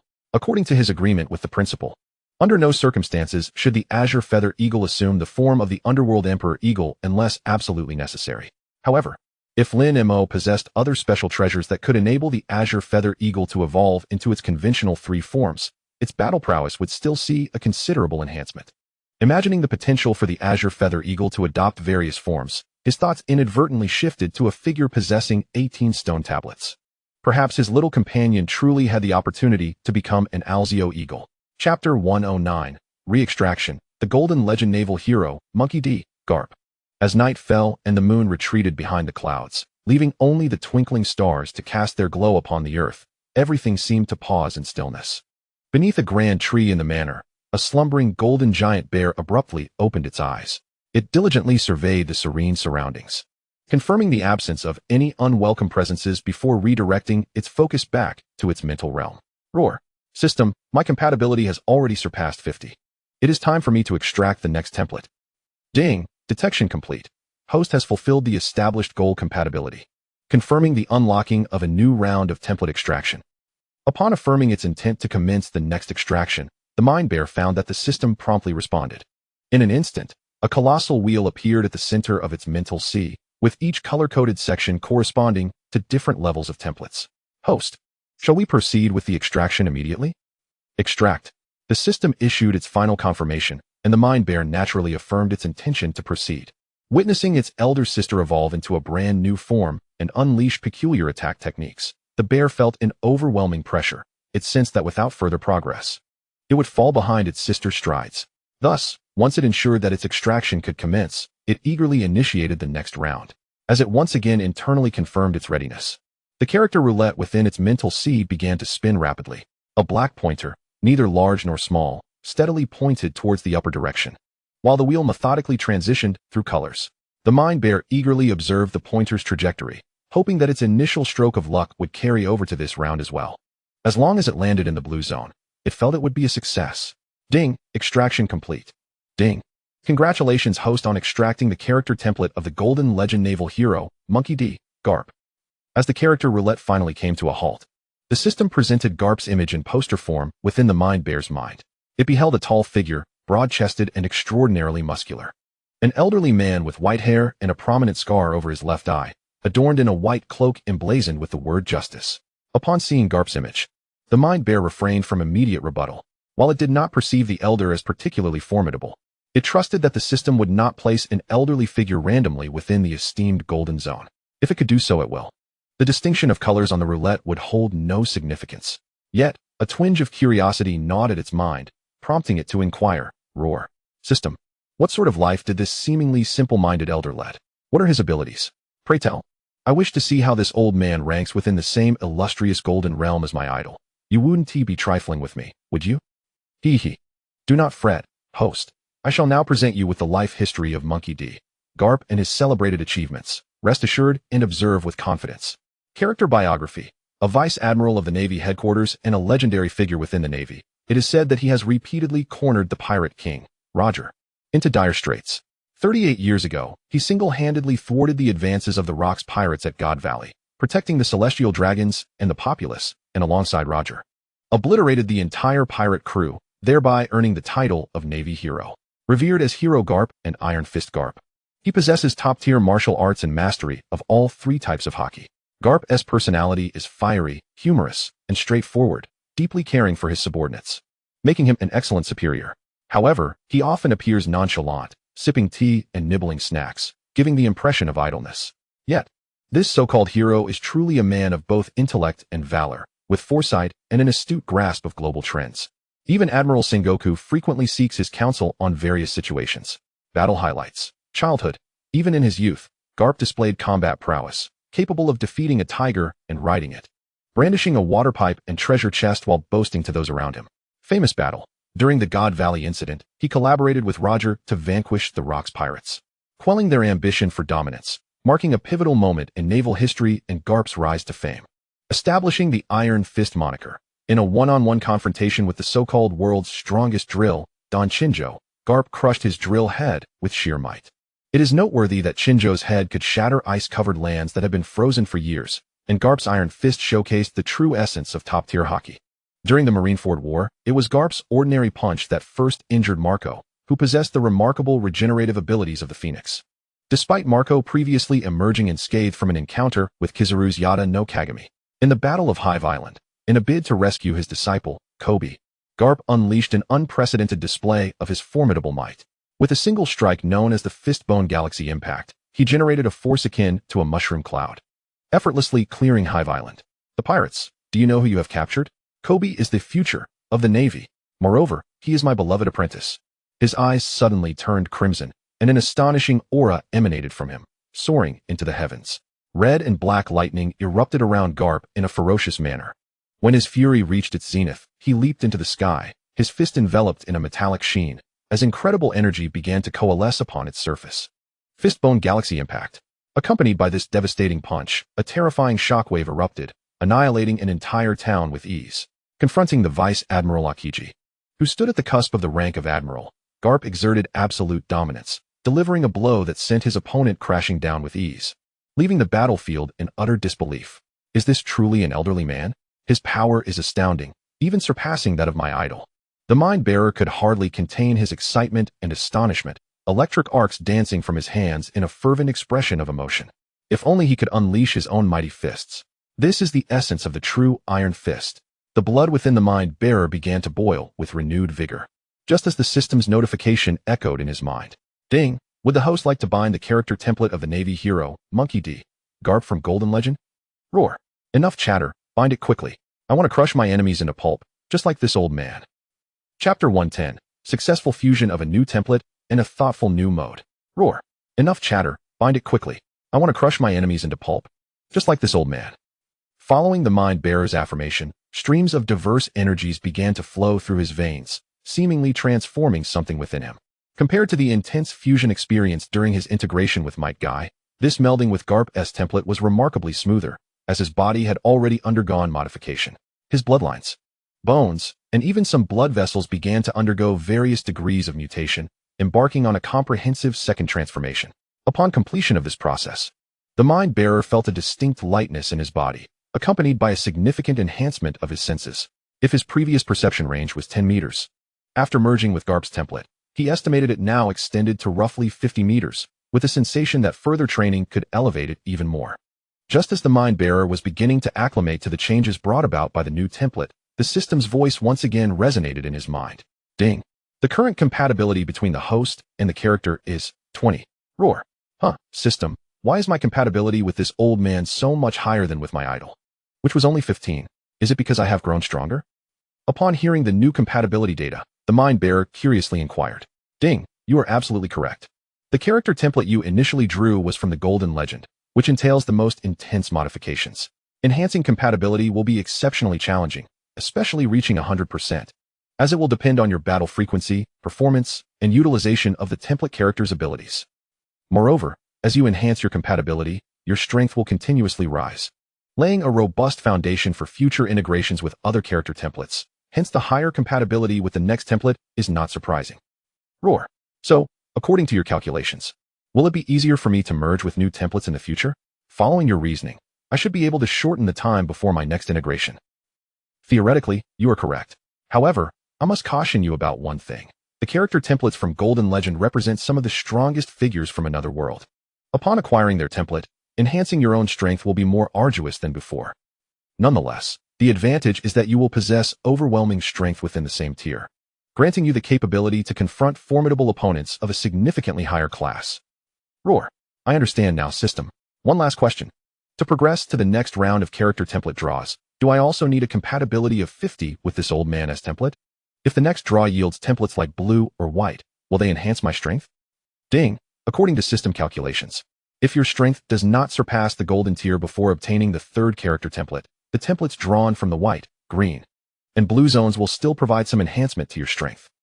Once your strength transcends the golden tier, only those drawn from the purple, red, and the rarest gold zones will contribute to your strength enhancement.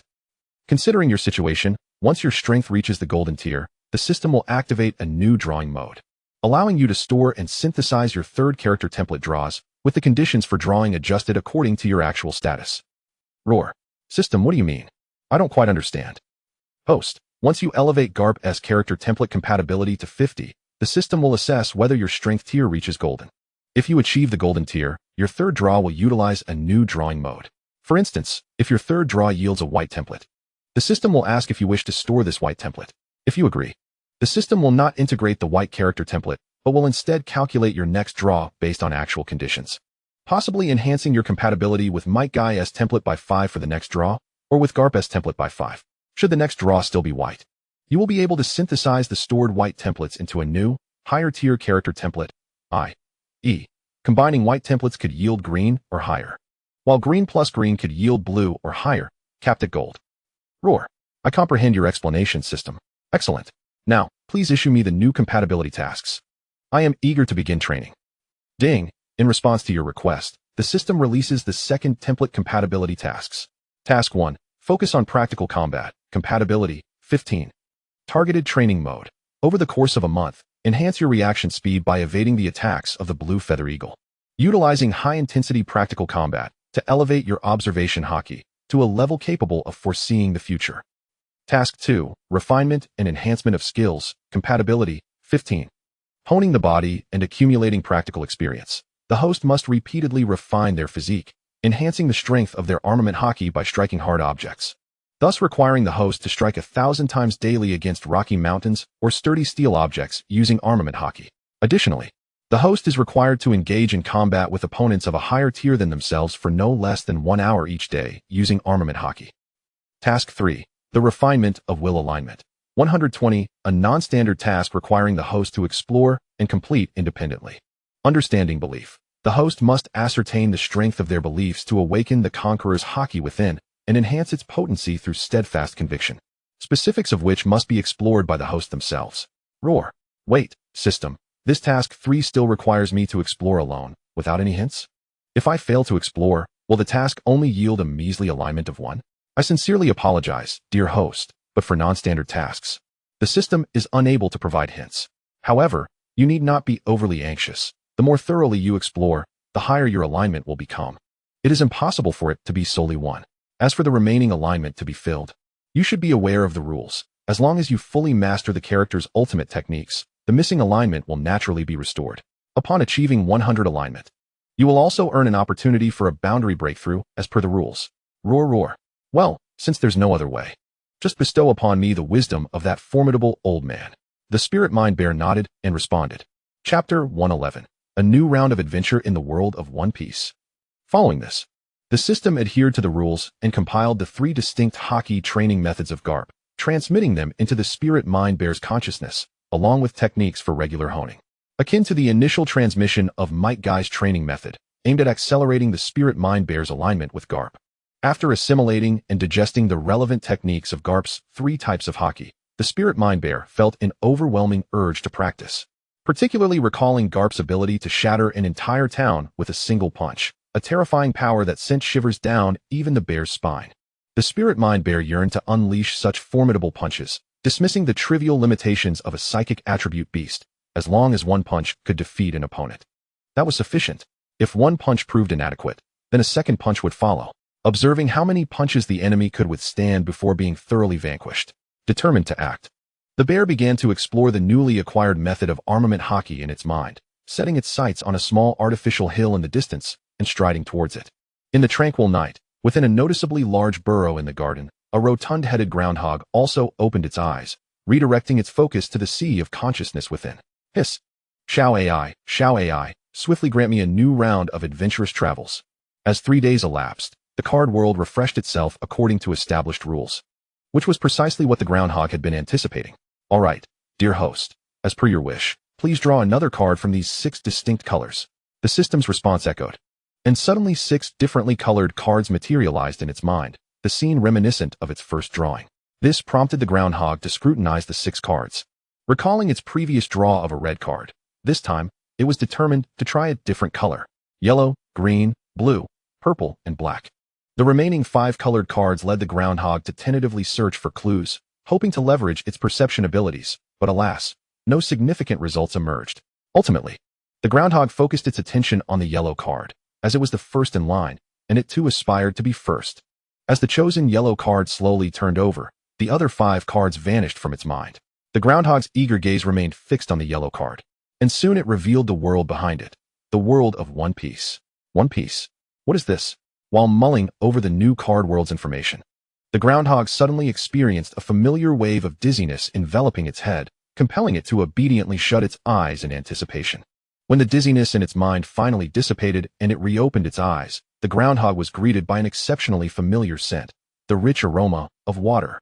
In the previous card world, it had sought refuge in an inland lake for an entire day to evade the plasma swarm, soaking in the water and unable to forget that intense fragrance. Indeed, what lay before its eyes was an endless expanse of ocean. Rather than immediately springing into action, the groundhog took stock of its surroundings, inundated with the technological artifacts of human civilization, prompting a heightened sense of caution.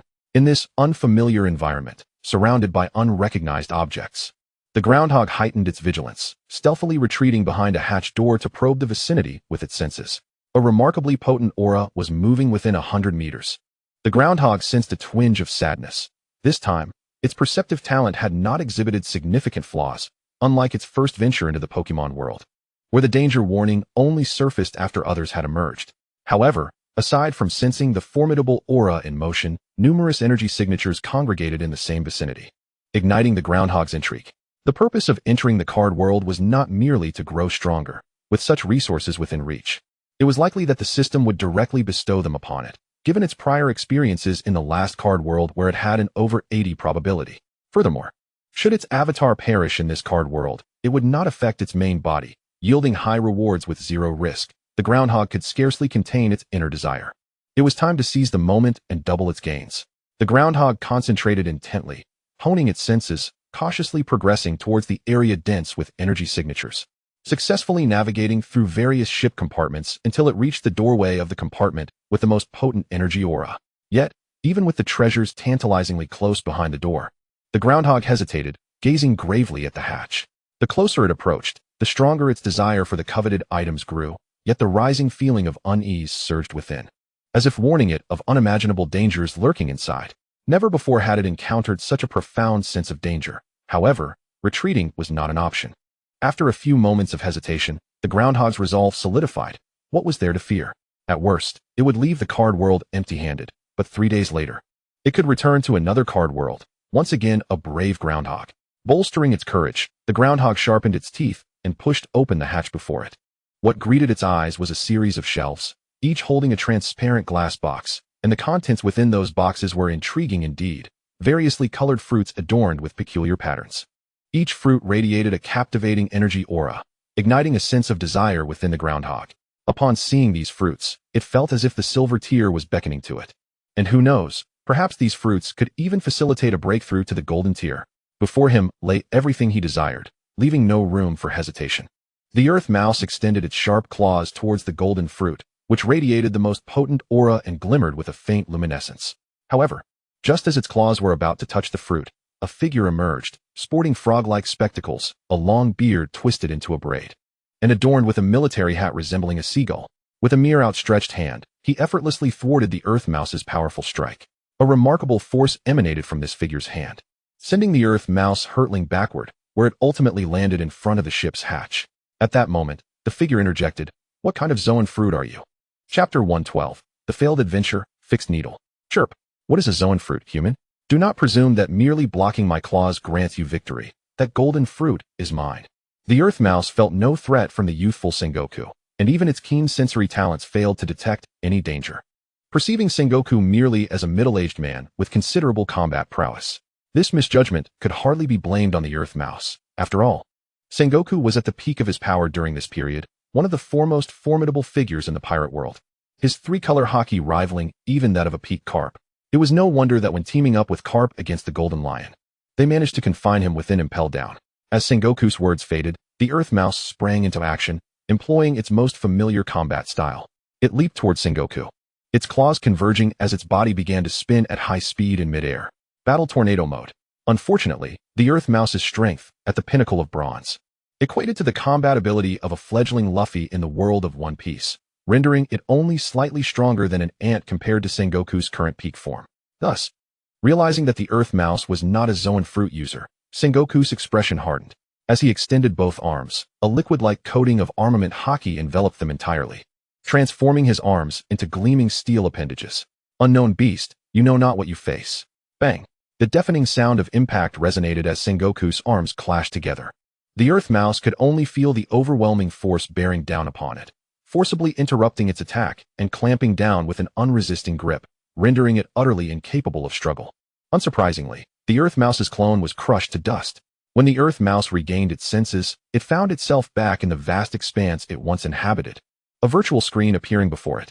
However, this time, unlike its previous experience in the Pokemon world, the screen displayed a still image, as if time had frozen at the moment its clone was vanquished. Beep. Host detected that the clone in the world of One Piece has been defeated. Given the significant disparity in strength compared to the card world, the system grants the host 3 fixed needles. Fixed needle, a special item used to freeze the chosen card world for the host during the next selection for card world adventure. The host may directly select the frozen card world for another venture. The system's voice jolted the earth mouse back to reality. Without hesitation, it utilized the fixed needle on the recently defeated One Piece world. It was determined not to back down. It could not simply avoid a confrontation. The golden fruit was a treasure it was determined to claim. After all, the rich energy emanating from that fruit was something the earth mouse had never encountered, stirring an unprecedented desire within. Its instincts urged it that acquiring the golden fruit would lead to a transformative leap in power, potentially allowing it to match the average strength of its team. Chirp. System, utilize the fixed needle for me. I intend to freeze this card world and continue my adventure in 3 days. Rest assured, the system has frozen your journey in this world. You will resume at the original location upon your next adventure. Chirp. Xiao AI, What level of strength is required to obtain that golden fruit? After a moment of silence following the system's steward Xiao AI's response, the Earth Mouse tentatively inquired. The system could navigate through myriad worlds, constructing clones commensurate with its strength in the card world. Thus, theoretically, everything within the card world should be within the system's grasp, and the likelihood of seizing that golden fruit could be calculated. Surprisingly, this time, Xiao AI did not respond immediately. Just as the Earth Mouse began to doubt the value of its inquiry, it heard Xiao AI's reply, beep. Based on calculations, with your current strength, the probability of obtaining the Goro Goro no Mi, Rumble fruit, is less than 0.01. However, if you can break through your limitations and advance to the silver tier within 3 days, the probability will rise to 3. The Earth Mouse grimaced at the news. A mere 3 success rate for breaking through to the silver tier within 3 days clearly indicated that it would be impossible to acquire the golden fruit upon its second return to the card world. The golden fruit was now referred to as the Goro Goro no Mi, yet the fundamental reality remained unchanged. It was virtually unattainable. Chirp. Xiao AI. Is there any way to assist me in acquiring the Goro Goro no Mi? Since the system's steward Xiao AI could calculate probabilities based on its strength, there should be methods to increase the likelihood of success. Rather than blindly pursuing a difficult path, the Earth Mouse thought it prudent to heed its system's steward's counsel, which might yield some unexpected insights. Beep. According to Xiao AI's precise calculations and the extrapolation of millions of scenarios, if you can elevate your strength to the silver tier within 3 days, triple your foundational speed at that tier, and advance your newly acquired Sandstone Hell technique to a proficient level, you will have a 21 chance of encountering the Goro Goro no Mi. Following the manifestation rules within the card world, you will then have a 50 chance of successfully materializing the Goro Goro no Mi chirp. Is this the most probable plan you can offer? It seems utterly unachievable. Host. This is Xiao AI's best estimate to elevate your chances of obtaining the Goro Goro no Mi to 50, and the only feasible plan you can pursue. Upon hearing Xiao AI's affirming response, the Earth Mouse ceased further inquiries. Yet, this proposed plan instilled an immense pressure regarding the acquisition of the Goro Goro no Mi. It seemed nearly impossible. Nevertheless, contemplating its current strength, the Earth Mouse exhibited a resolute expression. If Xiao AI could devise the optimal plan, it would not retreat without attempting to execute it. Such was not the nature of a mouse. With this determination, the Earth Mouse departed from the freshly dug hole and ventured forth. Chapter 113. Earth Mouse. Good heavens, it seems everyone has a system.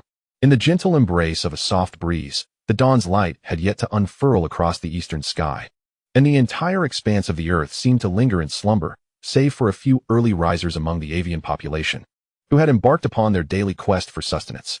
Emerging from his burrow, the Earth Mouse was startled by a series of resounding thuds.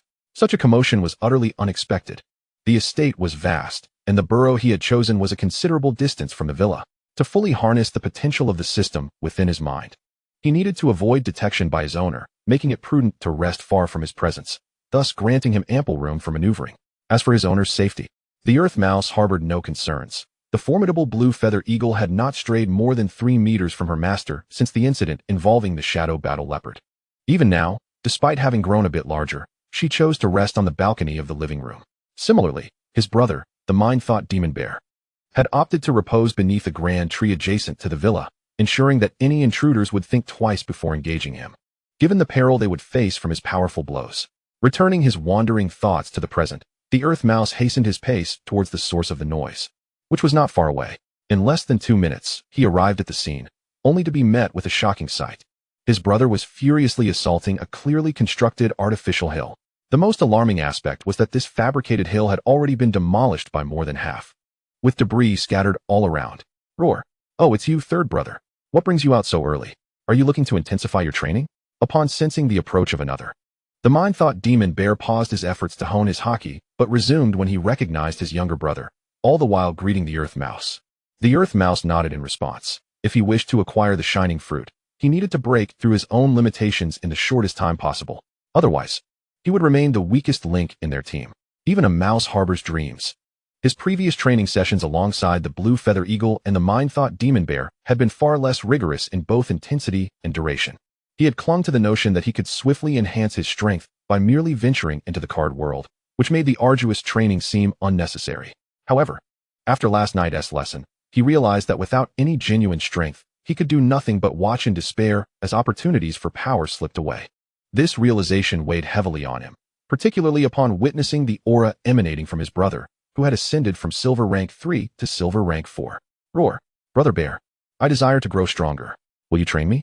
Taken aback for a moment, the mind-thought demon bear halted his onslaught and regarded him with a discerning gaze. Roar. Are you serious, third brother? If I train you, it will be quite the arduous experience. Rest assured, Brother Bear, I am determined to become stronger. No sooner had the words left his mouth than the Earth Mouse saw his brother charging toward him at an astonishing speed, his massive fist aimed directly at his head. A surge of danger filled his heart, and without hesitation, he extended his two sharp claws in a defensive stance to brace for impact. Bang! Bang! The metallic sheen of his claws spoke to their sharpness, yet they were now solely focused on withstanding the unadorned punches of his brother, who unleashed raw power without the aid of elemental energy. The sheer force of the blows left the Earth Mouse feeling overwhelmed. It was a struggle to endure. As the training continued, he sensed that many of his bones had likely sustained fractures. After all, in terms of power, combat technique, and reflexes, he was severely outmatched by his brother. Nevertheless, the Earth Mouse was resolute in his determination not to yield. His previously fractured limitations began to shatter once more under the fervent tutelage of the mind-thought demon bear. If he persevered, he might genuinely break through those constraints in a remarkably short span of time. Roar. Third brother, be cautious. I shall need to exert a bit more force this time. After sending the Earth Mouse flying a short distance, the mind-thought demon bear wore a mischievous grin as he spoke. Then, with incredible speed, he approached the Earth Mouse again. His right hand enveloped in haki, transforming into a colossal mechanical arm. The familiar sight and sensation caused the Earth Mouse to gaze in astonishment at the descending limb, momentarily forgetting to defend himself. Fortunately, just as it was about to strike his head, the enormous mechanical arm came to an abrupt halt. Roar. What were you thinking, third brother? If I hadn't stopped, your head would have been split open. Noticing his brother's lack of defensive response, the mind-thought demon bear could not unleash his full strength, for the consequences would have been dire. He was training his brother, not treating him as an adversary. With a hint of dissatisfaction, he withdrew the haki from his hand. Brother Bear, what was that incredible move? Just now, your fist seemed to be covered in a layer of liquid metal.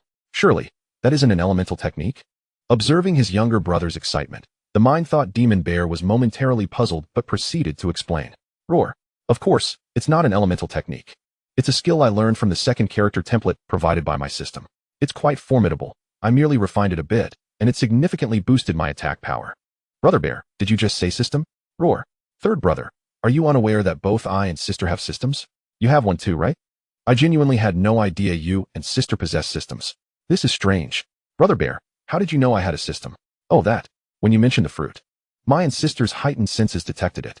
I assumed she had already informed you. Enough of this trivial discussion. Let me try that move again. This time, I won't hold back.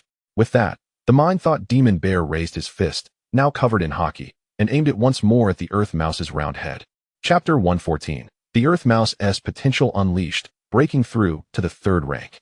As a golden ray of warm sunlight cascaded through the dense foliage, it gracefully descended upon a black Earth Mouse, which was half kneeling on the ground. What should have been a blinding glare transformed into an extraordinary highlight for the creature. Under the gentle caress of the sunlight, the black Earth Mouse gradually rose to its feet, revealing its numerous injuries that glistened under the sun. However, what truly captivated the eye was the aura that began to ascend around it. Silver Rank 1, Silver Rank 2, Silver Rank 3. As its genuine potential was unleashed and the shackles of limitation shattered, the Earth Mouse embraced its own springtime of renewal. Having consumed an array of fruits in the Pokemon world, and with the addition of the Divine Source Stone gifted by Alice, there was no reason for the Earth Mouse to remain trapped at the pinnacle of bronze. Ultimately, it was a matter of untransformed thought, having never acknowledged the enhancements brought about by rigorous training. At this moment, having breached the threshold of the silver rank, the Earth Mouse surged forth, propelled by its accumulated strength, and felt that the shimmering fruits it yearned for were no longer a distant dream. Goodness, little mouse. You've actually broken through to the silver rank, reaching Silver Rank 3. Truly, you are deserving of being my contracted companion. The estate was indeed vast, yet not so expansive as to ignore the fluctuations of battle. After acquiring the new template, the Thought Spirit Bear did not immediately commence training with the newly obtained elements. Each template represents a unique legacy model. Even if knowledge is received directly in the mind, it remains untested and merely theoretical. Without meticulously organizing and categorizing the knowledge in one's mind before integrating it, there is a severe risk of imbalance, leading to a stagnation in the training tasks presented by the new template, which could significantly hinder progress. Thus, The Thought Spirit Bear took the time to summarize all the knowledge gained from the new template, confirming its accuracy before initiating specific training, which was progressively intense. The sight of the half-collapsed rockery was not the result of a single blow from the Thought Spirit Bear. Rather, it was the culmination of countless efforts and sweat, gradually increasing in force. During this process, the fluctuations caused by the Thought Spirit Bear remained relatively controlled, not disturbing Lin Mo's sleep within the villa. However, as the Earth Mouse began its training, the intensity of battle spiraled out of control. The Thought Spirit Bear, known for its fiery temperament, had often found itself on the losing end of battles against the Chief's Azure Eagle before the Earth Mouse joined the team, enduring beatings more often than not. Although it felt a corresponding enhancement in strength after each encounter, no bear relishes a daily thrashing. Now, with the request from its younger brother, the Earth Mouse, the bear relished the opportunity to experience the role of a mentor, especially considering the Earth Mouse's notable potential. Thus, there was no reason to hold back. Otherwise, it would be a disservice to its eager younger brother's thirst for knowledge. Consequently, what began as a standard regimen of rigorous training transformed into an all-out effort to tutor the Earth Mouse. Aside from refraining from opening the 8 gates, every conceivable method was employed to push the Earth Mouse to its limits. The ferocity of the battle escalated, to the point where Lin Mo, sleeping in the villa, was roused by the resounding booms, initially reluctant to leave his bed but sensing that something was amiss. Remembering that his little companions were all diligently preparing for their paths as beast masters, Lin Mo resolved not to be idle himself. After some internal deliberation, Lin Mo eventually rose early, quickly freshening up before heading downstairs to find his Pokemon. Upon discovering only the Azure Eagle by his side, he immediately grasped the situation. "Chirp. Master, what brings you here?" The Earth Mouse, having just ascended to Silver Rank 3 and still buzzing with excitement, was poised to showcase its newfound prowess. However, upon noticing Lin Mo's arrival, it halted, gazing eagerly in his direction. With the Earth Mouse's call, the Thought Spirit Bear also ceased its activities. Proudly thumping its massive chest and gesturing toward the Earth Mouse, a look of anticipation for praise etched upon its face. "Roar. Oh, Master, you're here? Master, look at my brother's strength. I've put in a great effort." The bear's childlike antics brought a smile to Lin Mo's face. He patted its broad chest and gave a thumbs up in genuine praise. "Well done. I acknowledge your contributions, little bear. Truly remarkable." Receiving Lin Mo's commendation, the Thought Spirit Bear's expression swelled with pride, embodying a rather endearing juxtaposition of arrogance and its muscular form. Observing the bear's transition from a proud demeanor to one of sheer delight, Lin Mo couldn't help but chuckle, for he was also aware that the true protagonist of the moment, the Earth Mouse, was eagerly awaiting his praise. The Earth Mouse, now significantly closer in strength to the Azure Eagle and Thought Spirit Bear, had made an astonishing leap in progress. Thus, Lin Mo reached out to stroke the Earth Mouse's head, pulling from his pocket a slightly inferior healing potion to administer to it before speaking. "Little Mouse, you've worked diligently, and I believe you will catch up to Little Qing and Little Bear. Your performance today was exceptional, but do not overexert yourself, understood?" As he spoke, Lin Mo gently patted the Thought Spirit Bear's ample belly and pointed out the Earth Mouse's numerous injuries with a sidelong glance. "Little Bear, be mindful in your training. One should not push the Earth Mouse to its limits. Look at these injuries. If it were any other Bronze Pinnacle Pokemon, they wouldn't withstand such treatment." Cough, cough. "That said, Little Bear, you've made considerable progress, reaching Silver Rank 4. That is splendid. Maintain your rhythm and continue to strive forward." Hearing these words, the Thought Spirit Bear turned its gaze toward the Earth Mouse. Although its younger brother had successfully advanced to Silver Rank 3 under its training, a delightful outcome indeed. It resonated with Lin Mo's sentiments. One should not be so merciless with a sibling. Otherwise, any other Bronze Pinnacle Pokemon might have found themselves in the Pokemon Hospital after just a few blows. Contemplating this, the Thought Spirit Bear chuckled, patting its own head in a sheepish manner, eliciting a bemused smile from Lin Mo. Just as he was about to speak further, the sharp cry of an eagle interrupted his thoughts. Turning to see the Azure Eagle circling in the air, it bore an expression of eager anticipation for praise, leaving Lin Mo momentarily bewildered. Was his little Qing feeling jealous? Well, even if little Qing is a bit envious, it's not a problem. It's just a matter of offering some recognition. After mentally sifting through what he should commend the Azure Eagle for, a delightful surprise soon unfolded. A faint crackling sound emanated from the Azure Eagle, and its aura underwent a remarkable transformation, soaring directly from Silver Rank 5 to Silver Rank 6. The strength of evolved forms and their original states are not synonymous. To elucidate, it is akin to mega evolution, should one revert to their original form. They would possess only their initial capabilities, rendering evolution itself meaningless. Naturally, the stronger the original form, the more formidable the strength during evolution. In Chapter 115, Lin Mo exclaims, "Something feels amiss. The team limit seems excessively high. What? Is advancing now so arbitrary?" Lin Mo gazed in bewilderment at his companion, the Qingyu Eagle. Recently, with the assistance of the numerous fruits provided by the Earth Element Mouse, he had ascended to the 5th tier of silver, a feat already bordering on the outrageous. It was quite reasonable, however, that through rigorous training, he had thoroughly mastered the 5th tier of silver. Just last night, he had undergone a harrowing breakthrough, culminating in an extraordinarily high-caliber battle, propelling his strength to the pinnacle of silver. Yet, after concluding the confrontation, reverting to the 5th tier of silver seemed entirely justified. However, merely a day had passed, and now a breakthrough to the next tier appeared almost trivial. This nonchalance left Lin Mo somewhat unable to discern the true limits of the Qingyu Eagle. After all, as one ascends the ranks, the resources required increase, and the difficulty of breakthroughs escalates, a well-known fact. Previously, Lin Mo had pondered that once the Qingyu Eagle's growth rate slowed, achieving the platinum tier would be an impressive milestone, sufficient to demonstrate the formidable potential of his little companion. Yet, he now realized he might have underestimated the capabilities of his little ones. They were not merely limited to the platinum tier. Given sufficient effort in securing resources for them, reaching the diamond tier seemed assured. With these thoughts settling in his mind, Lin Mo calmly gave the Qingyu Eagle a thumbs up, praising, "Well done, little Qing. As the leader of our team, you truly shine. You've set a splendid precedent. In the future, if Little Bear and Little Mouse encounter issues, I hope you'll lend them your patience as well." In response, the Qingyu Eagle flicked a small tuft of feathers atop its head, displaying a haughty demeanor, nodding coolly, and letting out a soft chirp. Lin Mo discerned that while his little companions were indeed prodigious, they largely retained the temperaments of children, requiring his nurturing. With this realization, Lin Mo proceeded to commend each of them in turn, saying, "You three should continue training for a while longer. I shall prepare breakfast for you. Rest assured, I have diligently studied how to whip up a delightful morning meal." With that, he paid no mind to whether his little companions consented, striding directly towards the villa. This time, however, the Qingyu Eagle had no intention of following him back for guidance. The intelligence of his master was indisputable. It was merely that he had not previously ventured down the path of beast tamers. Many things, even if known, are challenging to adapt and alter. But the situation had changed. Having decided on a path, the drive to advance in the right direction yielded rapid mastery of essential skills, such as crafting energy packages. At this moment, Lin Mo had already begun to grasp how to create a series of perfect-level energy packages. While he had not mastered all attributes, he had comprehended all that would benefit his beloved beasts.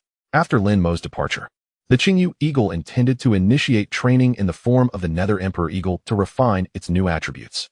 The previous evolution had been a forced decision, requiring an adjustment to an entirely new set of attributes, which culminated in a highly demanding battle.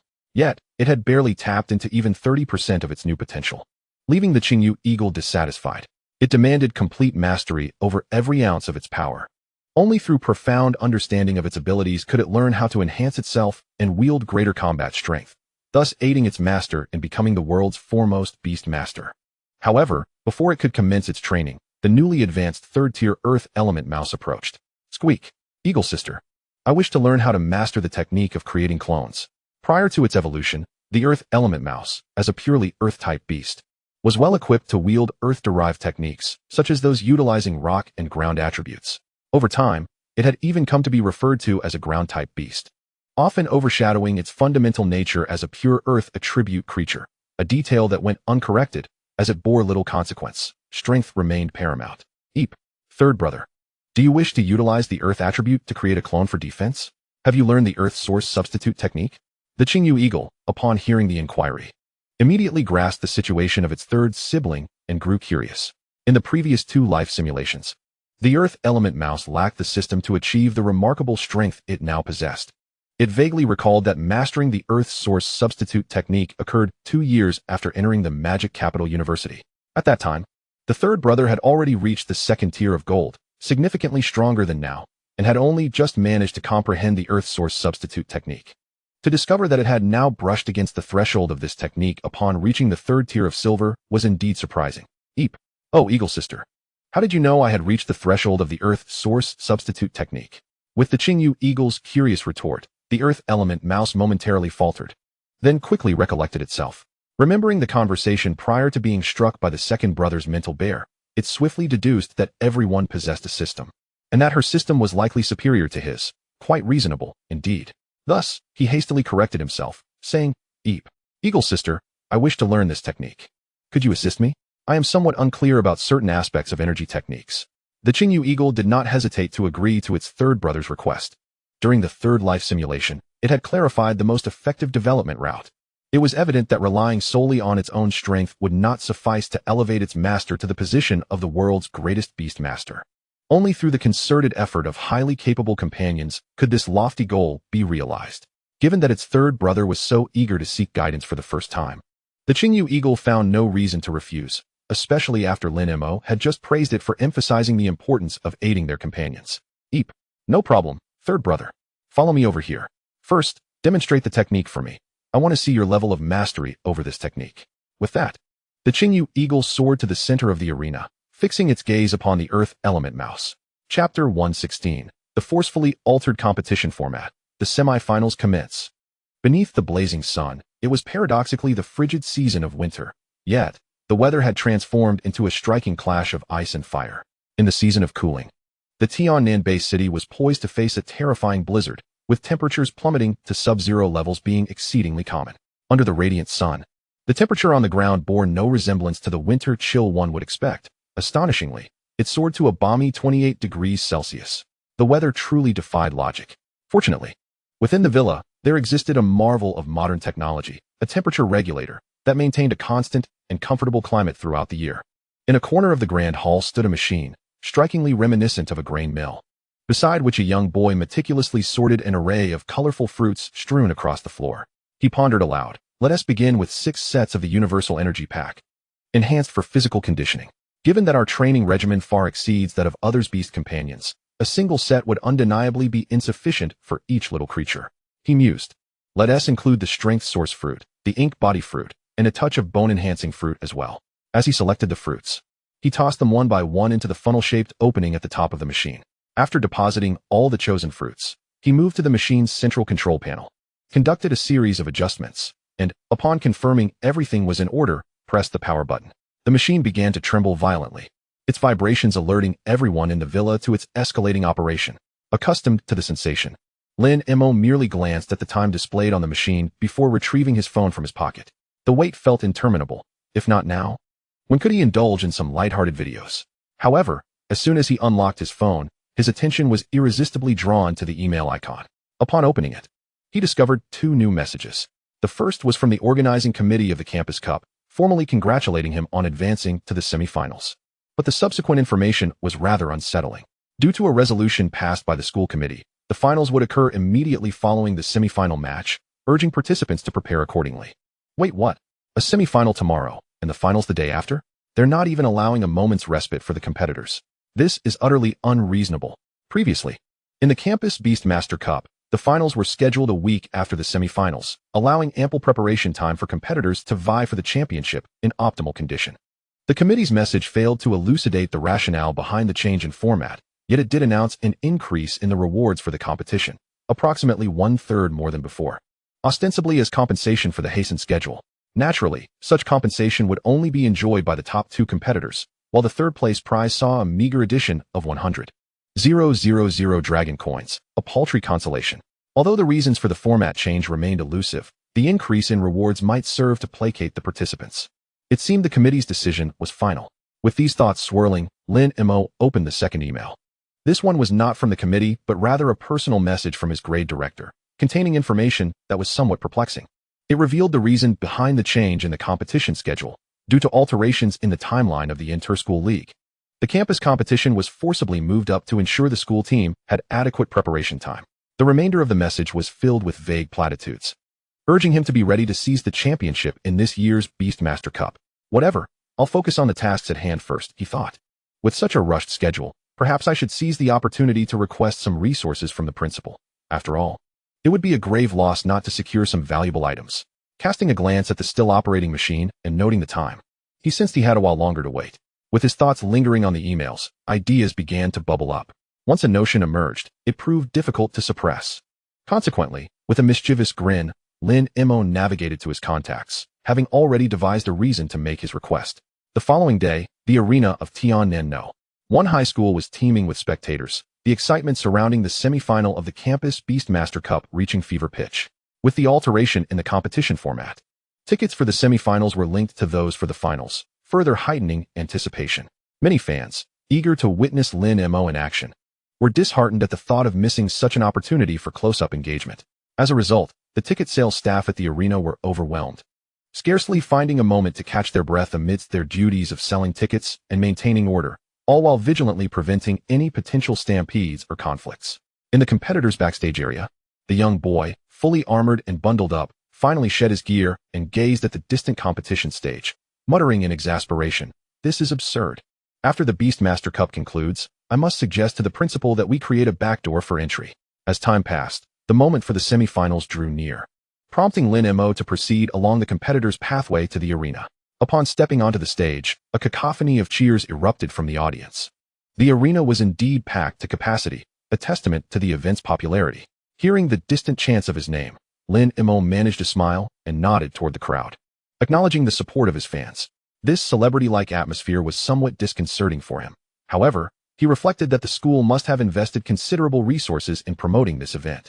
The more the school gained, the easier it would be for him to negotiate with the higher-ups. With this realization, he found himself less resistant to the notion of being treated like a star, reminding himself to maintain his usual demeanor outside of the competition. Chapter 117. Lin Mo, what a predicament. How did I become the target of an obsessive sister complex? In the expansive competition area designated for the semifinals, the largest arena on campus, the atmosphere was electric as cheers crescendoed. Once he and the other semifinalists took their positions on the stage, the commentator responsible for this match took his place. Interestingly, the commentator was not the middle-aged man from the previous two matches, but a much younger lad.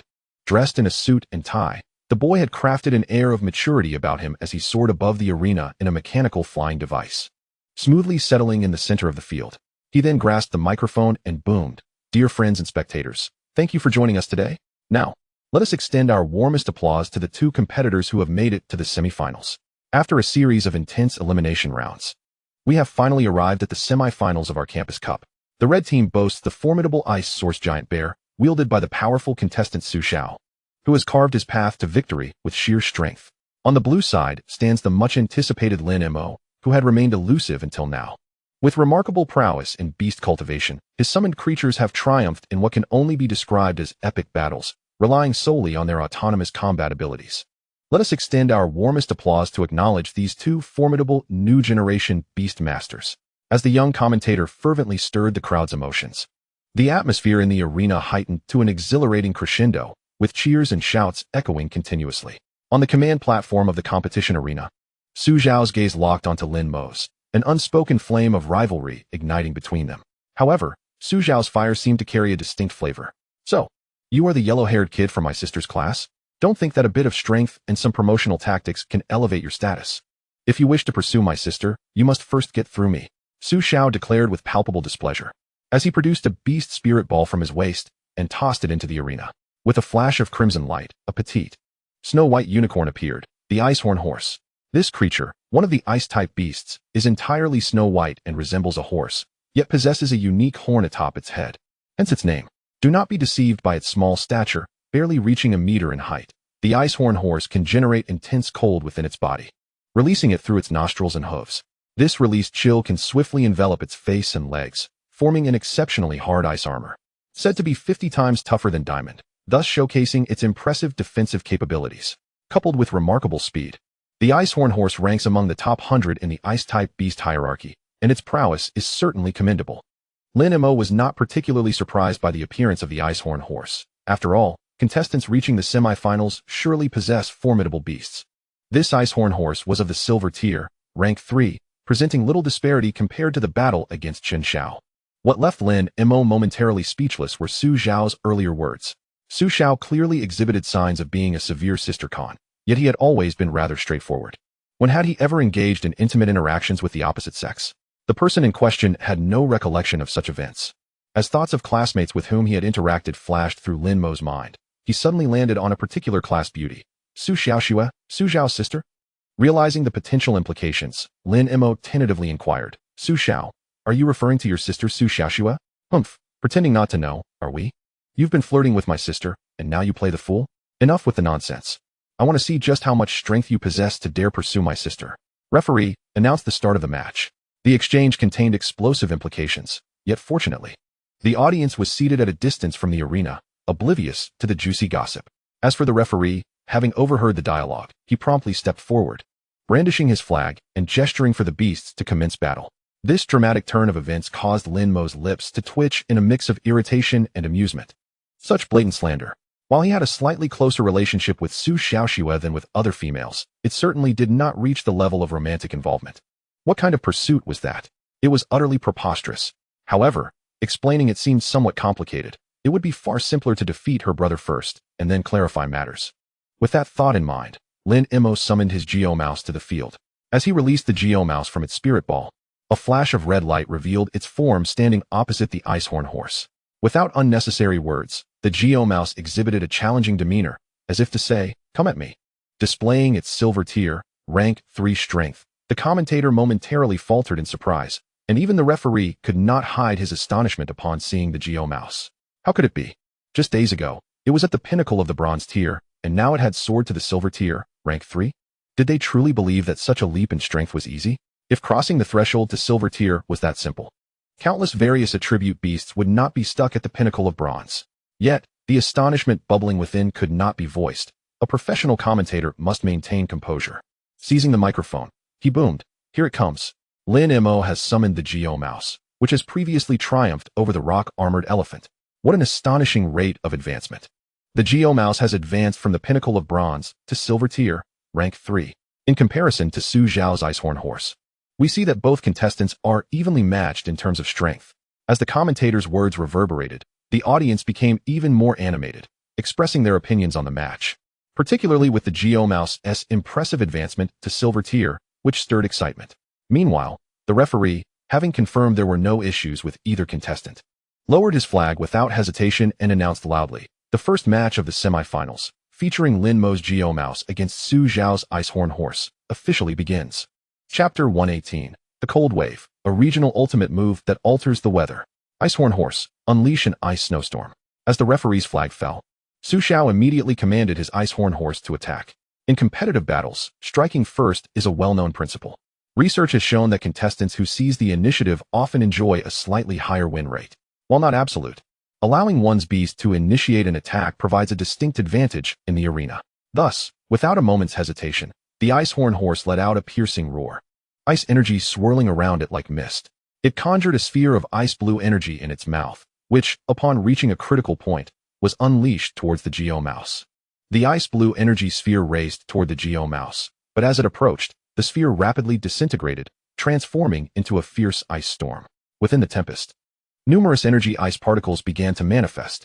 Should the Geo-mouse be caught within, it would surely suffer immensely, as these ice particles, propelled by the storm's force, resembled tiny energy ice projectiles, capable of dousing the Geo-mouse in an avalanche of icy torment. Seeing the escalating blizzard hurtling toward the Geo-mouse, Lin Mo's brow furrowed slightly as he issued his command. "Guiyuan mouse, dig a hole to evade." Su Xiao reacted swiftly, demonstrating impeccable timing that inadvertently hastened the onslaught of the frigid storm. This underscored the formidable prowess of the Icehorn horse, a true rival for Guiyuan mouse. Upon hearing the command, Guiyuan mouse promptly executed its orders, brandishing its sharp claws with a mocking expression as it assessed the Icehorn horse before springing into action. With remarkable speed, it burrowed into the ground, successfully evading the Icehorn horse's icy tempest attack. The derisive look on Guiyuan mouse's face infuriated the Icehorn horse, whose ice blue eyes sparked with fury. Its breath, laden with an intense chill, signaled its anger. Without awaiting further instructions from its master, the Icehorn horse charged toward the edge of the hole dug by Guiyuan mouse, gathering energy into a spherical form before unleashing it into the darkness below. The icy energy sphere transformed into a radiant beam of ice energy, hurtling into the depths of the hole. Wow! Su Xiao's Icehorn horse initiated the first strike, unleashing a chilling tempest toward Lin Mo's Guiyuan mouse. If this attack connected, Lin Mo's Guiyuan mouse could suffer severe damage. Observing the situation with composure, Lin Mo issued a command for Guiyuan mouse to utilize its digging skill to evade, a remarkably astute decision. This not only circumvented the Icehorn horse's assault, but also allowed Guiyuan mouse to remain concealed underground, poised for a stunning counterattack. Su Zhao's ice-horned horse, undeterred, aimed a freezing beam at the hole where Guiyuan Mouse had disappeared. Would Lin Mo's Guiyuan Mouse emerge unscathed from the depths? Or would it be ensnared by the ice-horned horse's unexpected strike? As the battle unfolded, the youthful commentator, akin to his predecessor, provided real-time updates, effortlessly engaging the audience's enthusiasm with his magnetic voice, igniting cheers from the crowd. As the spectators eagerly turned their gaze toward the pit, cracks suddenly appeared on the ground beneath the ice-horned horse, suggesting something was about to emerge. Sensing the impending threat, the ice-horned horse instinctively retreated, attempting to distance itself from the potential ambush of Guiyuan Mouse. However, its speed was not as swift as it had hoped. Just as it began to back away, Guiyuan Mouse burst forth from the earth with pinpoint accuracy, targeting the vulnerable underbelly of the ice-horned horse. Having learned from encounters with similarly defensive creatures like the rock-armored beast, Guiyuan Mouse had formulated a strategy to exploit the weak points of such foes, aiming for maximized damage. The ice-horned horse's icy armor, akin to that of the rock-armored beast, significantly bolstered its defenses but failed to adequately shield its soft underbelly. While other creatures might find it challenging to strike at these weak spots, for the burrowing Guiyuan Mouse, it was a natural advantage. With its claws poised, Guiyuan Mouse emerged from the ground, spinning at high velocity as it lunged towards the ice-horned horse's abdomen. With a resounding impact, Guiyuan Mouse's whirlwind assault struck true, sending the ice-horned horse careening through the air.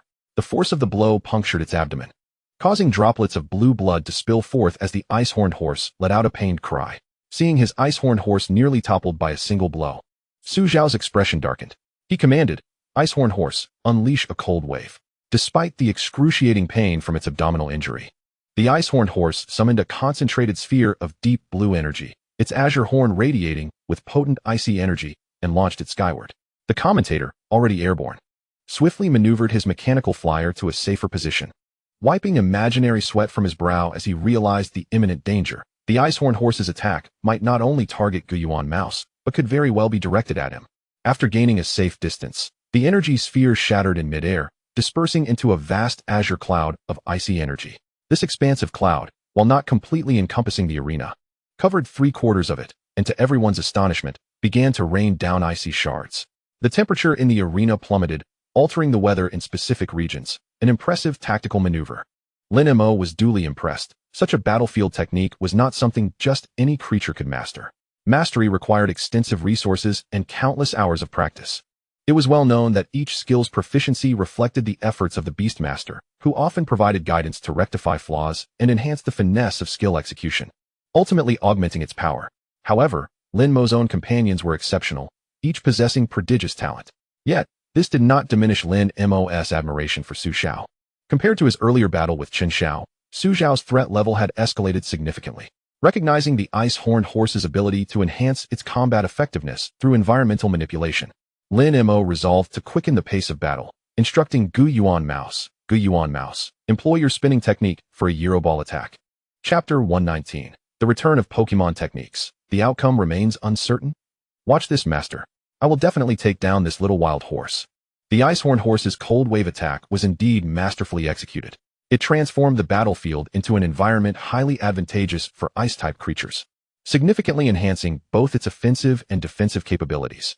More critically, the icy shards produced by the cold wave were not merely a whimsical phenomenon. Under conscious manipulation, they coalesced into lethal energy ice spikes during their descent. Even a small energy ice spike could inflict substantial damage on Guiyuan Mouse. Currently, Guiyuan Mouse had yet to learn how to alter the battlefield environment, so Lin Mo believed the most effective strategy was to deliver a decisive blow. He thought this was achievable after Guiyuan Mouse's training under the Qingyu Eagle and the Mind-Bearer Bear, even if the ice-horned horse held a slight advantage in attributes. Upon receiving Lin Mo's command, Guiyuan Mouse responded immediately, its claws gleaming with a metallic sheen as it adjusted its stance and began to spin rapidly in place. With increasing speed, Guiyuan Mouse charged straight toward the ice-horned horse.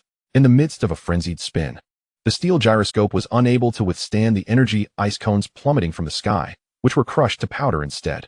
As the ground-dwelling mouse drew ever closer, a wave of unease surged within the ice-horned horse, compelling it to instinctively increase the distance between itself and the approaching foe.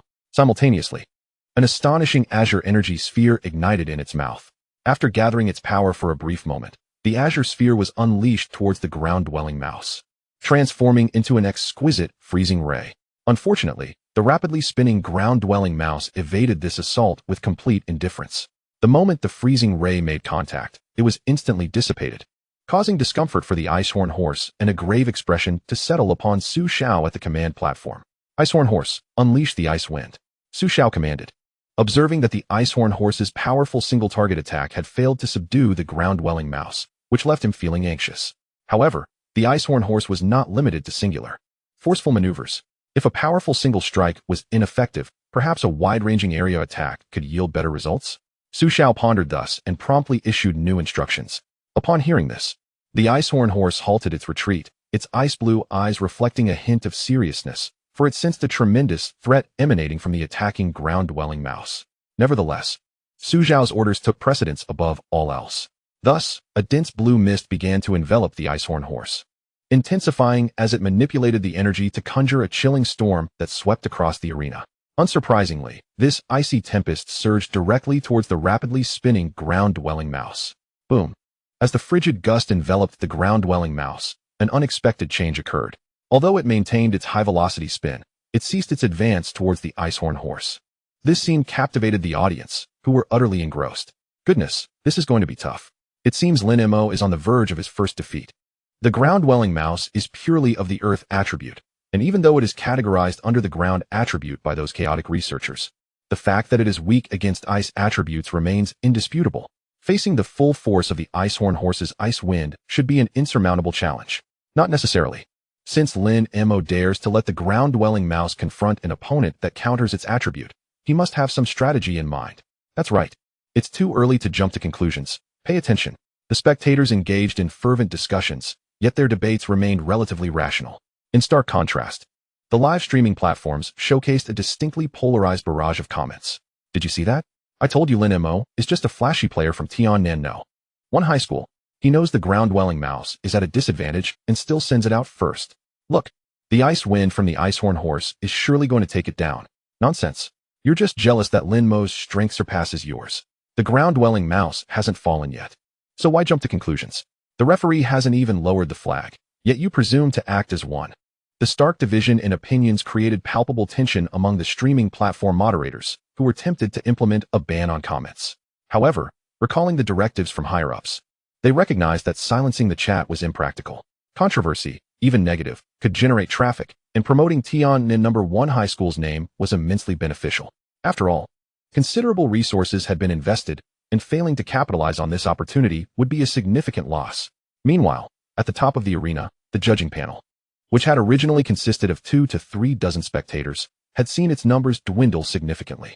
The remaining members were predominantly school officials aligned with Principal Yi Kun, who observed the fierce battle with calm composure, revealing no signs of concern. Instead, they appeared filled with anticipation. Principal Yi Kun had already informed them of Lin Mo's true identity, not merely an ordinary orphan but the descendant of 2 notable alumni from their institution. Given this context, their previous neutrality towards Lin Mo had required considerable restraint. Furthermore, Lin Mo's prowess was undeniable, with half of their colleagues absent from the audience. Many of those remaining were connected to Vice Principal Chen Xiao.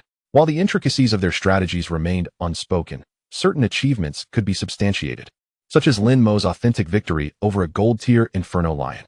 Regardless of the process, those present to witness the match were astute enough to discern that Lin Mo was the presumptive champion of this tournament, provided he could navigate the final challenge. Could the ground-dwelling mouse truly be defeated by an opponent of equal rank? The answer to this question was soon unveiled. Chapter 120, New Combination Technique Defeats. I spiked Mouse King. Boom. A thunderous roar resonated from the position of the ground-dwelling mouse, as the whirlwind it generated in its high-speed spin transitioned from a defensive posture to a fusion of offensive maneuvers against the Icehorn horse's freezing wind. Crucially, the ground-dwelling mouse took on a leading role in this transformation. Thus, the ground-dwelling mouse not only fully blocked the Icehorn horse's ice wind technique, but also absorbed it, merging it with its own assault to create a unique combination attack aimed directly at the Icehorn horse. Bang, bang, bang. Caught off guard by this unexpected turn of events, the Icehorn horse found itself ensnared, and its hurried retreat proved futile. The larger, more lethal icy tempest completely engulfed it. The energy ice cones, which were meant to strike the ground-dwelling mouse, redirected their assault entirely onto the Icehorn horse. Despite possessing a natural resistance to its own attribute and formidable ice armor, it was still subjected to a relentless barrage of countless energy ice cones. A continuous cacophony of bangs echoed through the arena. The sudden reversal of fortune even stirred excitement within the commentator hovering high above, for he had never witnessed such a maneuver. With a racing heart and trembling hands, the young commentator grasped the microphone tightly, determined not to falter. He passionately exclaimed, "Look! Lin Mo's ground-dwelling mouse has not been ensnared by Su Xiao's Icehorn horse. Instead, it has utilized a special technique to master the sweeping cold wave, forming a unique combination technique." The Icehorn horse sensed the imminent danger and attempted to escape the attacking range of Lin Mo's ground-dwelling mouse, but alas, it was unable to do so. It found itself trapped within its own enhanced attack, enduring a relentless onslaught of ice cone strikes. What will the player Lin Mo's Guiyuan mouse do next? Here it comes. The Guiyuan mouse, spinning at high speed, collided unexpectedly with the Icehorn horse, sending it soaring through the air. Just as the commentator's words faded, the Icehorn horse crashed heavily to the ground, producing a resounding impact. The resulting shockwaves stirred up a dense cloud of dust, obscuring the view within. Traditionally, combat strategies entail waiting for the fallen opponent's visibility to return before launching a subsequent attack, but this instance diverged from the norm. As the Icehorn horse plummeted, the dust barely began to settle when the Guiyuan mouse extended its sharp claws, their metallic sheen glinting once more, and charged directly toward where the Icehorn horse had landed.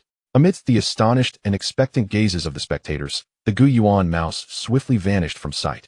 Though this disappearance proved fleeting, with another thunderous crash resounding from within the dust cloud, it seemed as if a gust had swept through, dispersing the obscuring dust. When both the Icehorn horse and the Guiyuan mouse re-emerged into view, the outcome of the match was already irrevocably decided, without a hint of surprise. The Guiyuan mouse claimed victory in the first match. The Icehorn horse had become completely ensnared in a pit less than 2 meters deep, with a prominently visible injury mark on its forehead, allowing one to surmise the events that had transpired. The Guiyuan mouse executed a precise, finishing blow, rendering the Icehorn horse unconscious. As the Icehorn horse collapsed, the commentator, stationed high above the arena, promptly remarked, "What a pity." Su Xiao's Icehorn horse could not withstand Lin Mo's Guiyuan mouse's fierce onslaught, ultimately succumbing beneath its claws. The Guiyuan mouse consistently demonstrated its exceptional combat prowess, successfully securing the first victory for Lin Mo in the semifinals. Let us extend our congratulations to Lin Mo for this initial triumph. Following the commentator's real-time analysis, the official referee announced the results of the match. As the flag pointed towards Su Xiao's command platform, one of the 3 illuminated red squares beneath it extinguished, indicating that only 2 of his beasts remained eligible for battle. In light of the first match's defeat, Su Xiao did not cast blame upon his beast as Chen Xiao did. Instead, the moment the referee declared the results, he immediately returned the Icehorn horse to its beast spaceball and softly murmured, "Icehorn horse, you performed admirably. This match was splendid. I appreciate your efforts." After expressing his heartfelt sentiments, Su Xiao returned the beast space ball to his waist, his demeanor growing solemn. He fixed his gaze on Lin Mo at the distant command platform and spoke directly, "Lin Mo, your Guiyuan mouse is truly impressive. I apologize for my previous narrow-mindedness. Your strength has not been exaggerated by those unscrupulous media outlets. I hereby issue you a formal challenge. Our battle has only just begun. The Icehorn horse's defeat does not represent my full capabilities. Be wary. Should you thoroughly defeat me, I promise to persuade my family to accept your pursuit of my sister." Listening to Su Xiao's earnest declaration, Lin Mo hastily shook his head, exclaiming, "Brother, there is nothing between me and your sister. We are merely ordinary friends. There is absolutely no romantic involvement." Su Xiao retorted, "Oh, so you dare to deny it? I was even considering providing you cover, but given your words, do not blame me for showing no mercy. Come forth, Icethorn Mouse King." Upon hearing his response, Su Xiao's demeanor shifted dramatically, his expression turning serious as he tossed a beast spaceball into the arena's center. With a flash of red light, a colossal azure mouse, approximately 4 meters tall, materialized in the arena. Its aura resonated at the 5th tier of silver, 2 tiers above that of the Guiyuan mouse. In terms of size comparison, the Guiyuan mouse exemplified what it meant to be a younger sibling, standing at merely over 1 meter tall, less than a third of the Icethorn Mouse King's stature. The Icethorn Mouse King, sharing the same elemental affinity as the Icehorn horse, but possessing significantly greater rarity, was an intriguing figure.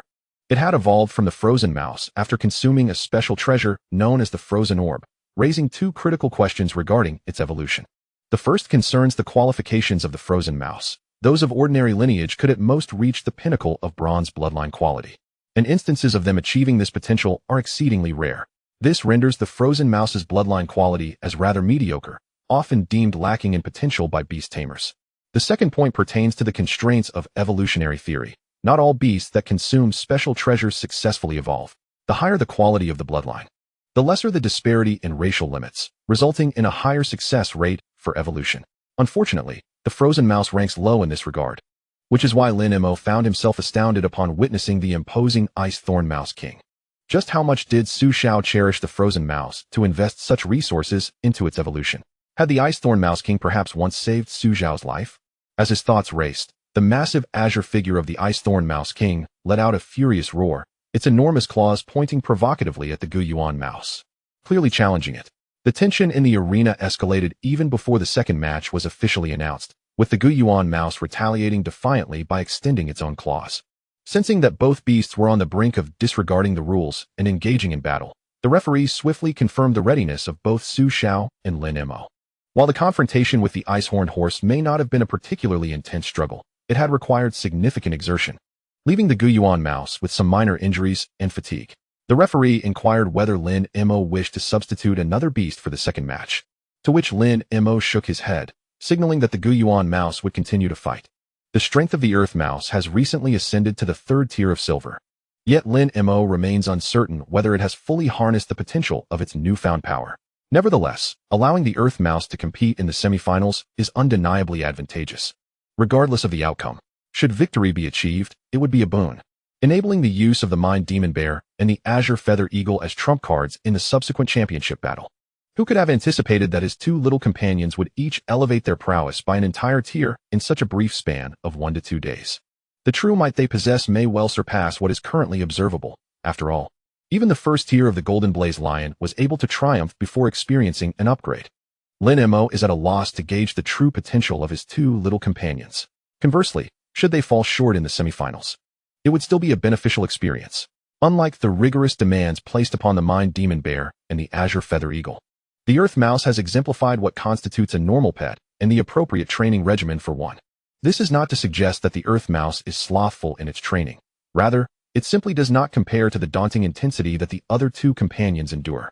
In such circumstances, it is apparent that the Earth Mouse's progress in enhancing its abilities will inevitably lag behind the others. Just yesterday, however, after a shift in mindset, it began to align its training intensity with that of its companions. The Earth Mouse's remarkable leap to the third tier undoubtedly stems from its exceptional bloodline and innate talent. But one must not overlook the fruits of diligent effort. Each match it participates in serves as a catalyst for the Earth Mouse's future advancement, augmenting its foundational strength. Should it lose, it might even ignite a fervent desire within the Earth Mouse to further hone its skills. In any scenario, there is nothing to lose. As Lin Mo made this affirmation, the two eager pets stood resolutely in their respective positions, awaiting the referee's announcement to commence the second match. In this round, Lin Mo's Earth Mouse would continue to face off against Qingyu Eagle's Ice Thorn Mouse King. The match commenced without keeping the audience waiting for long, as the referee swiftly lowered the flag and declared the start. As soon as the referee's voice echoed through the arena, Lin Mo glanced at the Earth Mouse and commanded, "Earth Mouse, unleash your steel claw technique."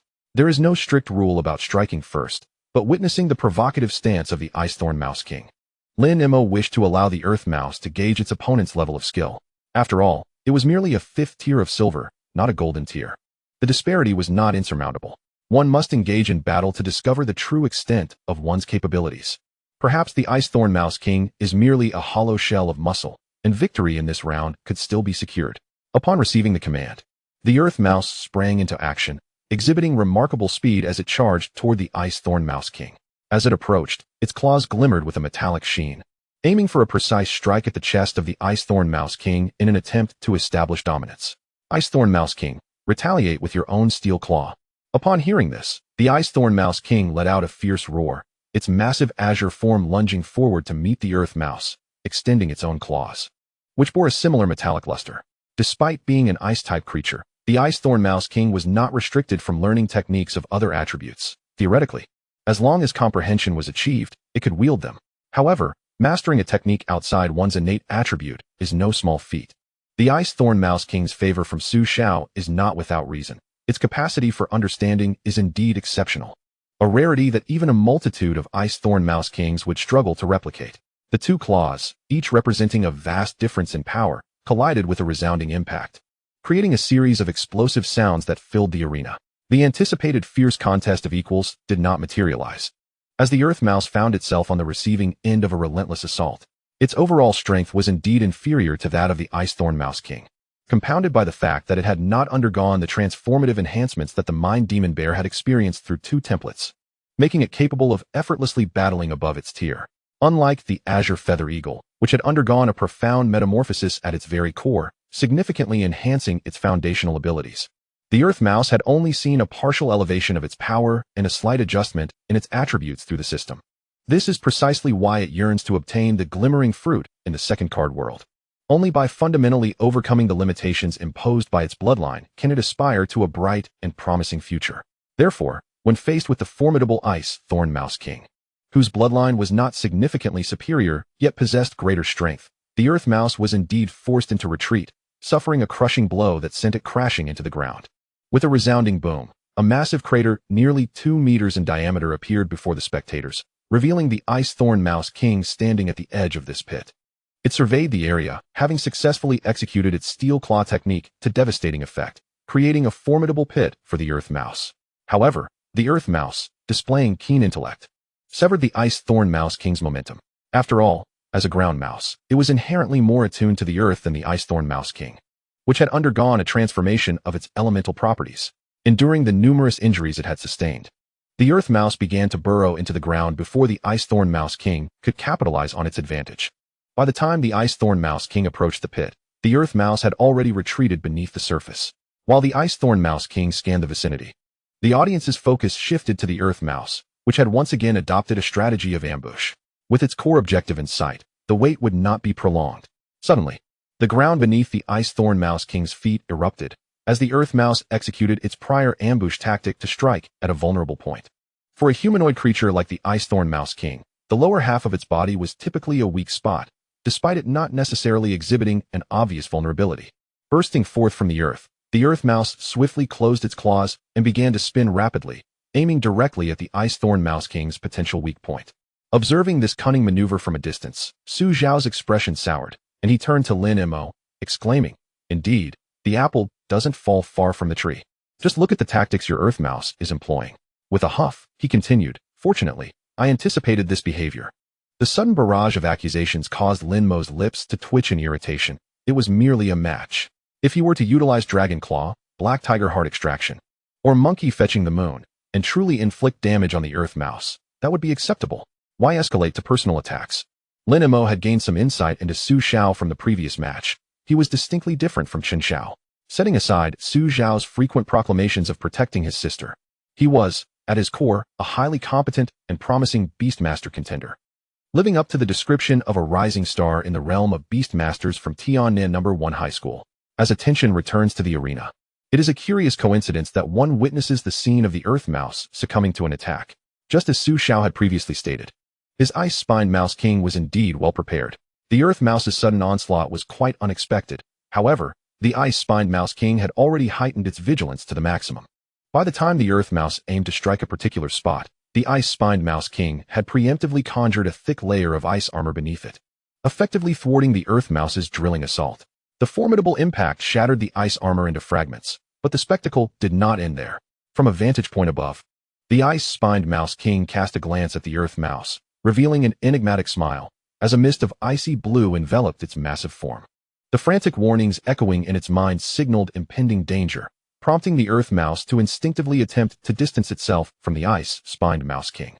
Yet, it was a moment too late. The swirling icy mist had completely encased it, unleashing a terrifying wave of frigid energy. In an instant, layers of ice began to form around the Earth Mouse, spreading rapidly across its body. At this pace, it would be transformed into a frozen statue in less than a minute. Upon witnessing the Earth Mouse's predicament, Lin Mo's expression tightened. It was not that he doubted the Earth Mouse's capabilities, but rather that in this situation, there seemed to be no countermeasures available. Moreover, he could hardly fathom any other tricks the Earth Mouse might possess aside from digging. Similarly, as the commentator observed the likely defeat of the Earth Mouse, he firmly grasped the microphone and exclaimed, "What an astonishing turn of events! Su Zhao's Ice-Spined Mouse King has demonstrated its formidable strength, successfully sending Lin Mo's Earth Mouse flying after an intense battle spanning dozens of rounds. To everyone's surprise, Lin Mo's Earth Mouse managed to evade further attacks from Su Zhao's Ice-spined Mouse King using its digging technique, even seizing the opportunity to emerge from the ground for a surprise assault. Regrettably, Su Zhao's Ice-spined Mouse King was evidently superior, having anticipated the move. It unleashed its Ice Prison technique, successfully freezing Lin Mo's Earth Mouse in place. Would Lin Mo's Earth Mouse succumb to this fate? As the commentator's words echoed, the Ice-spined Mouse King, under Su Zhao's command, prepared for its next assault, its massive hand shimmering with radiant energy as it descended upon the frozen Earth Mouse. Bang! The Earth Mouse's icy form was abruptly shattered by a powerful blow, just as all eyes were fixated on whether the Earth Mouse would be instantly vanquished. Amidst the flurry of splintering ice, layers of rock debris began to scatter as well. The Earth Mouse had transformed into shards of stone. The astonishing scene left not only the attacking Ice-spined Mouse King momentarily stunned, but also Lin Mo, its Beastmaster, bewildered. What could this possibly mean?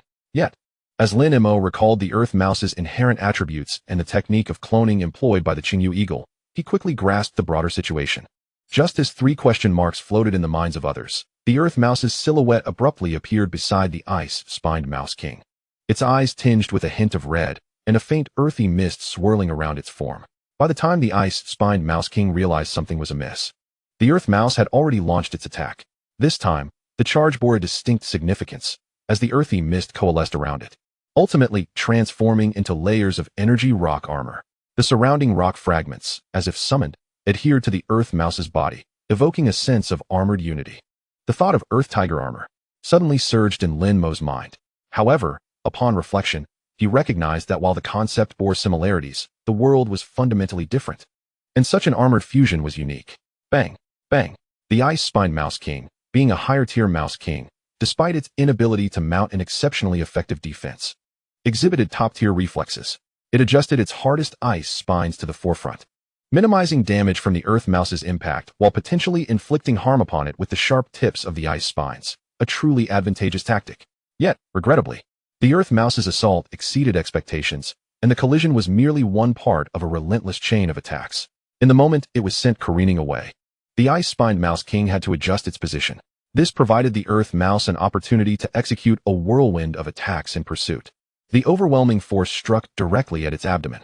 Chapter 123, An Unexpected Mutual Destruction, Ice-sourced Giant Bear. Bang! The sudden follow-up attack caught the Ice-spined Mouse King completely off guard. Compared to the solid ice armor on its back, its abdomen was far less fortunate. While it possessed a fair degree of hardness, it could not withstand a full-force strike from the Earth Mouse's whirlwind attack. The excruciating pain compelled the Ice-spined Mouse King to emit a pained howl for the first time, and as it assessed its grievous injuries, its gaze toward the Earth Mouse shifted ominously. The Earth Mouse's attacking prowess was not as feeble as it had anticipated. In fact, it was even greater. The Ice-spined Mouse King discerned the reason behind this. The surge of its own elemental energy surrounding the Earth Mouse, coupled with the sudden expansion of its limbs, which displayed pronounced muscular contours, all signified that the Earth Mouse had unleashed an explosive technique. Although it was uncertain how long this explosive power could be sustained, the Ice-spined Mouse King sensed that the balance of victory in this battle was beginning to tilt, with its chances of triumph dwindling to less than 20. The realization that it, a Silver Tier 5 creature, might fall to a Silver Tier 3 Earth Mouse, despite having the advantage of attributes, was intolerable. Driven by fury, the Ice-spined Mouse King's azure ice gaze was fully consumed by a blood-red hue. Adjusting its posture mid-flight, it seized the Earth Mouse by the shoulders with both hands, drawing it into its embrace. It sought to cement the outcome of this battle, as a terrifying azure ice mist swirled continuously around it. The frantic alerts in its mind warned the Earth Mouse of the Ice-spined Mouse King's full-force eruption. To escape the threat posed by the Ice-spined Mouse King, it could not comply with its intentions and burrow into its embrace. Instead, it began to struggle fiercely. However, in terms of strength, it was no match for the equally explosive Ice-spined Mouse King. Drawing ever closer to the Ice-spined Mouse King's embrace, the surrounding azure ice mist began to coalesce from a gaseous state into a liquid form, amplifying the Earth Mouse's unease. Earth Mouse attacked the Ice-spined Mouse King's abdomen. Observing the fierce battle unfold from the sidelines, Lin Mo couldn't help but reflect on the rapidly changing circumstances. Yet he knew he had to fulfill his role as a Beastmaster. In such a critical moment, a pet often succumbs to instinctual combat, failing to assess the situation properly. The method of escape was not limited to brute force. It could also involve causing the Ice-spined Mouse King to relinquish its grip due to severe injuries. The eyes of the earth mouse gleamed with determination as it promptly obeyed its command. Its claws gleaming with a metallic sheen as it savagely struck down towards the abdomen of the ice-spiked Mouse King. Bang, bang, bang. Naturally, the ice-spiked Mouse King could not abandon its defenses entirely. A portion of its azure mist coalesced around its midsection, forming icy armor to thwart the earth mouse's assault. The clash between the ice armor and the razor-sharp claws was brief. Meanwhile, Chen Xiao, who had remained silent until now, suddenly spoke up, his expression grave. Ice-spiked Mouse King, excellent work, hold on. Encouraged by its master's words, the ice-spiked Mouse King's spirit surged. And even when the earth mouse breached its icy armor, it remained undeterred. Enduring the multiple wounds inflicted upon its abdomen, it unwaveringly pursued its target. Lunging directly at the earth mouse, drawing it ever closer, finally managing to bring the earth mouse within its desired range. The ice-spiked Mouse King revealed a triumphant smile before roaring at the earth mouse. Roar. Little mouse, you are indeed formidable. But even if this Mouse King falls, victory shall not be yours. As the taunt echoed, the once gaseous azure mist began to solidify at an accelerated pace. The terrifyingly frigid energy enveloped both the ice-spiked Mouse King and the earth mouse, causing shards of ice to emerge from the earth mouse's body. However, this was no longer the same as before. Previously, it had dodged the ice-spiked Mouse King's attacks using its clones. Now it was the original. The earth mouse struggled fiercely, its claws wildly slashing at various parts of the ice-spiked Mouse King, but to no avail. The ice-spiked Mouse King ignored its injuries. Ultimately, a colossal ice sculpture materialized. The ice-spiked Mouse King encased both itself and the earth mouse in a frosty prison, leaving the referee, responsible for the match, at a loss for how to proceed, forced to await the outcome in silence. In fact, all the spectators present, along with viewers in various live streaming rooms, including Lin Mo and Chen Xiao at their respective command stations, could only await the result. Just as everyone anticipated the emergence of the newly formed giant ice sculpture, it unexpectedly radiated a dazzling burst of energy, and as the crowd instinctively shut their eyes, a deafening explosion reverberated throughout the arena. When they finally turned their gaze back to the battlefield, both the earth mouse and the ice-spiked Mouse King toppled backwards, their bodies marred with injuries. Both Pokemon rendered unconscious. Observing the outcome align with his expectations, Lin Mo let out a light sigh, feeling no significant disappointment. The earth mouse had performed admirably against two opponents, setting a commendable tone for the team. Regaining his composure, he noticed the referee announcing the results. The match appeared to be a draw, yet strategically, he still held the advantage. After all, he still had 2 Pokemon slots remaining, while Chen Xiao had but 1. After a brief moment of contemplation, he retrieved the earth mouse's Pokeball and gently pressed it towards the earth mouse, enveloping it in a beam of white light as it was recalled into the ball.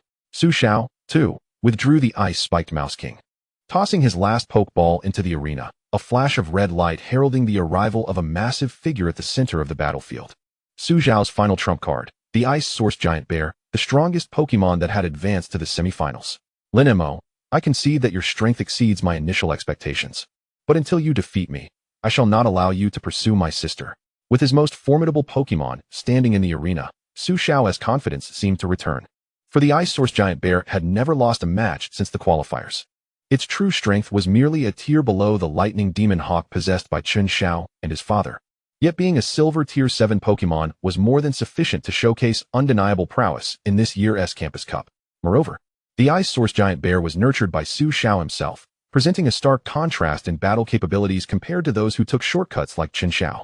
Lin Mo found himself somewhat exasperated by Chen Xiao's incessant chatter, pressing his temples as he prepared to throw out the Spirit Mind Bear's Pokeball. Chapter 124. Will we both perish together? Opening the 4th gate. Bang! With a flash of red light, the Spirit Mind Bear appeared opposite the Ice Source Giant Bear. Both colossal beings of different attributes locking eyes. The fierce flames of battle ignited in their gaze, and without needing the referee's command, they positioned themselves in their respective combat zones, awaiting the signal to commence the match. Oh, you possess some strength. I didn't expect your Spirit Mind Bear to have leveled up. Your beast mastery talent is indeed impressive. Stop. For the last time. My relationship with your sister is merely that of friends. Cease your incessant prattling. After releasing the Spirit Mind Bear, Lin Mo had anticipated Chen Xiao would cease his rambling. But to his dismay, the infatuated brother only intensified his chatter. Annoyed, Lin Mo shot a glance at Chen Xiao in the distance and voiced his impatience. Chen Xiao, perturbed by Lin Mo's demeanor, glared at the referee, demanding, Referee, both Pokemon are in position. Will you not declare the match to begin? The pressure unwarrantedly fell upon the innocent referee, inciting Lin Mo's irritation. Why must the match be entangled with irrelevant matters? Even if this man was a friend of his, such behavior was truly bothersome. A few slaps to the face might be in order to bring him to his senses. With that thought in mind, Lin Mo observed the referee, who had been unfairly dragged into this, raise his flag to announce the beginning of the match. He then turned to the spirit mind bear, instructing, "Little bear, I wish to see you swiftly deal with your opponent." The spirit mind bear's eyes lit up at the command, nodding vigorously and letting out a fierce roar in response. It pounded its chest, showcasing its fists as if to declare its intent to end the battle with a single blow. Should a single punch prove insufficient, it would not hesitate to unleash several more to ensure a devastating defeat for its adversary. Moreover, this was Lin Mo's first request for a swift resolution, and the spirit mind bear could certainly glean its master's intentions. It could not afford to falter. Thus, the spirit mind bear cast a menacing grin at the ice source giant bear, its expression tinged with a hint of sympathy, the provocation unmistakable. "Arrogant. Do you truly believe my ice source giant bear can be so easily trifled with? Ice source giant bear, unleash your frozen fist upon it." Lin Mo's recent command was devoid of any euphemism, and Su Xiao naturally heard it with crystal clarity. To Su Xiao, this was nothing short of a blatant provocation. His expression darkened, and he immediately directed his ice-sourced giant bear with barely concealed fury. The mere sight of the mind magic bear's taunting stance had already ignited his anger. Now, with the command issued by his master, the ice-sourced giant bear's wrath escalated further. Obeying the command, the furious ice-sourced giant bear launched itself with remarkable speed towards the mind magic bear, resembling a streak of icy blue light that darted across the arena. As it charged, its fists were clenched, enveloped in a stunning display of ice energy that seemed to lower the surrounding temperature by several degrees.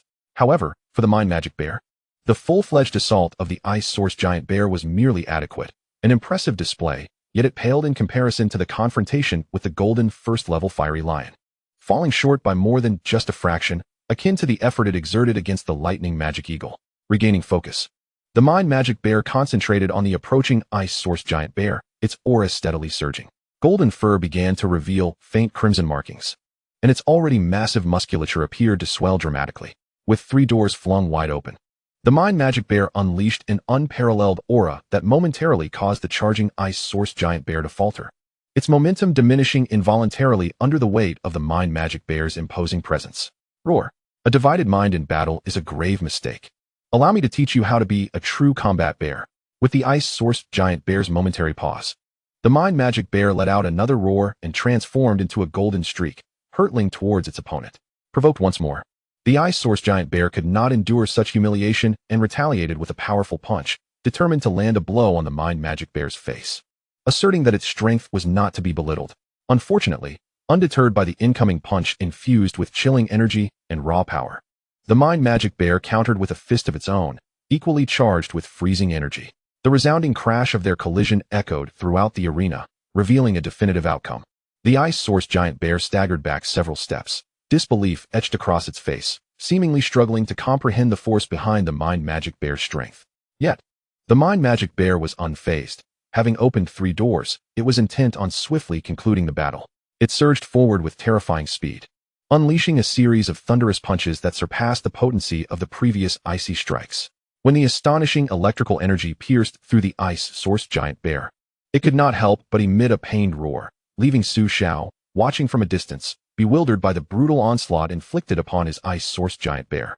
The pride he once held within him dissipated entirely with each punishing blow. Nevertheless, as the Su family's renowned prodigy, Su Xiao, while harboring pride, was not arrogant. He would never capitulate in the face of adversity. Upon realizing the mind magic bear's prowess exceeded his expectations, he, despite anticipating the eventual outcome, still sought to salvage the situation. He commanded the retreating ice-sourced giant bear, unleash ice-sealing oblivion. Responding to his command, the ice-sourced giant bear let out a fierce roar, its ice-blue eyes tinged with crimson. Bearing the wounds inflicted by the mind magic bear, it began to emanate an astounding wave of extreme cold energy, akin to the fog produced by the Ice-Thorn Mouse King's final desperate gambit. However, this was different. The ice-source giant bear bypassed the liquid form, solidifying the extreme cold energy into a prison of ice that surged towards the mind magic bear. Such a formation was not to be underestimated. The mind magic bear, initially planning to resolve the battle swiftly under 3 doors, was caught off guard as the Ice Source Giant Bear revealed its intent for mutual destruction, presenting a potential threat to the Mind Magic Bear's safety. In the face of this audacity, the Mind Magic Bear opted to unleash the fourth door of the injury gate. Boom. It was as if the shackles binding the Mind Magic Bear's might had been shattered, its already formidable aura soaring to new heights. The swirling energy radiating from it shattered the Ice Source Giant Bear's attempt to solidify its extreme cold energy. But that was not the end. Unlike the previous three doors, the fourth door would impose a physical toll on the Mind Magic Bear, necessitating recuperation with healing potions and energy supplements afterward. Yet, having opened the injury gate, the Mind Magic Bear's combat prowess had at least doubled compared to its three-door state, ensuring that defeating the Ice Source Giant Bear would be a mere formality. Without hesitation, it launched a punch aimed at the Ice Source Giant Bear's abdomen, exceeding the latter's pain threshold. The sheer force left a deep imprint on the Ice Source Giant Bear, eliciting a mournful howl from it. Breaking through its own restraints, it was inevitable that the Mind Magic Bear would thwart the Ice Source Giant Bear's desperate gambit. But this was not the conclusion. The Mind Magic Bear showcased the full extent of its power after opening four doors, delivering a series of punches that reverberated through the arena. As onlookers fixed their gazes upon the two colossal bears, they could see fleeting golden flashes, followed by the Ice Source Giant Bear retreating while emitting tragic cries. In a final, merciless act, the Mind Magic Bear unleashed a fist charged with electric energy that struck the Ice Source Giant Bear squarely on the forehead. With a thunderous crash, the Ice Source Giant Bear toppled backward, crashing heavily onto the arena floor. Thud! The ground yielded to create a deep crater, the Ice Source Giant Bear's form sinking into the earth, showing no signs of struggle. The referee promptly raised the flag, apprehensive that the Mind Magic Bear might deliver further blows to the unconscious Ice Source Giant Bear, as such actions could lead to its demise on the battlefield, given the Mind Magic Bear's displayed capability to eliminate it. Fortunately, the Mind Magic Bear harbored no intention of finishing off the Ice Source Giant Bear. Thus, ensuring a decisive strike had rendered it unconscious, the Mind Magic Bear withdrew, its aura diminishing. The referee acted swiftly to declare the match's outcome. The youthful commentator, suspended in midair during the match, was astonished. He had been narrating the fluctuations in the Mind Magic Bear's power in real time, but he had anticipated the battle would continue for some time. He was taken aback by how the Mind Magic Bear had defied expectations, incapacitating the Ice Source Giant Bear in a rapid succession of punches. After the judges announced the results, he instantly snapped back to reality from his stupor and exclaimed loudly, "Incredible! Contestant Lin Mo's Spirit Mind Magic Bear displayed overwhelming strength, completely defeating Su Zhao's Ice Source Giant Bear in just a minute. Let us extend our congratulations to Lin Mo for securing victory in this match, and let us applaud both competitors for their remarkable performance." Once the results were declared, Lin Mo wasted no time in retracting the now diminished Spirit Mind Magic Bear into his pet Spaceball, and hurriedly departed from the command platform towards the backstage. At this moment, when was the right time to slip away? Having already experienced being cornered at the exit, and anticipating the barrage of questions from a throng of reporters, just the thought of that scene made Lin Mo's head ache. He merely wished to quietly finish his competition and return home, harboring no desire to engage further in any other matters. The notion of fame, of becoming a star in the limelight, felt like a burden to him at this stage. He had no intention of pursuing such trivialities. As long as he had the support of the school, he had no need to seek resources through alternative means. Meanwhile, as Lin Mo swiftly departed the command platform, the audience in the stands erupted into fervent discussions, finally regaining their composure from the abrupt conclusion of the match. Unbelievable. The silver-tier Ice Source Giant Bear couldn't even last 5 minutes before succumbing. Is this the prowess of a genius beast tamer? It was indeed a stunning match. I had anticipated a fierce clash in the semifinals, yet all I witnessed was one side's absolute domination over the other. Do you think this contestant named Lin Mo will be recruited into the first high school's team? Isn't that obvious? With the hype surrounding him, it's practically a foregone conclusion that they've already reserved a spot on the team for him. In comparison, I am eager to see whether Lin Mo can shine again in the upcoming interschool tournament in a month.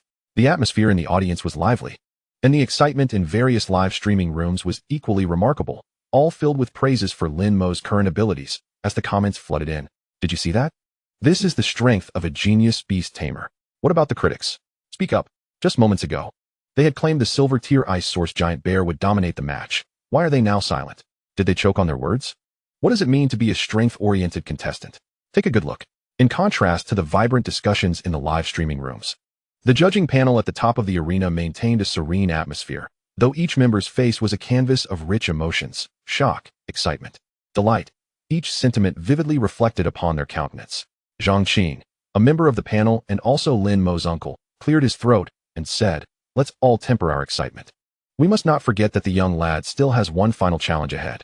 This is the ultimate test for all the universities in our Tianlin-based city. He must secure one last victory. If he can achieve this with absolute prowess, I believe the principal will be quite generous."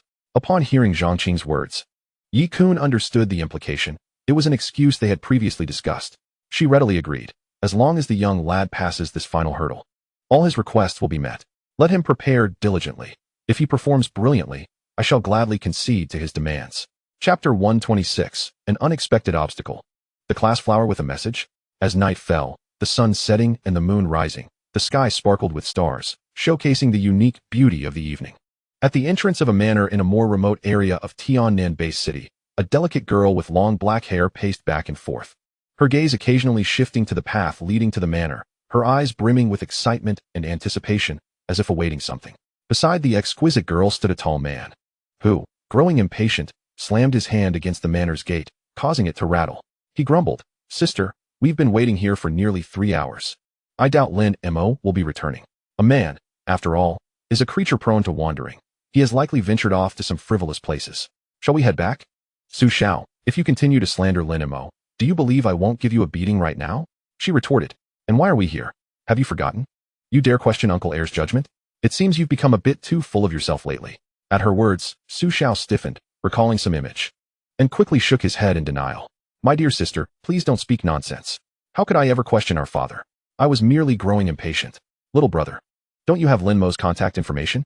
Why not ask him when he will return? Be quiet. Since we are waiting, we must be patient.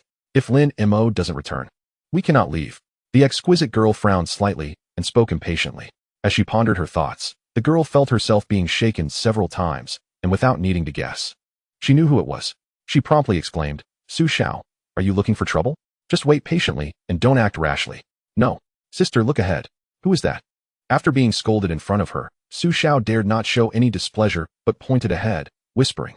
Upon hearing this, Su Xiaoxue immediately turned around and locked eyes with a familiar figure, just as a voice of curiosity reached her ears.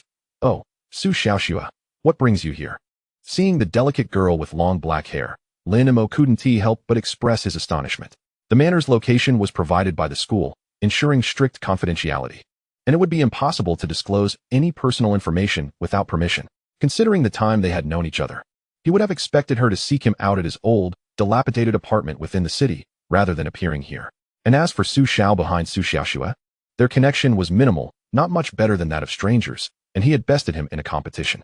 A simple nod of acknowledgement would suffice.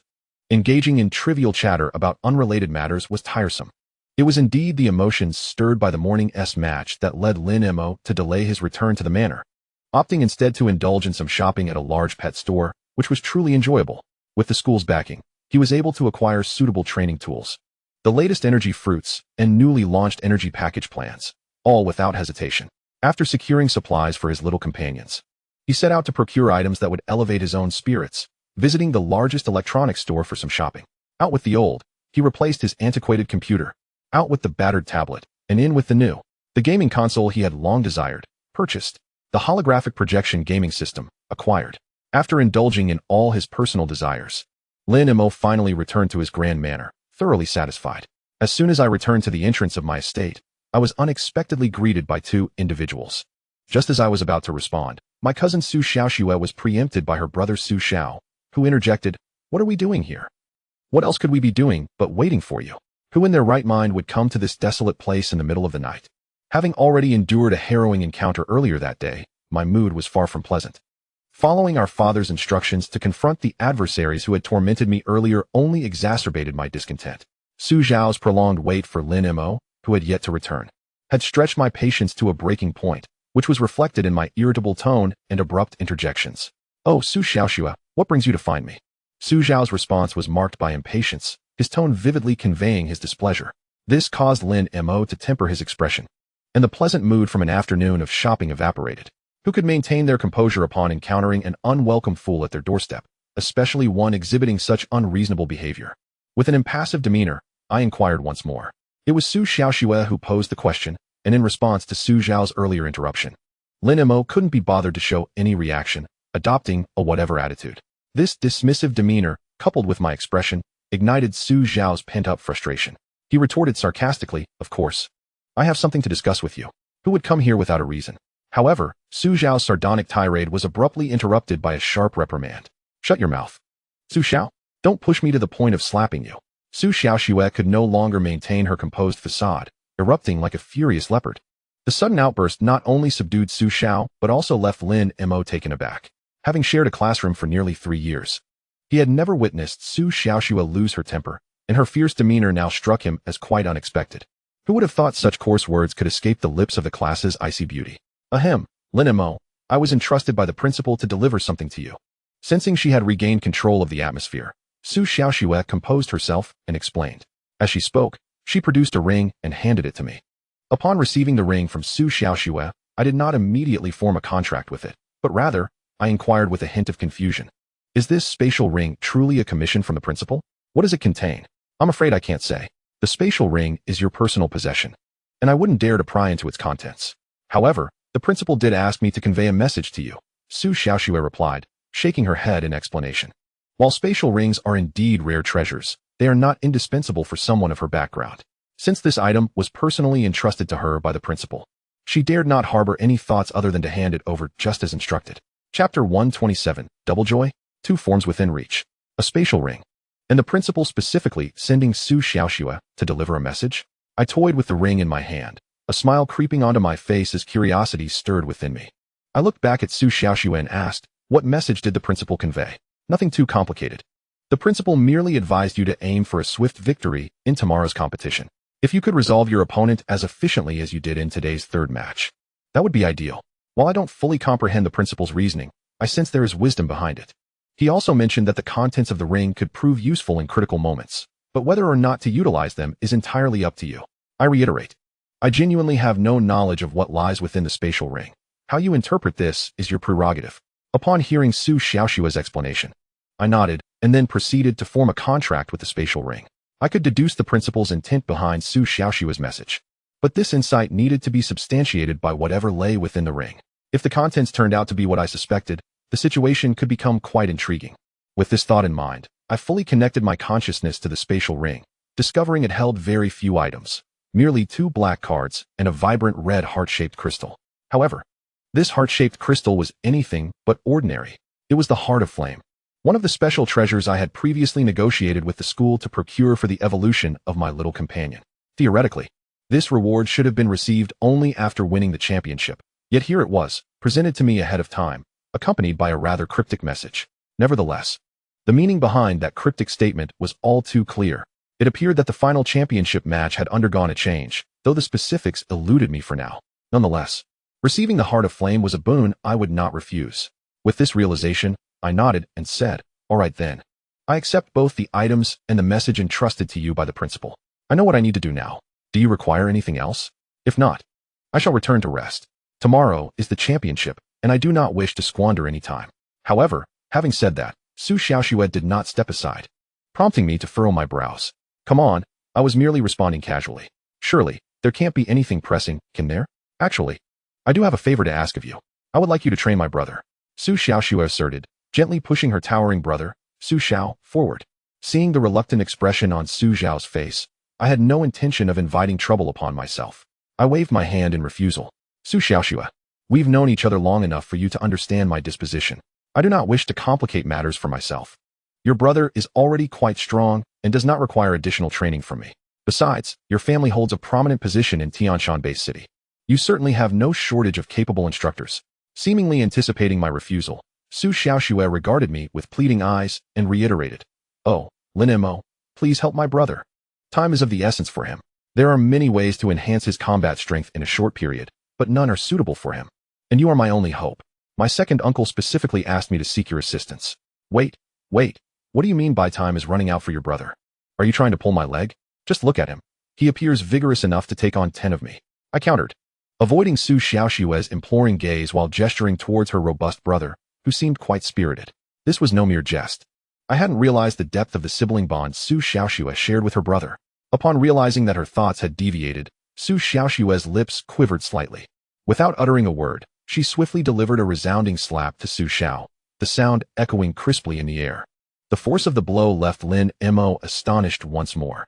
Su Xiao howled in protest, and Lin Mo couldn't help but speculate that this slap was akin to the formidable strength of the women from Chuan and Yu. He imagined Su Xiao's back would be adorned with numerous crimson handprints. Lin Mo, let me be frank with you. The situation at home is quite intricate, and we are all depending on my brother. After delivering the slap, Su Xiaoxue, seemingly appeased, began to explain. Listening to her narrative, Lin Mo began to comprehend the nature of the training she referred to. In essence, the Su family had indeed expanded significantly, but the direct line, represented by Su Xiaoxue and Su Xiao, had, in recent years, become somewhat overshadowed.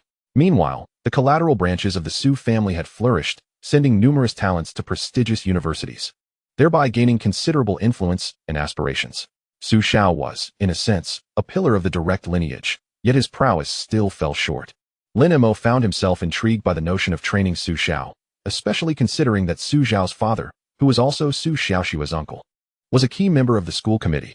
This connection played a substantial role in the principal's message and the gifts sent, including Su Xiao's acceptance of Lin Mo's guidance.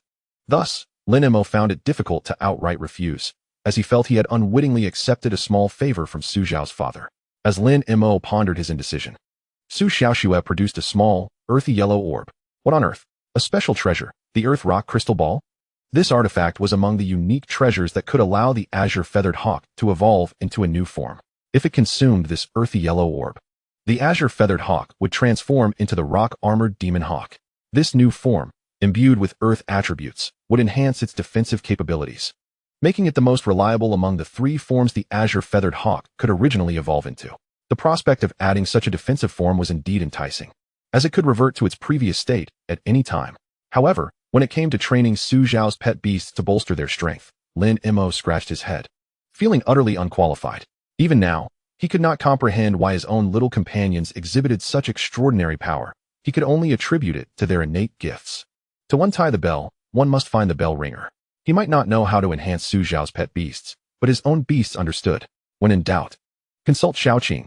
After a fleeting moment of contemplation, he decided to retrieve the pet space orbs for his companions, releasing all three of them. Chapter 128. Where's the gopher that cries every day? A deal is struck. Roar. Master, no problem at all. Let this fellow's pet beasts come out for training. I was just lamenting the lack of a proper punching bag. Hiss. Master, Brother Bear is absolutely right. It's just about helping this guy's pet beasts gain some strength. The more they fight, the stronger they'll get. Where's there a child that weeps daily? After enduring a thorough beating for an entire morning, the Earth Mouse came to realize a fundamental truth. Within the team, it was indeed the one consistently losing. But now, with an opportunity to shine, how could it let this chance slip away?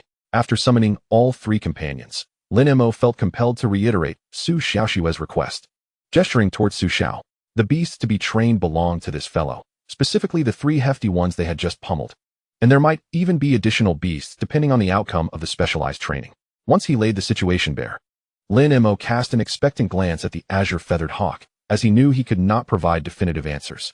Surprisingly, before the azure feathered hawk could respond, the other two companions eagerly voiced their agreement, indicating through gestures that they were on board with the deal. Their enthusiastic demeanor notably brightened Su Xiaoxue's expression. She then produced some universal energy crystal blocks, which, once consumed, sent these two little companions nearly swaying over to Su Xiaoxue's side, each thumping their chests in confidence. As if to declare, training? Leave it to us.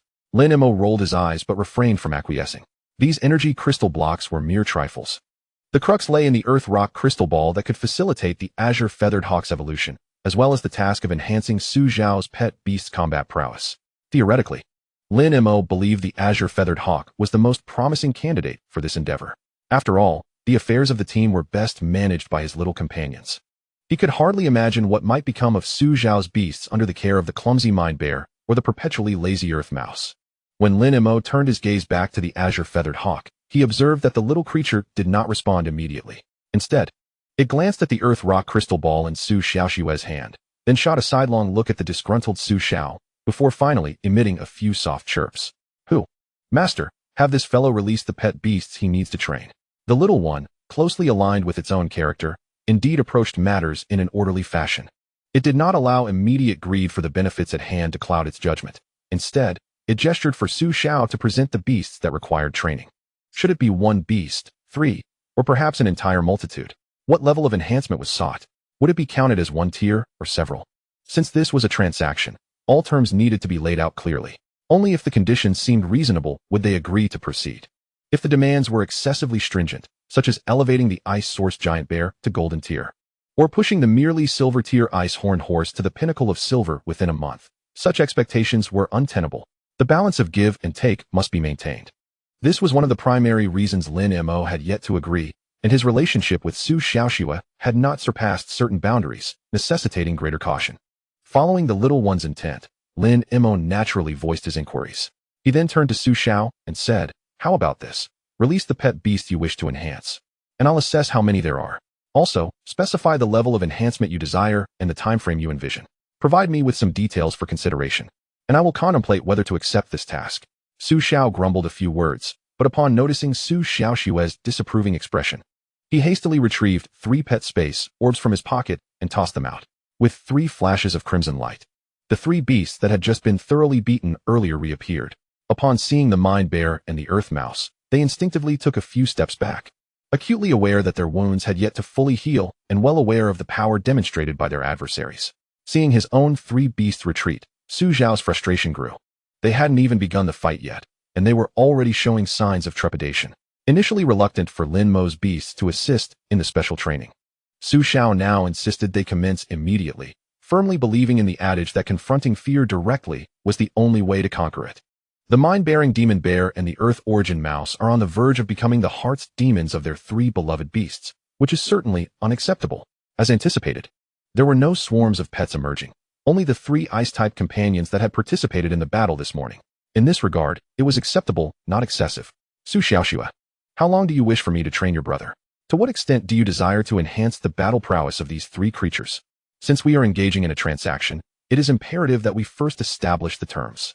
After Su Xiao released the 3 pets, Lin Mo attentively observed the expressions of the Qingyu Eagle. When he noticed his little companion subtly nodding in his direction, he instinctively understood that this indicated the deal was on.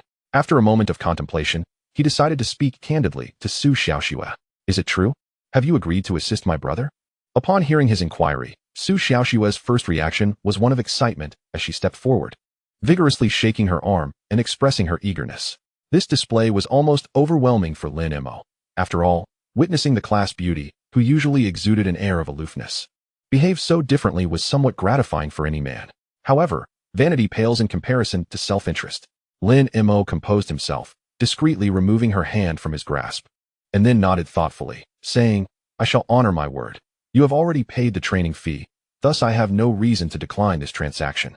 However, we must clarify the terms of our agreement first."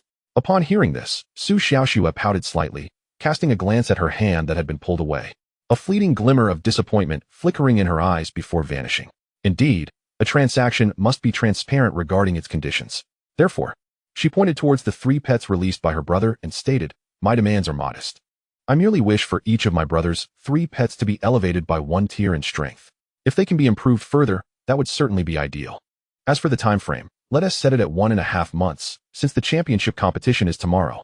Regardless of whether you secure the championship, it cannot alter the fact that you, having joined the school team and assumed the role of captain, will undergo an intensive training period of 1.5 months.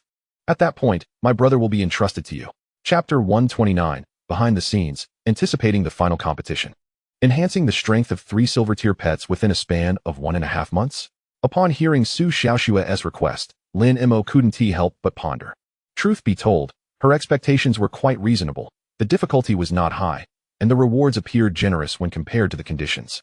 However, the subsequent information Su Xiaoxue mentioned was quite intriguing. Joining the school team? A 1.5-month intensive training period?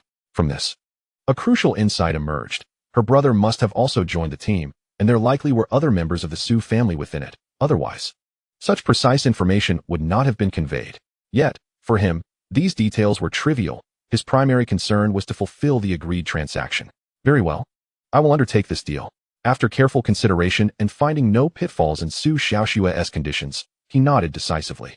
A successful transaction naturally entails the exchange of payment for service.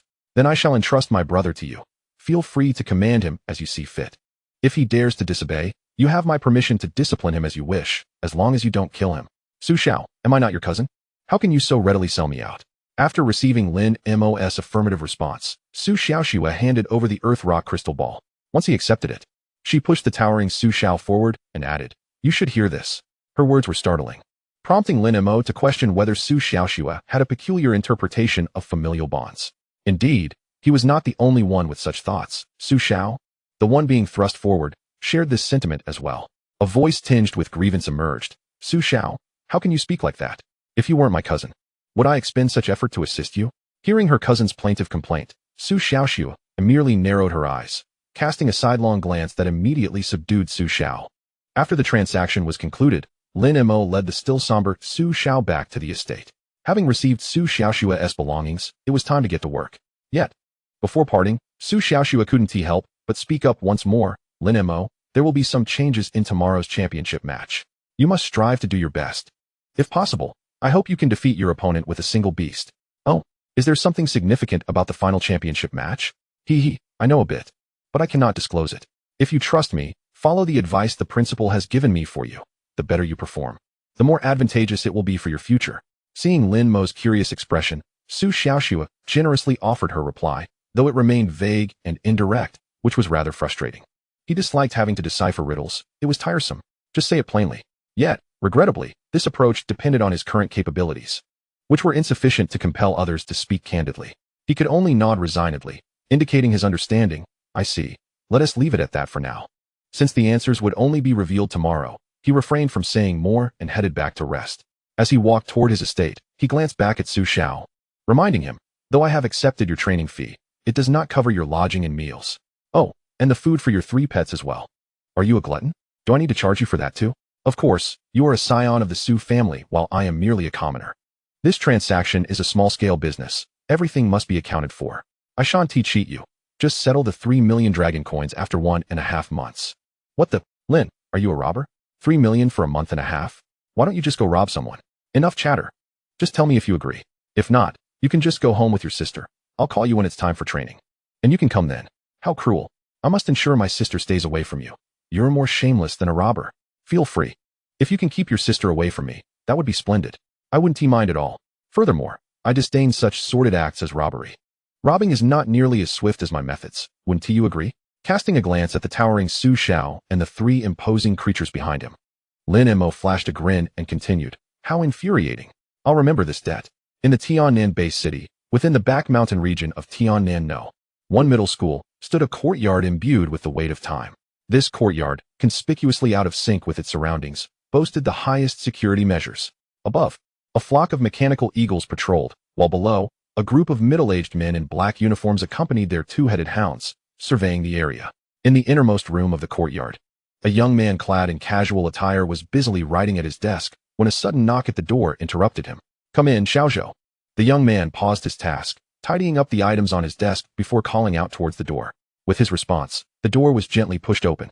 A middle-aged man clad in a suit entered, halting beside the young man's desk and murmured, "Chen Lao, this time we have drawn Tiannan No. 1 High School."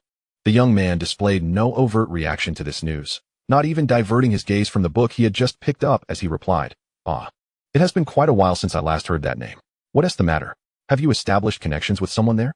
The scene presented a striking contrast within the room, exuding an overwhelming sense of incongruity. As a man in his 30s or 40s bowed his head to serve a young man who appeared to be merely in his early 20s. Yet, such was the reality. Once one cultivated their pet beast to the diamond tier, the notion of rejuvenation ceased to be a mere dream.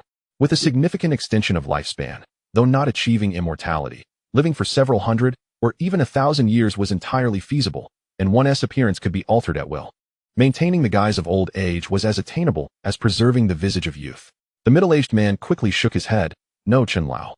Rather, this year's talent from Tiannan Bay City is rather intriguing. Let me show you a few video clips." Chapter 130, Tianyuan Arena, Double-Headed Thunder Wolf. Bang. As the middle-aged man finished playing the video, the last sound echoed, and the battle depicted concluded. The young man, having watched the video in its entirety, could not help but slightly brighten his eyes, murmuring in admiration, "Quite interesting. Which school does this little fellow from Tiannan Bay City hail from? To cultivate a pet beast to such an extent at such a young age, if given proper support and resources, this lad already qualifies to become a beast master." The middle-aged man displayed a look of astonishment. It was the first time he had heard such high praise from Chen Lao. in the past 20 years.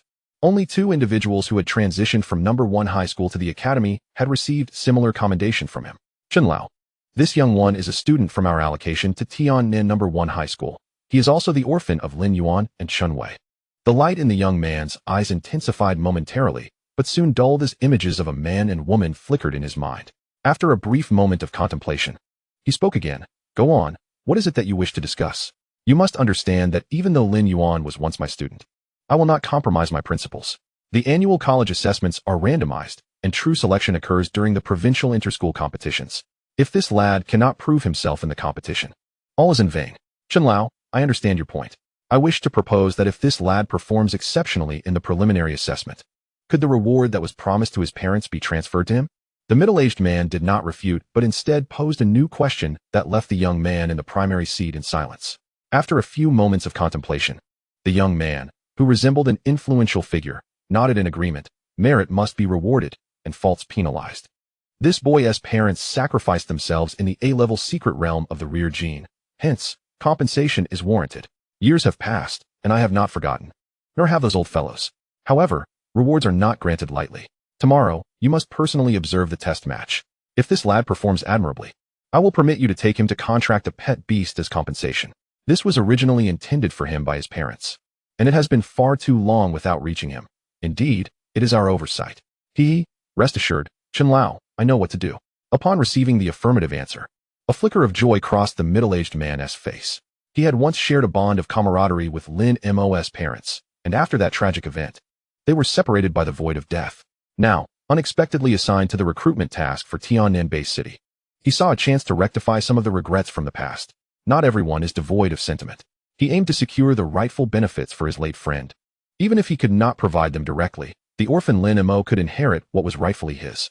Tianyuan Arena, the only official specialized venue in Tiannin Bay City, was typically closed to the public without special orders. Strikingly, the final championship match was set to take place in this exclusive location, leaving Lin Mo somewhat astonished. He had received the committee's notification early that morning and initially thought it was a mistake. However, after confirming with the grade director and event coordinator, he had no choice but to prepare for the final match at the Tianyuan Arena. The procedures were exceedingly strict. Even the security check took over 10 minutes. Finally, when he reached the command platform of the arena, all he had left was the pet beast spaceball containing his 3 companions. All other items, such as healing potions allowed in prior matches, were strictly forbidden. Standing on the command platform of the arena, he felt a stark contrast to previous events. While the field was still rocky, its area was 3 times larger, significantly increasing the difficulty. For ordinary competitors, commands would likely take several seconds for their pet beasts to execute, which could be fatal in the heat of battle. This scenario required a high degree of autonomy and quick reflexes from the pet beasts. Lin Mo, however, felt no pressure. His autonomy was distinct from that of typical pet trainers. Although he was diligently studying, in terms of combat reflexes, he truly could not match the decision-making prowess of his little companions. Aside from the change in field size, the most significant alteration was the absence of an audience, professional commentators, and even a judging panel. Only a single referee appeared in the vast arena, accompanied by several drones scattered throughout the arena, seemingly set to capture every detail of the match. These drones were likely equipped with the era's advanced technology for real-time broadcasting. This championship match indeed held a different allure. You must be Lin Mo, right? The championship match will be somewhat different. There are no specific rules. Defeat me, and you may use 3 pet beasts. As Lin Mo's thoughts continued to wander, a slightly older man took the stage at the command platform, exuding confidence as he spoke. His words struck Lin Mo as exceedingly arrogant. Yet, reflecting on the hints he had received the previous day and the fact that he stood on this arena, perhaps arrogance came with its reasons. He nodded in acknowledgement, indicating his understanding. Seeing Lin Mo's nod, the opponent promptly tossed a pet beast spaceball onto the field. A flash of crimson light flickered past, and a colossal figure with 2 heads, enveloped in crackling arcs of electricity, materialized at the center of the arena. The 2-headed Thunderwolf, a formidable beast endowed with immense potential, capable of delivering both power and speed, it was undoubtedly a prime contender among electric-type creatures. Lin Mo had not anticipated such a formidable opponent right from the outset. However, upon sensing the aura emanating from the 2-headed Thunderwolf at the arena's center, he discerned its rank, Silver Tier 9. Indeed, it was powerful, yet it lacked the overwhelming presence he had felt against the fiery lion, which relieved him considerably. He had been apprehensive that this championship match might introduce an adversary he could not possibly contend with at his current level. At such a point, would he opt for the evolution of his Azure Feather Eagle or refrain from it? With only a silver tier 9 opponent before him, the pressure dissipated significantly. In a buoyant mood, he unhesitatingly tossed the Azure Feather Eagle's poke ball into the arena. Chapter 131, Azure Feather Eagle. At this level, you expect to take on 3? Boom. As another flash of red light illuminated the arena, the imposing form of the Azure Feather Eagle appeared suspended in midair, gazing down at the two-headed Thunder Wolf. In an instant, the arcs of electricity crackling around the Thunder Wolf intensified. The flames of battle surged in the eyes of both creatures, prompting the professional referee to step forward at the opportune moment. Turning to Lin Mo, he inquired, "Competitor Lin Mo, are you prepared? The battle is about to commence." Goodness. What was initially merely a campus competition now felt akin to a qualifying match or a test battle. Why was the referee only asking him and not his opponent? Yet, it was only natural to be underestimated, considering his little companion was merely at Silver Tier 6, while the two-headed Thunder Wolf was on the verge of reaching Silver Tier peak. In terms of attributes and raw power, they possessed no advantage. Being looked down upon was to be expected. Thus, there was no need for any further justification. It was time to simply engage in battle. With a thought, Lin Mo nodded at the nearby referee, affirming, "No problem, this match can begin." With Lin Mo's confirmation, the referee promptly raised his flag and swiftly waved it down, declaring, "The championship match of the campus is officially underway." Roar. As soon as the referee's words faded, the figure at the opposing command platform refrained from directing the two-headed Thunder Wolf, yet it let out a fierce roar on its own. Following the roar, the Thunder Wolf's body shimmered with astonishing electrical energy. Once merely a pale yellow figure, it now radiated a brilliant golden light as it surged forward toward the Azure Feather Eagle in midair. The speed was astonishing, causing Lin Mo to gasp in surprise. It was indeed impressive, nearly rivaling the speed of the Lightning Eagle at its peak burst. The title of Shimmering Wolf for the Thunder Wolf seemed well earned at that moment, as it dashed toward the Azure Feather Eagle, ensuring it maintained its distance, finding the perfect moment to leap and collide. Its speed exceeded that of its ground sprint by a considerable margin, which left Lin Mo somewhat concerned for the safety of the Azure Feather Eagle. After all, the outburst from a Silver Tier 9 Thunder Wolf posed a significant threat, making it seem that his companion was at a disadvantage. However, that concern swiftly dissipated, as he was met with a striking reminder of the Azure Feather Eagle's capabilities.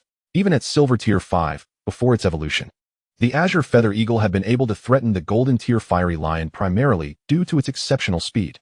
Now, having ascended to Silver Tier 6 and holding an aerial advantage, it was evident that even the formidable Thunder Wolf posed no real threat unless it could connect with the Azure Feather Eagle. Noticing the rapidly approaching Thunder Wolf, the Azure Feather Eagle slightly increased the speed of its wing beats, swiftly widening the gap, causing the Thunder Wolf to miss its target entirely. Moreover, as the Thunder Wolf descended awkwardly, unable to adjust its form, the Azure Feather Eagle seized the opportunity. It exhibited what true speed looked like. Like a streak of azure light, it shot down from the sky toward the Thunder Wolf, and as the Thunder Wolf reacted and prepared to counterattack, the Azure Feather Eagle's sharp talons were nearly upon its two massive heads. Roar. The Thunder Wolf could not allow itself to be struck by those talons. It conjured energy orbs brimming with electrical power from its jaws and unleashed them at the encroaching Azure Feather Eagle. Instantly, two electric energy orbs transformed into columns of searing electricity, hurtling toward the Azure Feather Eagle's chest. From a distance, the Thunder Wolf's counterattack appeared to be at the pinnacle of its capabilities, forcing the Azure Feather Eagle to make a choice. Either let its talons fall and inflict substantial damage, albeit risking injury from the powerful electric beams, or evade the lethal orbs and relinquish a prime opportunity for attack. Boom. The two energy orbs zipped past the Azure Feather Eagle, which transformed into an ethereal form, dissipating into thin air before the spectators. It was evident that this was merely a decoy. The astonishing turn of events left the young man at the command platform momentarily stunned, as he surveyed the arena and furrowed his brow, muttering, "Impossible. When did it use a decoy technique?" The onlookers were equally bewildered, and the Thunder Wolf appeared even more perplexed. It landed firmly on the ground. Yet it had noticed the Azure Feather Eagle's decoy being pierced by its electric blast. This should have been a cause for celebration, yet it felt no joy whatsoever. On the contrary, it became even more vigilant, scanning its surroundings. Roar. Upon noticing the Azure Feather Eagle's presence again, a pair of metallic claws flashed from the right side, attacking with unexpected ferocity, leaving no room for a second defensive response. The terrifying claws inflicted considerable wounds. inciting a series of anguished howls from the Thunder Wolf. But the assault was far from over. The Azure Feather Eagle showcased speed and reflexes that far surpassed those of the Thunder Wolf, wreathed in wind energy. Each strike collided with various parts of the Thunder Wolf's body, delivering a relentless force that made it howl in agony. Just as the young man at the command platform attempted to give instructions to the Thunder Wolf, the Azure Feather Eagle dove again from the sky. Like a bolt of blue light aimed at the Thunder Wolf's back. Boom! The ground trembled violently, and with that terrifying sound, an immense crater formed before the crowd's eyes. The Thunder Wolf collapsed within it, its body marred with injuries, pools of pale yellow blood seeping from the wounds torn open by the Azure Feather Eagle. In stark contrast, the nearly unscathed Azure Feathered Eagle hovered above the pit, casting a disdainful glance at the fallen two-headed Thunder Wolf.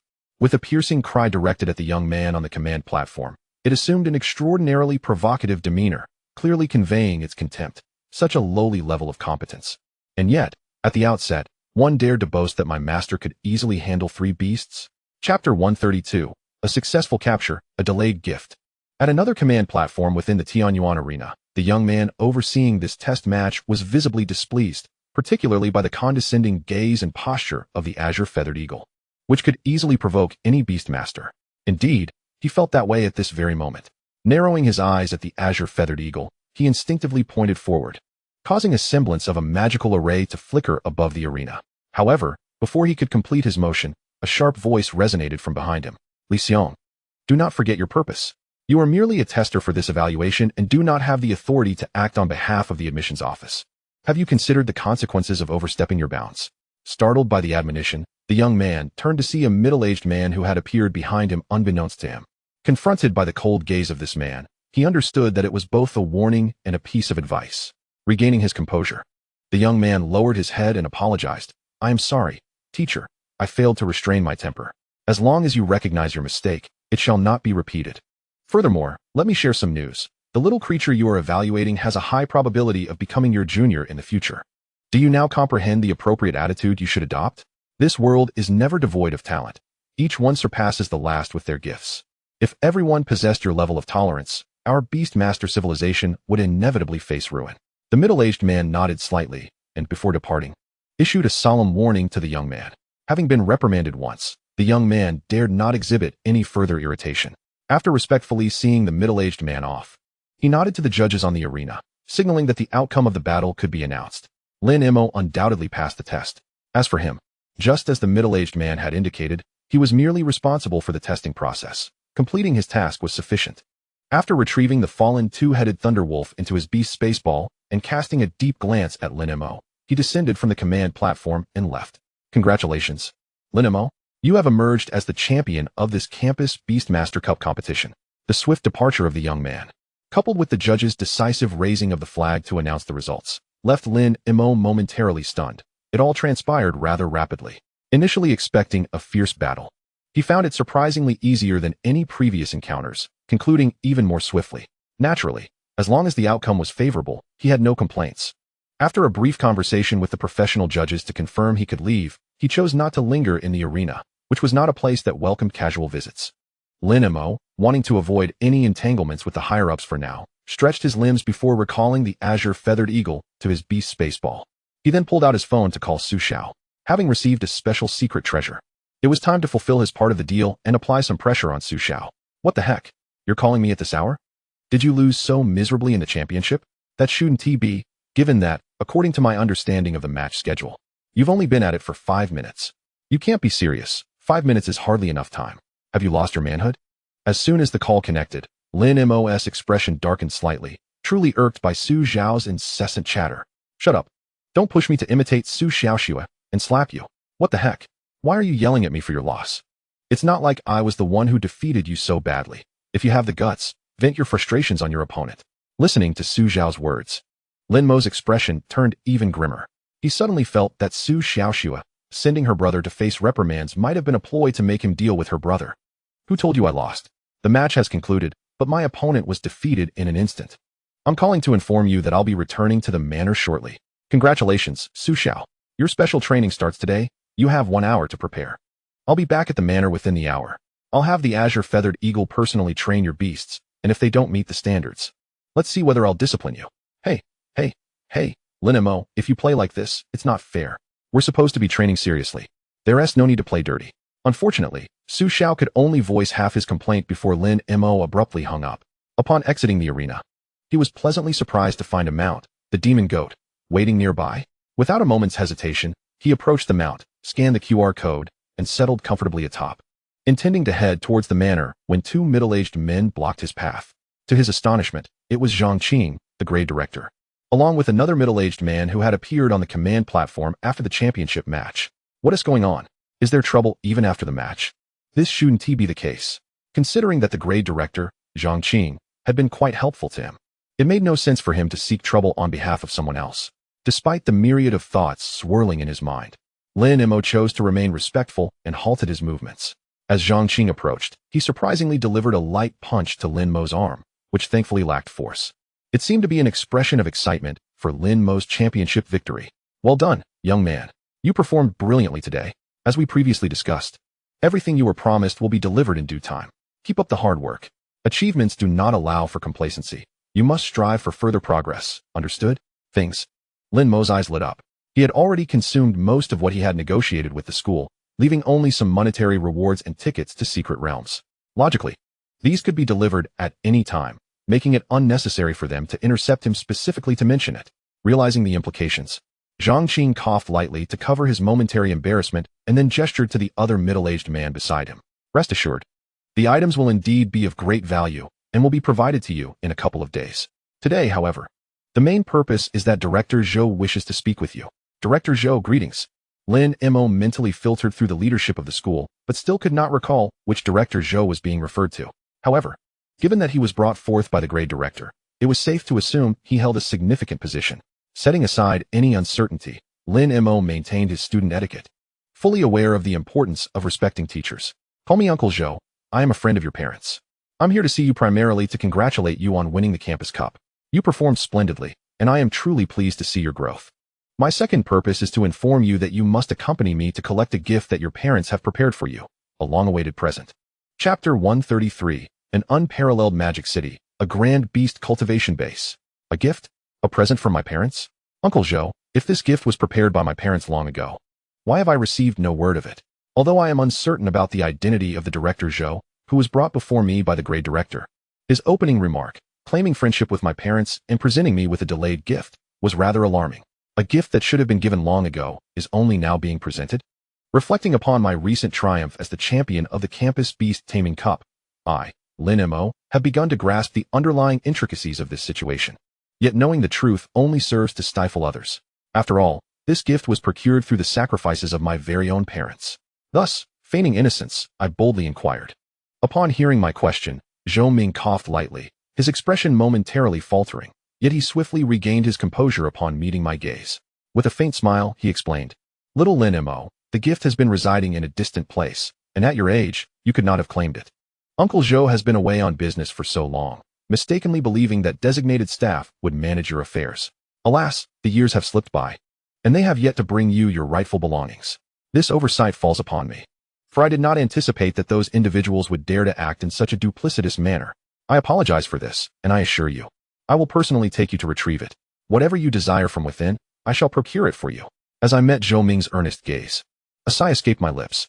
It remained unclear how deeply this so-called friend of my parents, the director whom I addressed as Uncle Zhou, was entangled in the matter of my gift. Nevertheless, his demeanor and the effort to personally deliver an apology indicated a sincere intent to return the gift.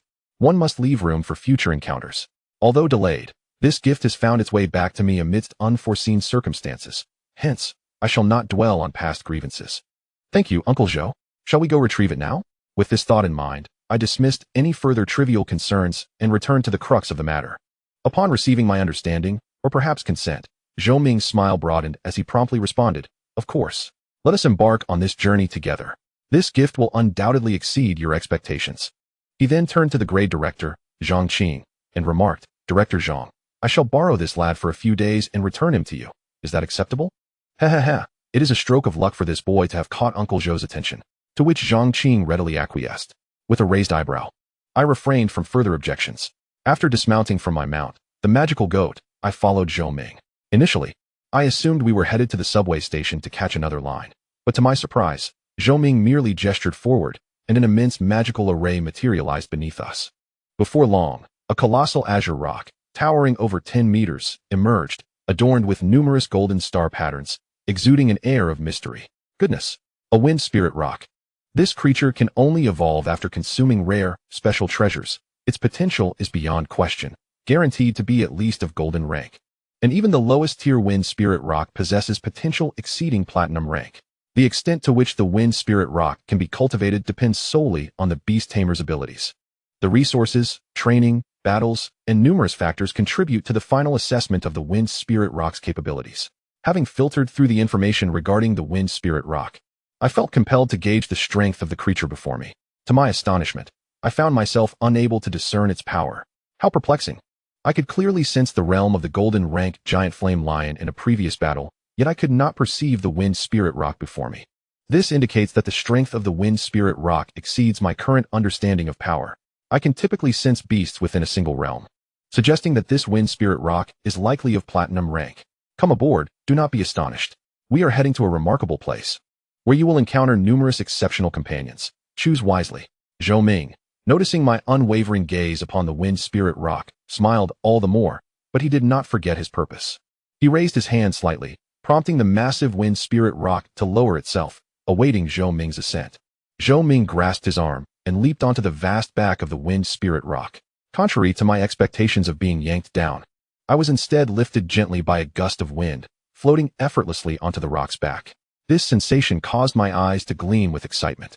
Indeed, upon reaching the golden rank, one can unlock the beast taming space, receiving the empowering energy from their tamed beasts, a true transformation from ordinary to extraordinary.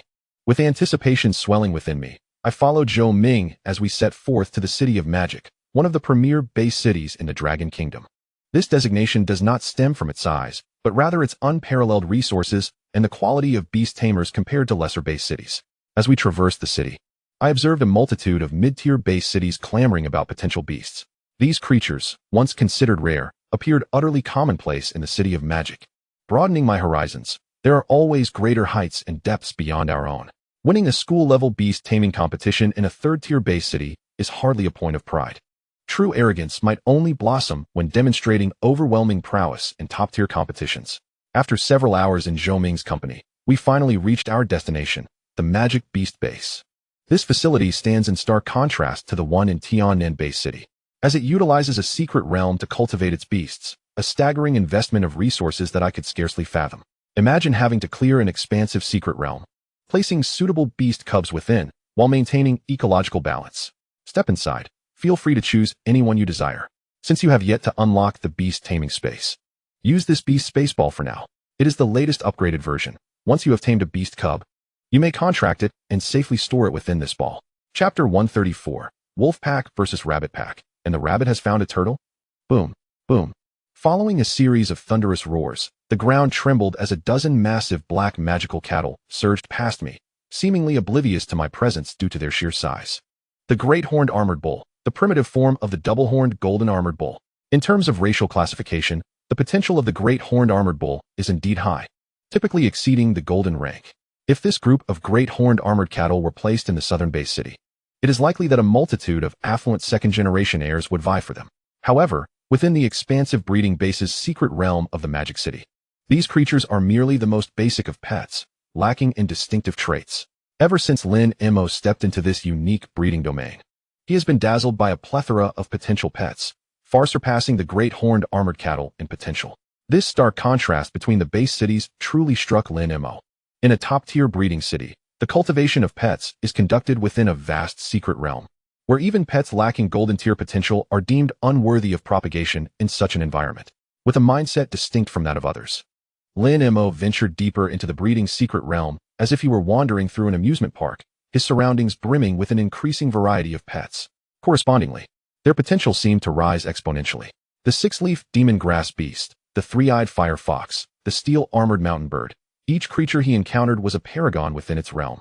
Yet none ignited a spark of desire within Lin Mo. Reflecting on the three pets he currently possessed, each exhibited remarkable characteristics and formidable strength, sparing him any worry.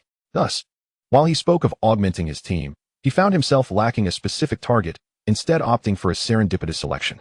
In the skies, he had the Azure Feather Eagle, whose explosive capabilities were unquestionable, the Spirit Mind Demon Bear, a force to be reckoned with, and even the Earth Origin Mouse, endowed with the ability to locate rare fruits. It was indeed a challenge to choose his fourth companion. As Lin Mo progressed deeper into the secret realm while observing the myriad creatures, he murmured to himself. Suddenly, a thunderous explosion erupted from a short distance ahead, snapping Lin Mo out of his reverie and prompting his curiosity to lead him swiftly toward the source of the sound. Within this breeding secret realm, where most inhabitants are potential pets of diverse and rich varieties, friction among them is inevitable, even with dedicated personnel patrolling and managing the area. The secret realm is bound to yield numerous unique resources, fiercely contested by the various pets, each driven by an earnest desire for strength. The designated cultivators of this realm do not intervene. Only those who emerge victorious from competition can be deemed genuinely promising creatures. Survival of the fittest, the law of nature, is universally applicable across all worlds. With heightened curiosity, Lin Mo soon arrived near the origin of the earlier sound. Upon merely parting the nearby thicket, the scene that unfolded before him piqued his interest significantly. A seemingly ordinary fruit tree stood in the distance, flanked by a group of unicorn thunder wolves shimmering with arcs of electricity, and a troop of purple flame rabbits, their bodies radiating small violet flames. Territory competition? Concealed at a distance, Lin Mo observed as both factions intermittently unleashed their skills, his mind racing with the notion that only a struggle for territory could aptly describe the current scenario. The clash between the wolf pack and the rabbit horde was evidently one-sided, with the unicorn thunderwolves possessing explosive lightning attributes. They clearly held a significant advantage over the comparatively weaker fire attributes of the rabbits. There is a saying, even a tiger cannot withstand a pack of wolves. What chance did a mere group of rabbits have? The battle intensified, with the purple flame rabbits steadily retreating, the number of injured among them visibly increasing. Surprisingly, they exhibited an unwavering resolve to fight to the last. This perplexed Lin Mo. The purple flame rabbits hardly seemed like mindless creatures. Why persist in such a disadvantageous position? Did they truly believe they were invulnerable within the breeding secret realm? Such reasoning appeared utterly illogical. Moments later, the mystery unraveled. A lone purple flame rabbit, having departed unnoticed, returned leading a massive deep blue tortoise into the fray. The moment this tortoise appeared, it drew the full attention of all the unicorn thunder wolves. It was as if both sides were familiar with one another, and the unicorn thunder wolves initiated a relentless assault. Electric beams were launched from a distance, while others pounced at the tortoise, seizing the opportunity to strike. Each unicorn thunder wolf abandoned its original prey, the rabbits, to focus their firepower on the newly arrived tortoise. What astonished Lin Mo further was the apparent premonition the purple flame rabbit had regarding this scenario. The very rabbit that had summoned the deep blue tortoise quickly distanced itself from the battlefield, retreating several dozen meters to avoid being caught in the fray. The other rabbits followed suit, regardless of their injuries. Retreat was the priority. It was an utterly absurd scene. In his past life, he had heard tales of the rabbit and the tortoise, a story of competition. To witness a group of rabbits seeking the aid of a tortoise in order to fend off wolves was beyond comprehension. Moreover, in seeking help, they simply abandoned the tortoise to its fate. Boom, boom, boom. The explosive sounds jolted Lin Mo back to focus. When he redirected his attention to the distant battlefield, he saw the deep blue tortoise had been sent flying several dozen meters. Yet, it merely displayed a disdainful demeanor, stretching its neck and emitting a challenging cry toward the unicorn thunder wolves. This baffled Lin Mo. The deep blue tortoise, known as the blue sea tortoise, a water-type pet with commendable potential, had not yet evolved. It was merely a blue sea tortoise. How could it possess such astonishing defensive capabilities, especially against a group of unicorn thunder wolves, who were of considerable tier and inflicted tremendous explosive damage? It seemed as though these unicorn thunder wolves had faced this tortoise before. This blue sea tortoise was indeed intriguing, with its remarkable defensive prowess. Lin Mo wondered what would happen if he summoned the spirit mind demon bear to engage. Chapter 135. Lin Mo. The world has turned upside down. Wolves recognize sheep as their leader. It appears this pack of unicorn thunder wolves has a leader as well, while rabbits can summon allies. It was unexpected that wolves could do the same.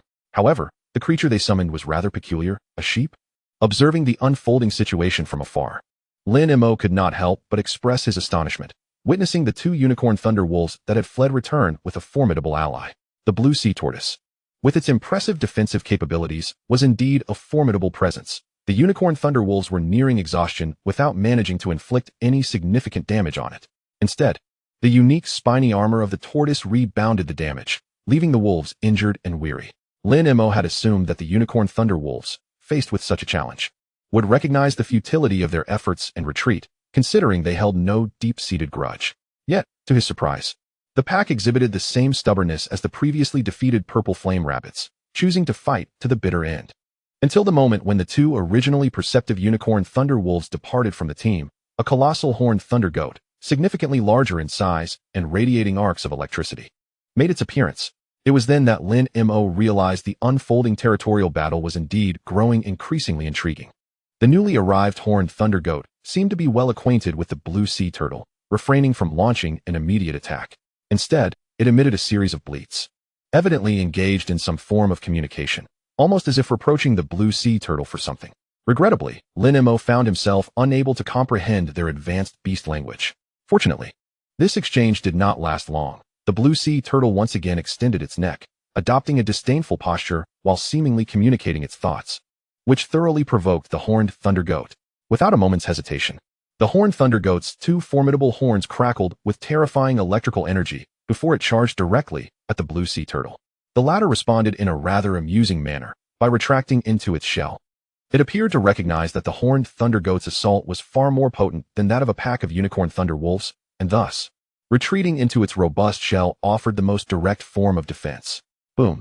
The two electrified horns crashed violently against the blue sea turtle, and the surging electrical energy seemed to penetrate its shell and invade its body. Witnessing this scene, Lin Mo could not help but furrow his brow. Comparing the blue sea turtle with the horned thunder goat, there was little difference in potential. Both could evolve to the next stage, achieving a rank above gold, provided they received proper training. If one were to assess the racial potential disparity between the two, it could only be described as neck and neck. However, disregarding their respective potentials, the disparity in strength was significant. The blue sea turtle was currently at the second stage of silver, whereas the horned thunder goat had reached the sixth stage of silver. A gap of 4 minor stages made it difficult for Lin Mo to envision the blue sea turtle overcoming the horned thunder goat. Yet, the reality proved somewhat embarrassing for Lin Mo. After being struck by the horned thunder goat, the blue sea turtle was sent flying, crashing heavily onto the ground and creating a small crater. This indicated that the horned thunder goat's attack was no mere show of force, as it was intent on incapacitating the blue sea turtle. Crucially, the horned thunder goat's assault did not cease there. Following the creation of the small crater, it promptly initiated a series of relentless follow-up attacks. Its massive hooves, charged with surging electrical energy, descended upon the blue sea turtle in a devastating stomp, striking fiercely against its shell. The horned thunder goat paid no heed to the rebounding effects of the blue sea turtle's spiked shell, effectively expanding the already existing small crater 2 to 3 times, leaving the blue sea turtle deeply embedded in the earth. After the crushing stomp, the horned thunder goat merely took 2 steps back before gathering an astonishing amount of electrical energy in its mouth, unleashing a formidable beam of electricity that struck directly at the blue sea turtle, now trapped underground. The proximity of the electrical beam left no possibility for the blue sea turtle to evade. It could only endure the full brunt of the horned thunder goat's electric barrage. As the final assault concluded, the horned thunder goat stood before the blue sea turtle, as if paying homage, eager to witness the outcome of its relentless attacks. Just as the horned thunder goat had anticipated, Lin Mo was equally curious about the blue sea turtle's defensive capabilities. The wait was not long, and the result left Lin Mo astonished. The blue sea turtle, having emerged from the depths of the crater, slowly extended its limbs and provocatively issued a snort at the horned thunder goat, clearly mocking the ineffectiveness of its assault. This display of strength was futile against it. This provoked the horned thunder goat into a frenzy, as it swiftly gathered another impressive amount of electrical energy, unleashing a barrage of electrical rays once more towards the blue sea turtle. In response to the impending attack, the blue sea turtle instinctively retreated into its shell. Bam! Bam! Bam! A series of explosive sounds erupted from the crater as the blue sea turtle's position shifted multiple times. Yet, upon closer inspection of the shell's location, it became evident that the horned thunder goat's attacks had indeed left their mark, creating several impressions. However, such damage was insufficient to genuinely harm the blue sea turtle. These impressions were akin to mere discomfort, barely registering as a wound. When the horned thunder goat grew weary and contemplated retreating, the blue sea turtle unexpectedly broke its usual demeanor and launched a counterattack. Its shell began to levitate, and then, its limbs, including its head, suddenly expelled powerful jets of energy water, striking towards the horned thunder goat in the form of a water vortex. This unexpected assault momentarily stunned Lin Mo. It felt reminiscent of a scene he had witnessed before. This was akin to Ash's Squirtle executing its water cannon move. The only distinction was that the energy water jets produced by the blue sea turtle far surpassed Squirtle's, with its shell spinning at an incredible speed, transforming the original water cannon into a much wider water vortex. Caught off guard, the horned thunder goat was struck squarely by this attack, its massive form sent hurtling away, experiencing the sensation of being tossed aside for the first time. When it finally crashed back to the ground, the earth trembled beneath it. As the horned thunder goat regained its footing, the injuries it sustained were markedly more pronounced than those of the blue sea turtle, signaling a shift in the battle's momentum. From this moment on, it became evident that the horned thunder goat could not breach the blue sea turtle's defenses. In such a scenario, relentless attacks on the blue sea turtle would prove futile, bearing no significant effect. Thus, under Lin Mo's astonished gaze, the horned thunder goat, accompanied by its pack of unicorn thunder wolves, made a hasty retreat. Chapter 136. A preliminary test for capturing the earth element mouse. How intriguing, truly captivating. I am eager to discern the extent of this blue sea turtle's defensive capabilities, and I wonder if it can withstand the punches of the psychic bear. As the horned thunder goat and its pack of unicorn thunder wolves vanished from view, Lin Mo found himself increasingly fascinated by the blue sea turtle nearby. Its remarkable defensive prowess was one aspect, but equally compelling was its grasp of skills and its temperament. The ability to levitate its shell while executing an enhanced version of the water cannon move is not something an ordinary water-type creature could achieve. It requires an exceptionally high level of mastery over the technique of water jet propulsion. Lin Mo believed that even 1,000 blue sea turtles might not yield another with such proficiency. Then there was the matter of its character. One would assume that after vanquishing the horned thunder goat and its pack of unicorn thunder wolves, the blue sea turtle would seize the nearby fruit trees, which would be entirely reasonable. Yet unexpectedly, it called back its entourage of purple flame rabbits, relinquishing this territory, including the precious fruit trees. The display of relinquishing control after issuing instructions struck Lin Mo as remarkably rare. The beasts inhabiting the secret realm, despite exhibiting some altered behaviors, fundamentally remained akin to magical beasts, adhering to the principles of survival of the fittest and self-interest. Moreover, considering the bonds across different species, Lin Mo found it difficult to fathom how the blue sea turtle managed to accomplish such an act. Retrieving the scattered thoughts from his mind, Lin Mo summoned the three little creatures from his home. Intrigued by the blue sea turtle, he acted on impulse, for this was his guiding principle in undertaking tasks. However, he was still but a mere mortal. Recklessly charging toward the blue sea turtle would surely lead to his demise, and he could not afford to act so foolishly. As he released the three pet orbs in succession, two large figures and one small one appeared beside him. The increasing size of the Qingyu Eagle and the Mind Demon Bear immediately attracted the attention of the lingering blue sea turtle and the pack of purple flame rabbits. Hiss! The purple flame rabbits, emboldened by the presence of the blue sea turtle, bared their fangs in a display of ferocity, attempting to project an intimidating demeanor. The irony lay in the fact that this fierce display stemmed from the safety of the blue sea turtle's back. It was indeed a case of the rabbit flaunting its turtle's might. In response, Lin Mo pointed a finger toward the purple flame rabbits and instructed the nearby Earth origin mouse. Little mouse, go teach those rabbits a lesson, so they may come to understand the harshness of reality. Coincidentally, the Earth origin mouse possessed strength just a step above that of the purple flame rabbits, making it quite suitable for this role as a practice target. The Earth origin mouse nodded in understanding and, with its claws extended, charged toward the group of purple flame rabbits. Surprisingly, the blue sea turtle showed no intention of intervening. It simply observed the skirmish between its minions and the Earth origin mouse, though its expression gradually shifted. The blue sea turtle was acutely aware of the purple flame rabbit's capabilities. Given that the Earth origin mouse was only marginally stronger, how could a group of little minions possibly fail to prevail? This was precisely why it felt confident in not intervening. However, the outcome was quite unexpected. None of the attacks from the purple flame rabbits, whether long-range fireballs or close-range fiery kicks, managed to strike the Earth origin mouse. While it was normal for one or two minions' attacks to miss, the blue sea turtle believed the Earth origin mouse possessed sufficient strength to challenge an entire group without flinching. Yet, the fact that all the minions' attacks missed and the Earth origin mouse dispatched them one by one to the ground was quite the slap in the face for the older sibling. Contemplating whether to assist its little minions, the blue sea turtle soon found that within mere minutes, the entire pack of purple flame rabbits lay sprawled on the ground, each emitting cries of pain and bearing considerable injuries. Well then, since they were all down, there was no need for assistance. It was now its turn to enter the fray. Glancing at the Earth origin mouse nearby, the blue sea turtle, without hesitation, adopted a provocative stance, aiming to entice its opponent into action while it retreated into its shell. It planned to let the enemy exhaust itself before launching a counterattack. To its surprise, the taunting stance seemed to resonate with the Earth origin mouse, which immediately activated the metallic sheen of its claws and brought them crashing down upon the blue sea turtle's shell. Lin Mo had no intention of stopping the Earth origin mouse's initiative to attack the blue sea turtle. After all, he had released his 3 little companions to foster a bond with the blue sea turtle. Being the 4th member of the team, the best way to enhance their camaraderie? A good old-fashioned fight. One does not truly get acquainted without a bout. After such an encounter, familiarity would surely blossom. Bang, bang, bang. Remarkably, the blue sea turtle's impressive defensive capabilities were no exaggeration. The Earth origin mouse unleashed a flurry of blows with its steel claws, landing dozens of strikes against the turtle's shell. The sheer force of the attacks even drove the turtle partially into the ground.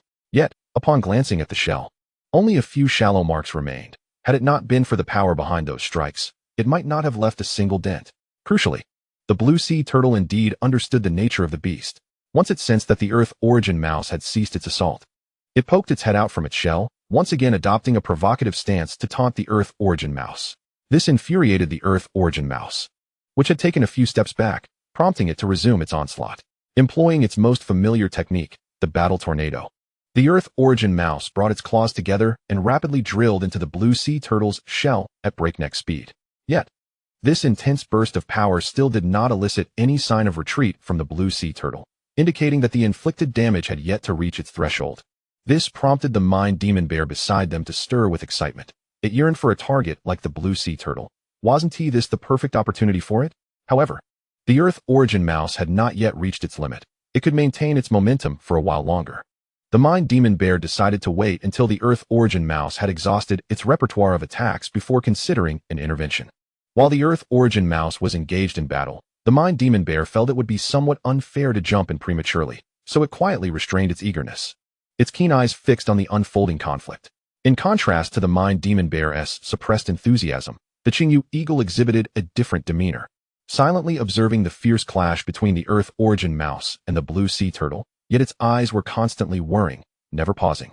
As the 4th member of the team, the Qingyu Eagle was exceedingly familiar with the blue sea turtle, and given that each simulation concluded with the blue sea turtle's final evolution, this further complicated the Qingyu Eagle's feelings toward it, intertwining affection and irritation. Chapter 137, Mind Demon Bear. One punch not enough? Then let us throw in a few more. Bang, bang. The Earth origin mouse hardly paused, almost losing count of how many times it had struck the turtle's shell or how many piercing blows it had delivered. The sound of its assaults echoed incessantly against the turtle's shell. Finally, after delivering one last powerful blow that sent the blue sea turtle crashing into the ground, the Earth origin mouse pulled back slightly to assess the situation. Unfortunately, its relentless barrage had ultimately fallen short, failing to inflict any significant damage upon the blue sea turtle. Emerging from its shell with an air of disdain, the blue sea turtle provocatively taunted the Earth origin mouse before unleashing a water jet attack, a move that, while not particularly damaging, was highly insulting, striking the Earth origin mouse and sending it flying several meters away. Ordinarily, the Earth origin mouse would have evaded such a casual strike. However, the timing of the blue sea turtle's attack was impeccable, coinciding perfectly with the Earth origin mouse's moment of exhaustion following its explosive flurry. When it stood again, the injuries were not severe, but its overall demeanor was considerably disheveled. Unwilling to accept this outcome, the Earth origin mouse prepared to continue the fight when a clear and melodious cry of an eagle rang out. Caw, caw, little brother. Your current attack power cannot harm the 4th brother. There will be plenty of opportunities for future exchanges. Allow me, your 2nd brother, to win him over for you. Roar. Little brother, your attack power still needs improvement. Let me handle the 4th brother, and you step back. Trust me, I'll show him what brotherly respect truly means. Following the clear eagle call, a series of thunderous chest thumps and bear roars echoed in tandem. Casting one last glance at the distant blue sea turtle, the Earth origin mouse ultimately complied, resigning itself to the decision. It was indeed impossible to breach the defenses of the soon-to-join 4th brother. Rather than face further humiliation, it was better to reclaim one's dignity later. Just as the head of the team had advised, once the blue sea turtle joined, there would be ample opportunities for practice against it. With this thought in mind, the earthly rat returned directly to the team. Glancing at the mindful demon bear nearby, which could no longer suppress its desire to strike, It exclaimed, "Hiss! Brother Bear. The defensive capabilities of the fourth brother are exceptional. Don't hold back. Unleash your full potential." Observing the animated chatter of the little ones around him, Lin Mo grasped the gist of their conversation and interjected, "Ahem, little bear, don't listen to the nonsense of the little rat. Just give it a light touch. If you hit too hard, it might be difficult to wrap things up." However, unexpectedly, just as the mindful demon bear was about to nod in understanding, the azure feather eagle, circling overhead, emitted a rather urgent cry. "Caw caw. Second brother, don't listen to the master's nonsense. Go ahead and give the fourth brother your all. The fourth brother is just as stubborn as the third brother was, perhaps even more so before joining the team. If you don't subdue him, he won't acknowledge you." Indeed, he was obstinate, and a particularly combative turtle at that. Vividly recalling the most recent simulated match, it was clear that, despite a few spectacular performances from the blue sea turtle that helped the team secure a crucial point and allowed its master to advance, the turbulence it caused upon joining the team remained unchanged. Its remarkable defensive abilities often led to trouble, and it was notoriously resistant to persuasion from the other members. Truly a rebellious turtle. In that simulation, the azure feather eagle recalled that, in league with the second brother, the mindful demon bear had relentlessly pummeled the blue sea turtle for a month and a half to barely correct its bad habits. The effort expended was monumental, to say the least. When both the master and the team leader spoke in unison, the mindful demon bear scratched its head and looked over. Ultimately, it thumped its chest, declaring to the azure feather eagle, "Roar. Don't worry, team leader, I will ensure the fourth brother understands what pain truly means. He will surely be obedient once he joins the team." Heeding the master and the team leader, the mindful demon bear pondered for a moment before resolutely deciding to follow the team leader's advice. With that, the mindful demon bear charged directly at the blue sea turtle, sprinting like a golden flash, instilling considerable psychological pressure and evoking a sense of danger in the turtle. In the face of impending peril, the blue sea turtle instinctively retreated into its shell, which was its universal strategy for defense, given that its strengths lay entirely in its defensive capabilities. Just before the mindful demon bear arrived, the blue sea turtle had already retracted into its shell, causing the bear's massive fist aimed at its head to swing wide of the mark. Yet, the mindful demon bear remained undeterred. The blue sea turtle, fully committed to its defensive posture, was the perfect punching bag. Unable to strike the head, it decided to test the waters by attacking the shell instead. Without a trace of hesitation, it unleashed a powerful punch that struck the turtle's shell with tremendous force. With an overwhelming impact, the blue sea turtle was driven into the ground, and the resulting shockwave expanded the radius of the small crater formed beneath it. Given the sheer force of this blow, Lin Mo would wager that the earthly rat would have struggled to inflict as much damage even after a prolonged assault. Surprisingly, even though the blue sea turtle had sunk considerably into the earth and a distinct imprint had appeared on its shell, it did not succumb to unconsciousness. This piqued Lin Mo's curiosity. He was now eager to discover just how much the blue sea turtle could endure against the mindful demon bear's assault. The bear, having retreated a couple of steps, observed the blue sea turtle intently, yet it remained still, indicating that the turtle had not been knocked out by that punch. This outcome only heightened the bear's excitement. Letting out a few jubilant roars, it charged forward once more, unleashing a flurry of ferocious punches. Determined that if one punch was insufficient, then two would suffice. And if two weren't enough, it would continue to rain down blows until it achieved a result. After delivering who knows how many punches, when the mindful demon bear finally paused to observe the blue sea turtle's shell, it noted that the shell had visibly caved in slightly. The sheer force of its strikes could hardly be expressed in words. Yet, unexpectedly, the blue sea turtle still showed no signs of emerging. This left the mindful demon bear somewhat perplexed. Clearly, it needed to up the ante. More strength was required. However, the blue sea turtle, nestled within its shell, was not without discomfort. For the first time, it distinctly felt pain radiating from its back. This was an unprecedented experience in its life. Moreover, as it sensed the escalating momentum of the mindful demon bear, it instinctively activated a skill to bolster its defenses, causing mist to gradually envelop its shell. Chapter 138. A punch shatters turtle fantasies, strongly recruited into the team. Boom. The commotion caused by the blue sea turtle was significant.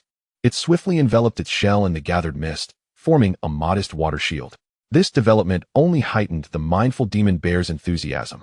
It was growing increasingly fond of the soon-to-join fourth brother. For such a participant, one who absorbed punishment without retaliation was a rare find, especially since other punching bags quickly succumbed after only a few hits, making it difficult for a heavyweight like itself to fully indulge in the experience. Seeing the water shield take form, the mindful demon bear could not help but grin, as its rising momentum surged to new heights. Open the gates. Open the rest of the gates. Continue to burst forth. After activating the 3 gates, its massive golden body began to exhibit faint red markings, with its already substantial arm and leg muscles swelling more than double in size. At this moment, the mindful demon bear posed a lethal threat to the blue sea turtle still hidden within its shell. The overwhelming sense of danger triggered an instinctual urge within the turtle to emerge from its shell and plead for mercy. Regrettably, while the turtle's realization was timely, it could not alter the impending outcome. A colossal fist, imbued with unparalleled strength, struck mercilessly against its shell. The newly formed water shield, while somewhat effective, could only withstand the bear's explosive punch for a mere 2 seconds before shattering with a resounding crack. Boom. The impact, still carrying over 85 of the mindful demon bear's strength, sent the blue sea turtle crashing into the earth, and the terrifying residual force expanded the crater it created. The ground within a 2-kilometer radius of where the blue sea turtle and the mindful demon bear stood trembled violently several times, leaving little doubt as to what fate awaited the blue sea turtle. The formidable blow unleashed by the mind-thought demon bear, having previously triumphed against a golden tier pet, inflicted considerable damage.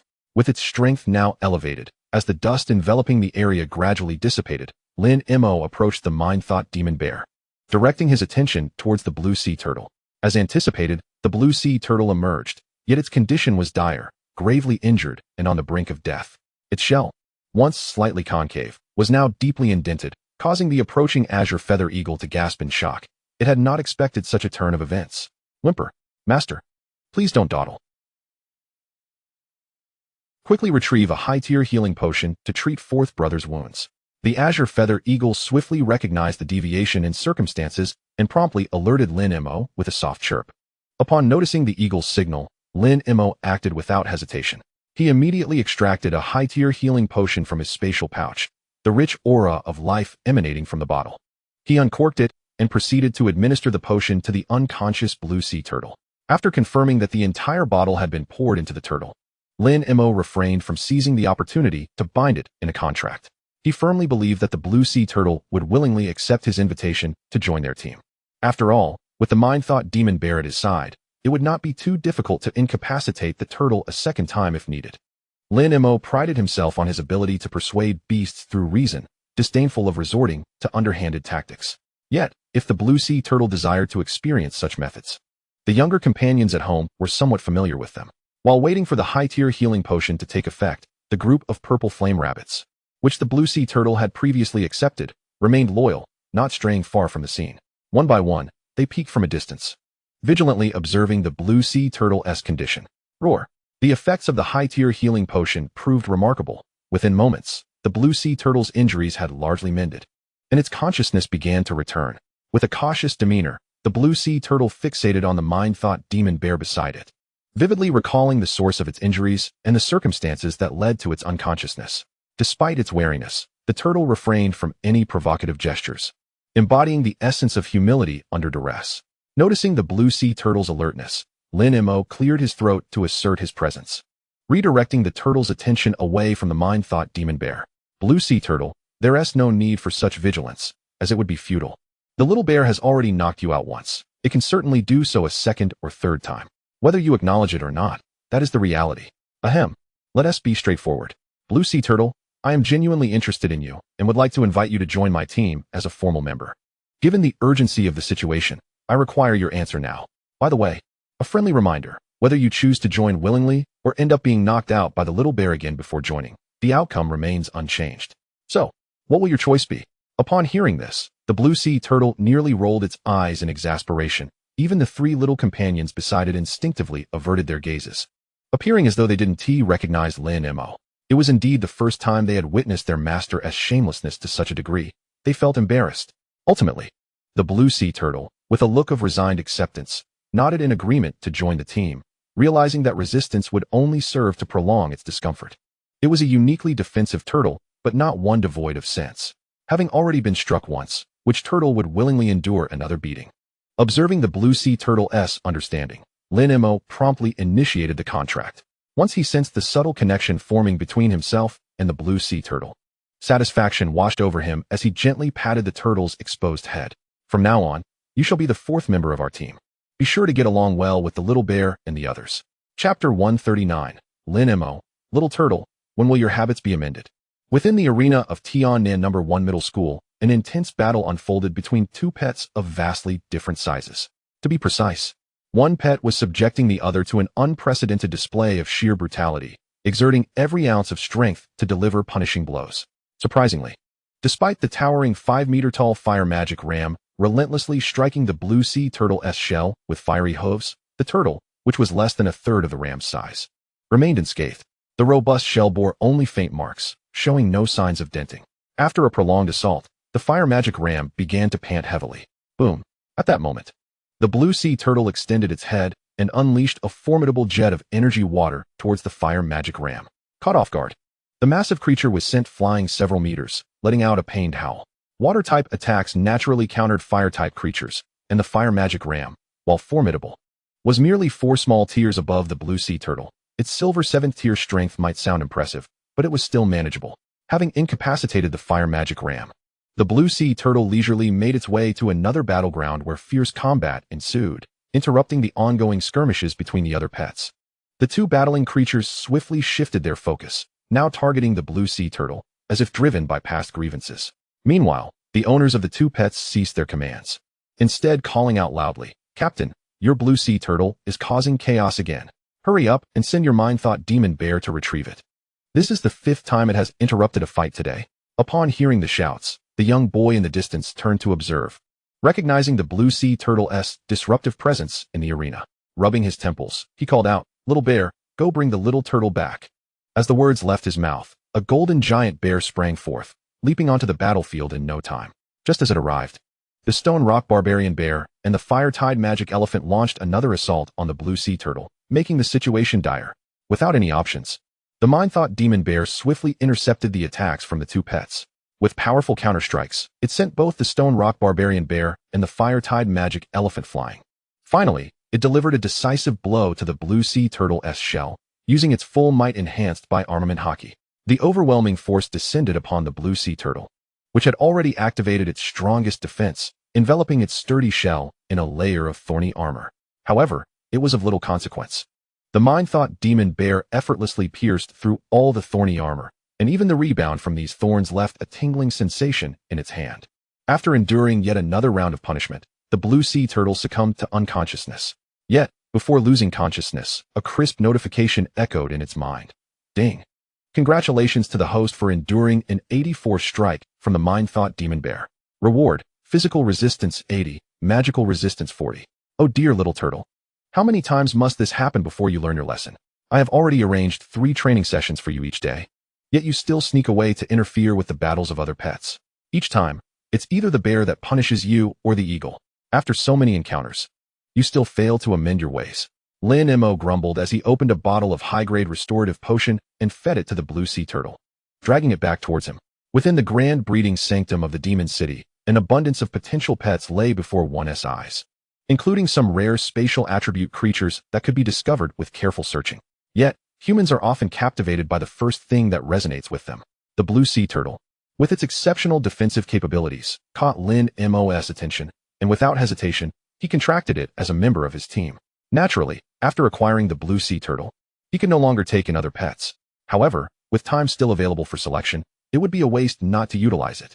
Thus, he decided to engage in extensive training at this unique, large-scale pet breeding base, allowing the Qingyu Eagle and the other 2 little fellows to hone their abilities as much as possible.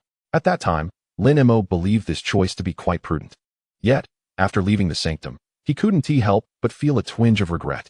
The water-type blue sea turtle, equipped with outstanding defensive prowess, was theoretically a creature that should refrain from fighting unless absolutely necessary, possessing a temperament that was exceptionally calm and honest.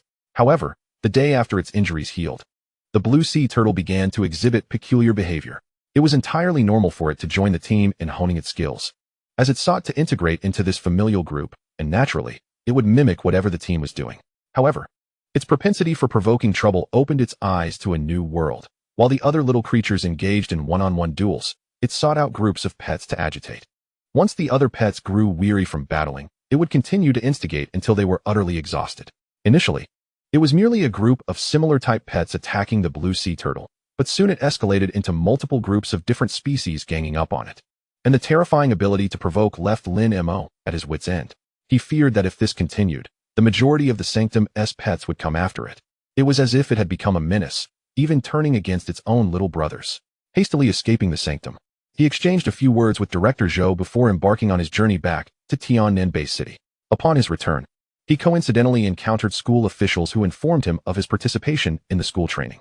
Thus, without having a few days of rest, he found himself busy with school team matters. Indeed, Su Xiaoxue had been correct. He was appointed as the captain of the school team. This was no big deal. It merely involved training and battles becoming a daily routine. Striving for strength through hard work was a natural expectation. However, surprisingly, since the commencement of school training, the blue sea turtle had failed to shed the bad habits it acquired in the Sanctum. After finishing battles with its training opponents, it began to provoke other team members' pets, becoming the turtle that everyone in the school team was eager to strike at. Chapter 140. Strength gained through beating. Minor injuries are laughable. So exhilarating. I've gained quite a few attribute points today, but it seems I'll need to reach a level like second brother to gain even more. Once I accumulate a few hundred more in physical and magical defenses, I'll settle scores with second brother. The familiar warmth surged through the blue sea turtle's body, flowing through its veins as it felt its injuries rapidly healing, involuntarily letting out a contented grunt. Yet, this feeling of joy didn't last more than 3 minutes before the blue sea turtle rolled its eyes in exasperation. It was unbearable to have incessant grumbling in its ears. Nevertheless, the blue sea turtle offered no resistance. For it was no longer the unique turtle overlord at the Demon City pet base, but rather a pitiful turtle stripped of its freedom.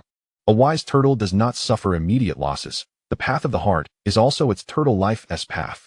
Fate tends to favor the hopeful turtle, and the opportunities brought forth by the contract seemed rather promising. Recalling the night it was captured under a starless sky, the blue sea turtle felt a deep sense of reflection. Being contracted represented the beginning of a new life journey, shrouded in uncertainty and fog, obscuring its vision of the future. Wrapped in anxiety, trepidation, and a faint glimmer of anticipation, it suddenly recalled a system dubbed strength through beating. Which foolish turtle would wish to be beaten daily? It wasn't until that night when it endured another thrashing from the formidable Qingyu Eagle that the voice in its mind emerged. And the rewards from that so-called system changed everything. Its physical qualities surged significantly, and the growth in strength completely altered its perception of the system that had seemingly attached itself to it. Enduring beatings was essential. Minor injuries were laughable. It was the renowned defensive turtle overlord of the Demon City breeding base. Thus, it embarked on a journey to challenge other beasts. Intoxicated by the feeling of constantly growing stronger, vowing to rebuild its image after the humiliation of being contracted. Bam, bam, bam, simultaneously. Upon witnessing the blue sea turtle's eye roll, Lin Mo couldn't help but massage his temples. The little creatures in the team had truly become clever, proving difficult to manage. However, as their master, he had to stride forward on the path of beast mastery. How could he simply give up at the slightest setback? Consequently, Lin Mo was preparing to adopt a firm approach to impart a lesson to the blue sea turtle, ensuring it understood that a master's commands must be obeyed. Yet, before he could utter a word, a series of explosive sounds erupted from the blue sea turtle, effectively choking his words in his throat. The blue sea turtle had leveled up, and not just by a single tier, but rather with a triple jump. It leaped from silver rank 3 to silver rank 6, overtaking both the mind-thought demon bear and the earth element mouse in visible strength. Had it not been for the Qingyu Eagle's recent ascent from silver rank 6 to silver rank 7, the title of the strongest visible creature in the team would have changed hands simultaneously.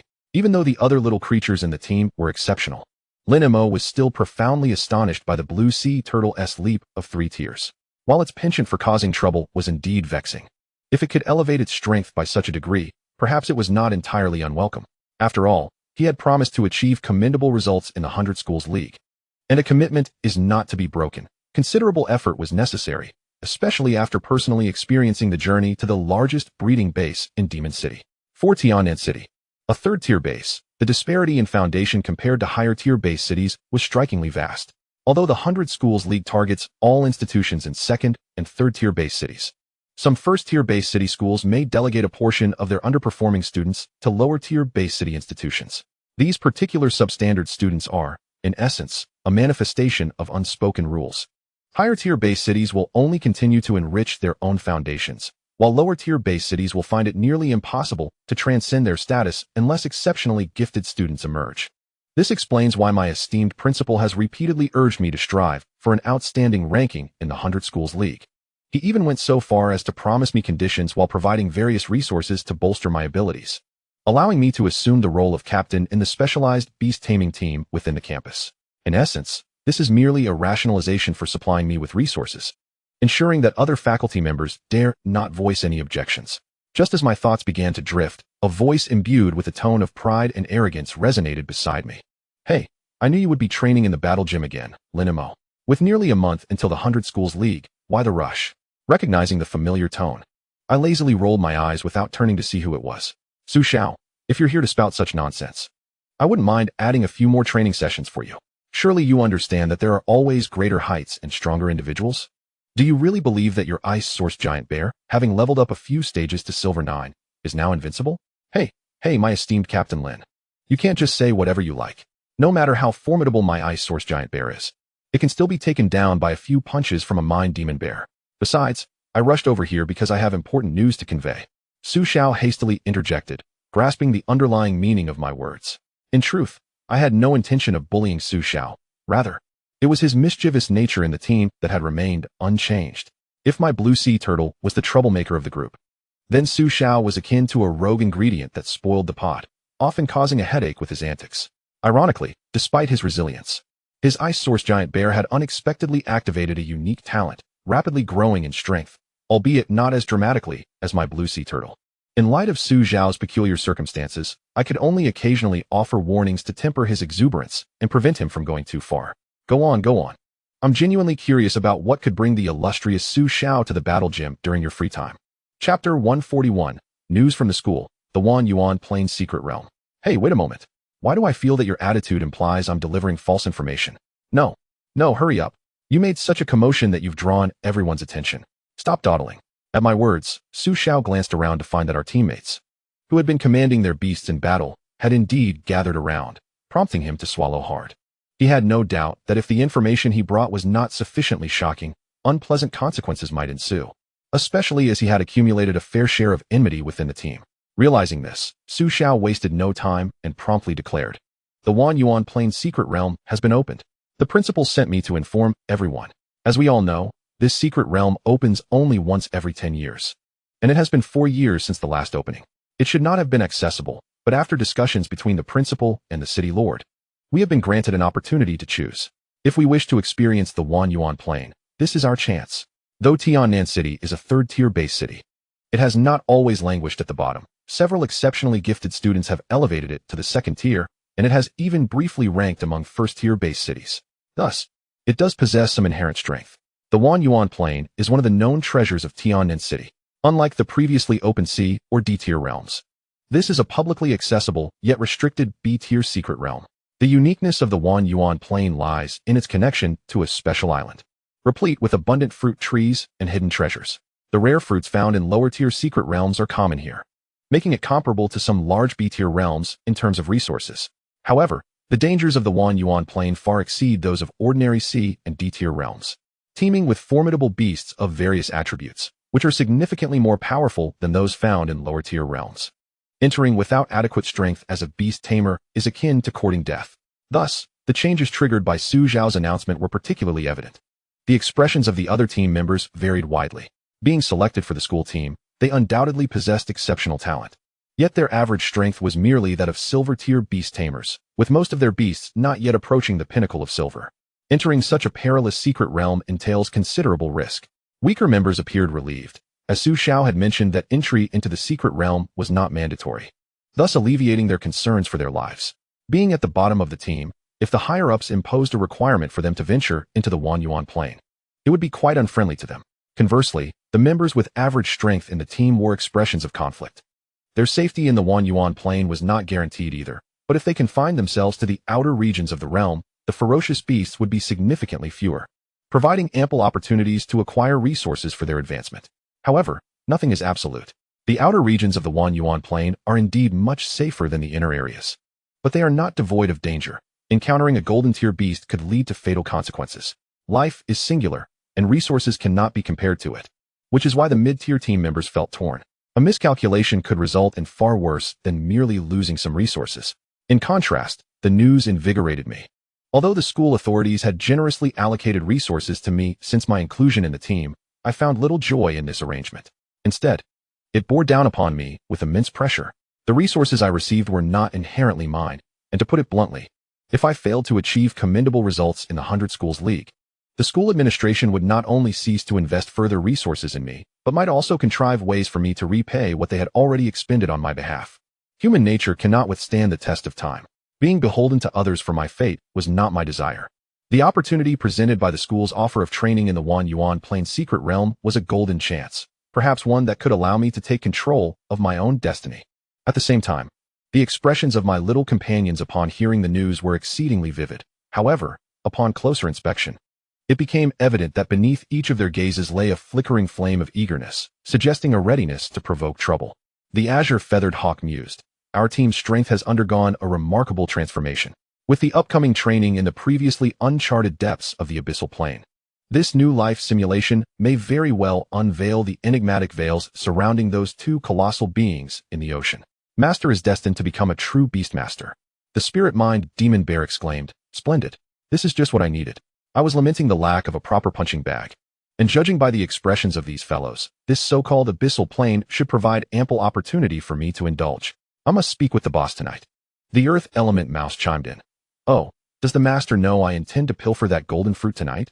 It seems he has already prepared a suitable environment for me to feast upon it." The blue sea turtle added, "Well, it seems fortune smiles upon me. For just as I was pondering where to find worthy foes to enhance my attributes, the master has made arrangements in advance." Chapter 142, A Desire to Form Teams. Is this not opening sales channels? My dear captain. As my thoughts drifted towards the abyssal plane, a voice filled with flattery suddenly reached my ears, causing a jolt through my entire being. This overly sweet tone was simply intolerable. I involuntarily took several steps back, eyeing Su Xiao with suspicion. Rolling my eyes as I said, "Speak plainly if you have something to say. Keep your voice normal. I am not your mother.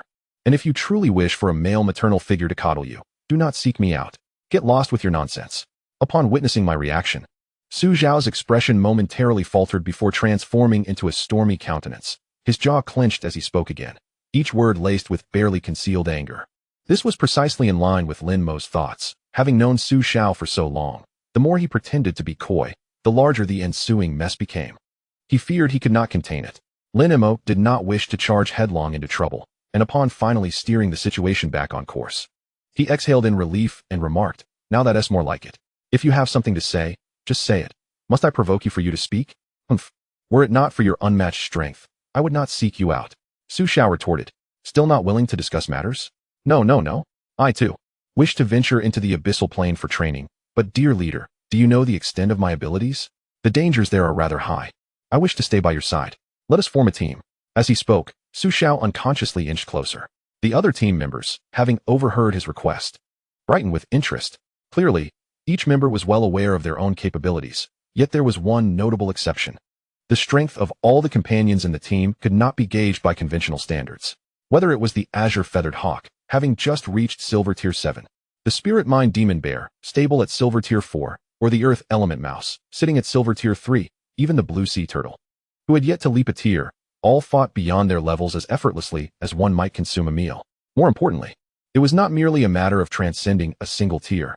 This was utterly astounding and served as ample proof of the remarkable potential harbored by these little creatures.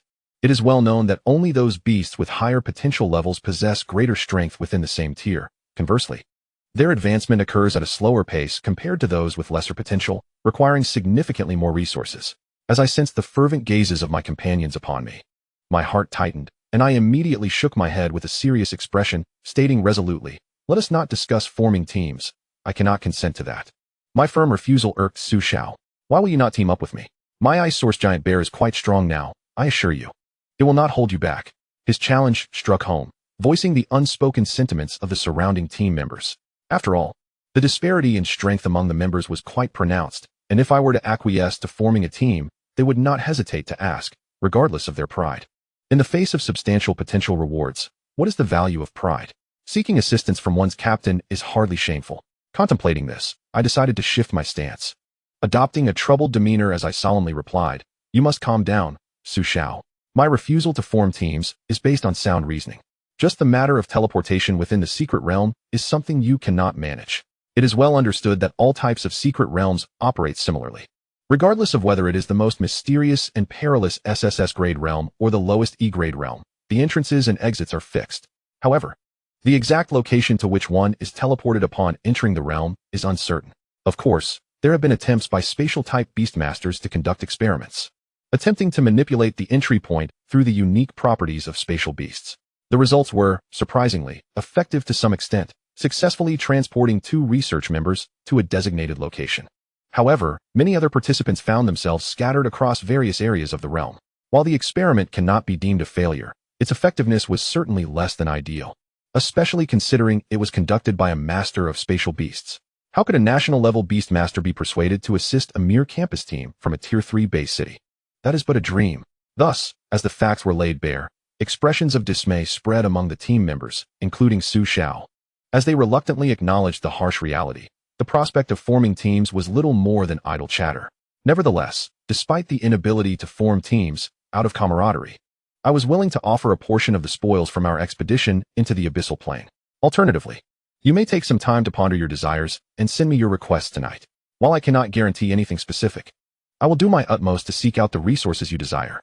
However, be advised that the prices will be somewhat higher than those found in the external market. Consider your needs and whether you can afford the cost. Although Chen Xiao's proposal to form a team was unfeasible, seeing my companions so disheartened tugged at my heartstrings. Entering the secret realm signifies a guaranteed acquisition of substantial resources, yet I lacked a fixed sales channel. Rather than possibly underselling to the merchants outside, it would be better to extend a kindness to my teammates. After all, the resources obtained within the realm that would be most beneficial to my companions would undoubtedly not last until the next day. As for the remainder, most would be superfluous or unsuitable for my team's adorable creatures, and exchanging them would undeniably yield me significant profits. Captain, me. Prioritize fire-related treasures or fruit for me. You know my giant fire lizard is just a hair's breadth away from evolution. Wait your turn. My flame mammoth hasn't even spoken yet. Captain, my thunderstorm eagle urgently needs a few thunder pearls. I heard there is a thunder cliff in the abyssal plane. Chapter 143, The Secret Realm of the Wanyuan Plain, Reopening the Simulation.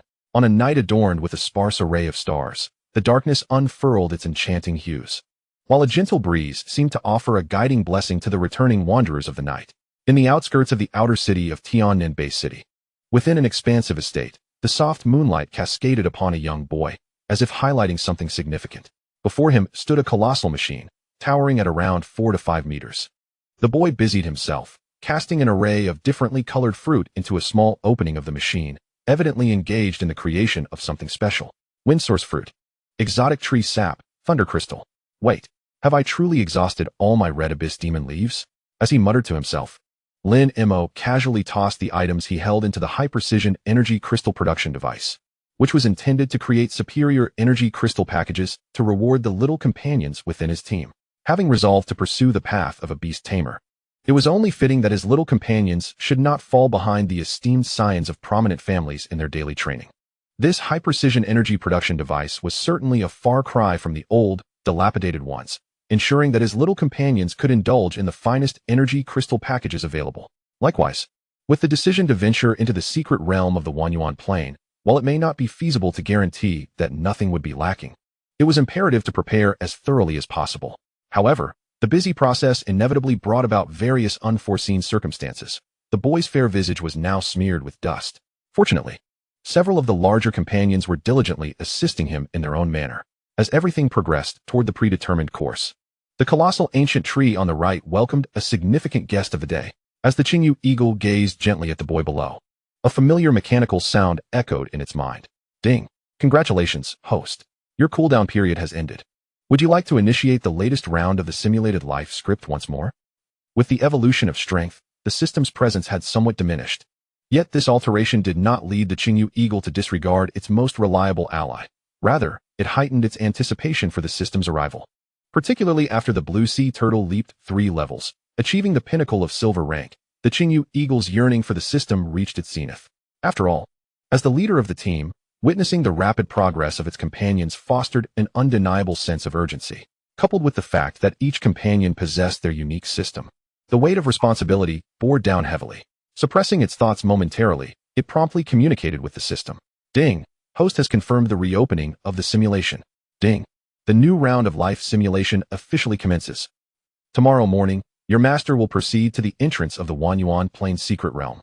Guided by the special realm letter issued by the school, after several confirmations by the guarding personnel, entry into the realm is granted.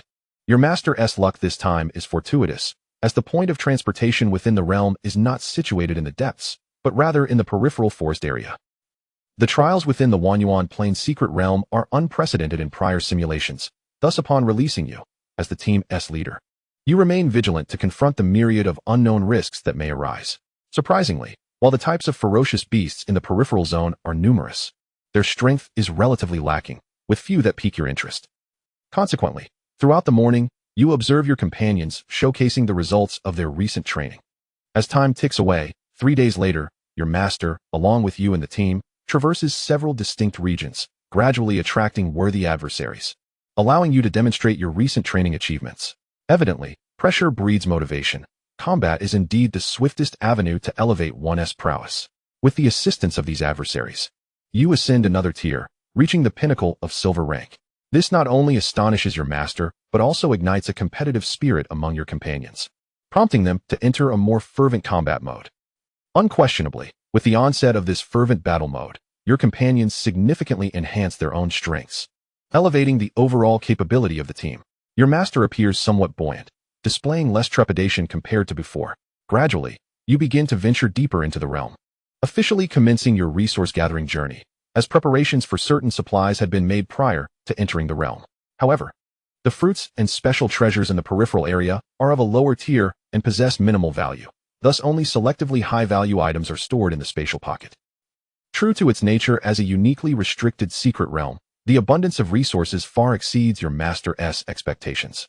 Rare resources available in the market can be collected with diligence, and your master successfully locates 2/3 of the required resources within just one afternoon, incorporating them into the spatial pocket. Due to the limited capacity of the spatial pocket, your master's discerning eye begins to search for exceptionally precious resources that are not circulating in the market. However, it proves challenging to find such special resources. Traversing through several regions yields no rewards. Yet your master does not relent. Instead, an ingenious idea strikes.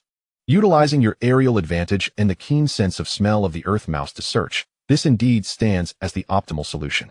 Following your master's orders, you initiate aerial patrol mode, striving to complete the task before your subordinate makes a discovery. Without any hint of surprise, leveraging your currently formidable strength, you swiftly identify a target.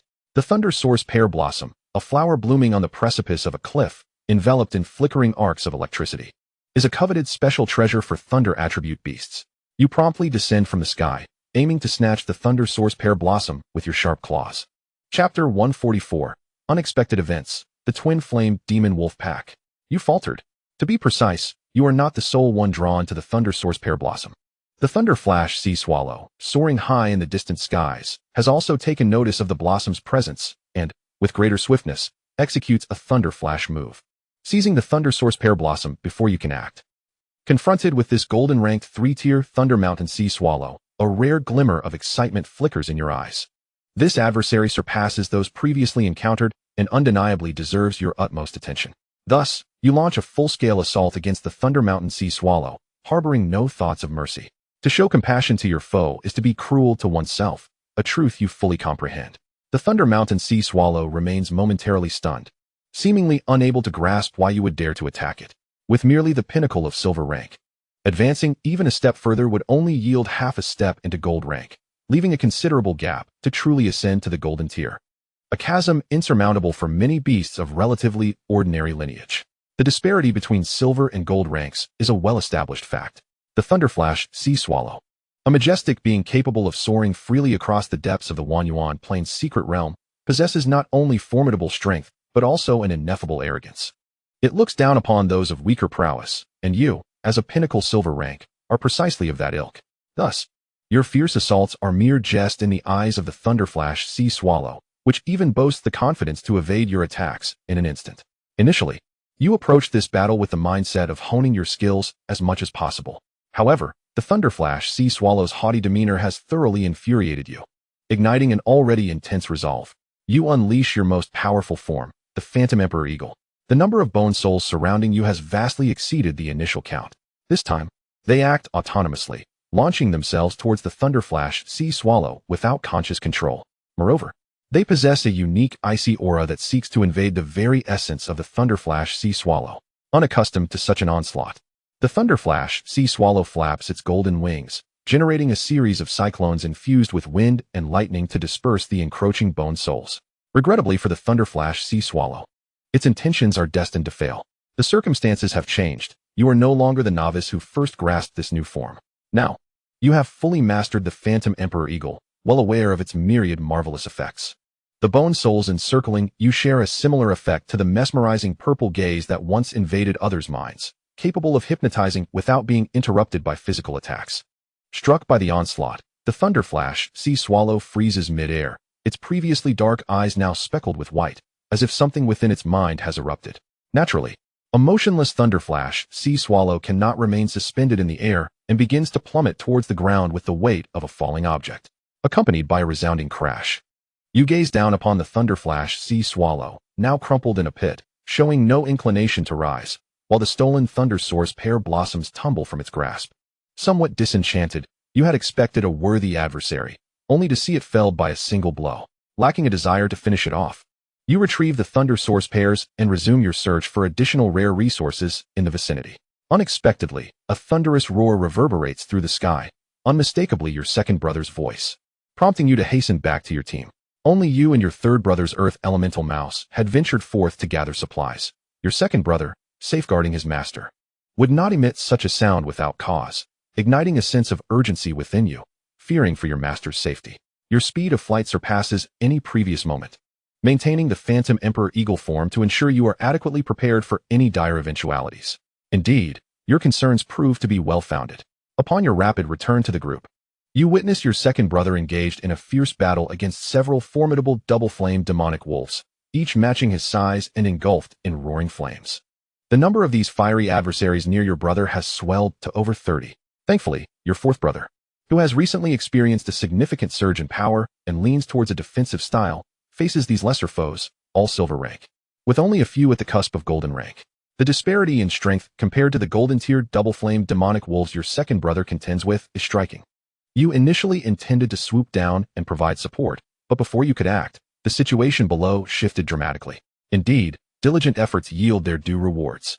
Within the team, your second brother, known for his rigorous training regimen, dedicates an astounding 12 hours a day to honing his skills, cultivating formidable stamina through relentless practice that leaves you in awe. Confronting multiple golden-tiered double-flamed demonic wolves has compelled your second brother to unleash his latent potential. Though injuries accumulate upon him, his aura surges with astonishing rapidity, climbing from a stable silver rank to match your own pinnacle status. You witness your younger brother's explosive growth firsthand, leaping 5 levels to reach parity with you at the pinnacle of silver rank. His combat prowess now nearly on par with your Phantom Emperor Eagle form, enabling him to confront the golden-tier wolves without losing ground. Meanwhile, your fourth brother is also under siege, overwhelmed by a multitude of foes, yet from a divine perspective, he appears to be faring better than your younger brother, steadily ascending in strength with an air of nonchalance that seems to dare the enemies to attempt his demise. This peculiar defiance causes your gaze to sharpen. In previous life simulations, your fourth brother underwent a distinct rebellious phase upon joining the team, yet never had he displayed such audacity. Contemplating the other members of the team, all of whom possess systems, you begin to grasp the underlying dynamics. Thus, you resolve to observe from the air for a while longer. As time passes, you spot your third brother rushing into the fray, tipping the scales of battle dramatically. To your astonishment, he has undergone a marked transformation in strength, wielding remarkable speed and a unique ability to shift into a light element, rendering him immune to physical attacks. This catches the double-flamed demonic wolves off guard, with any heavily injured foes falling victim to his decisive strikes. Without a hint of surprise, as the strongest of the double-flamed demonic wolves fall one by one, the tumultuous battle reaches its inevitable conclusion. However, before the dust settles, your gaze sharpens once more, for the conflict that should have ended has taken a startling turn. A colossal wolf, nearly 10 meters long and wreathed in ghostly blue flames, emerges from the distant forest, charging straight towards your master's position. Logically, the final evolution of the double-flamed demonic wolf is the three-headed hell wolf, yet this imposing giant, clearly not a mere evolution of the double-flamed demonic wolves, stands as their leader, its thunderous howl reigniting the spirits of the previously defeated pack. You hesitate no longer, preparing to dive from the sky to shield your master. Yet, just as you prepare to act, a new development catches your attention. Behind the massive wolf, a silhouette emerges in the sky, strikingly similar to your original form, yet enveloped in crackling arcs of electricity. A human figure stands atop this being's back, tightening your heart and accelerating your speed beyond measure.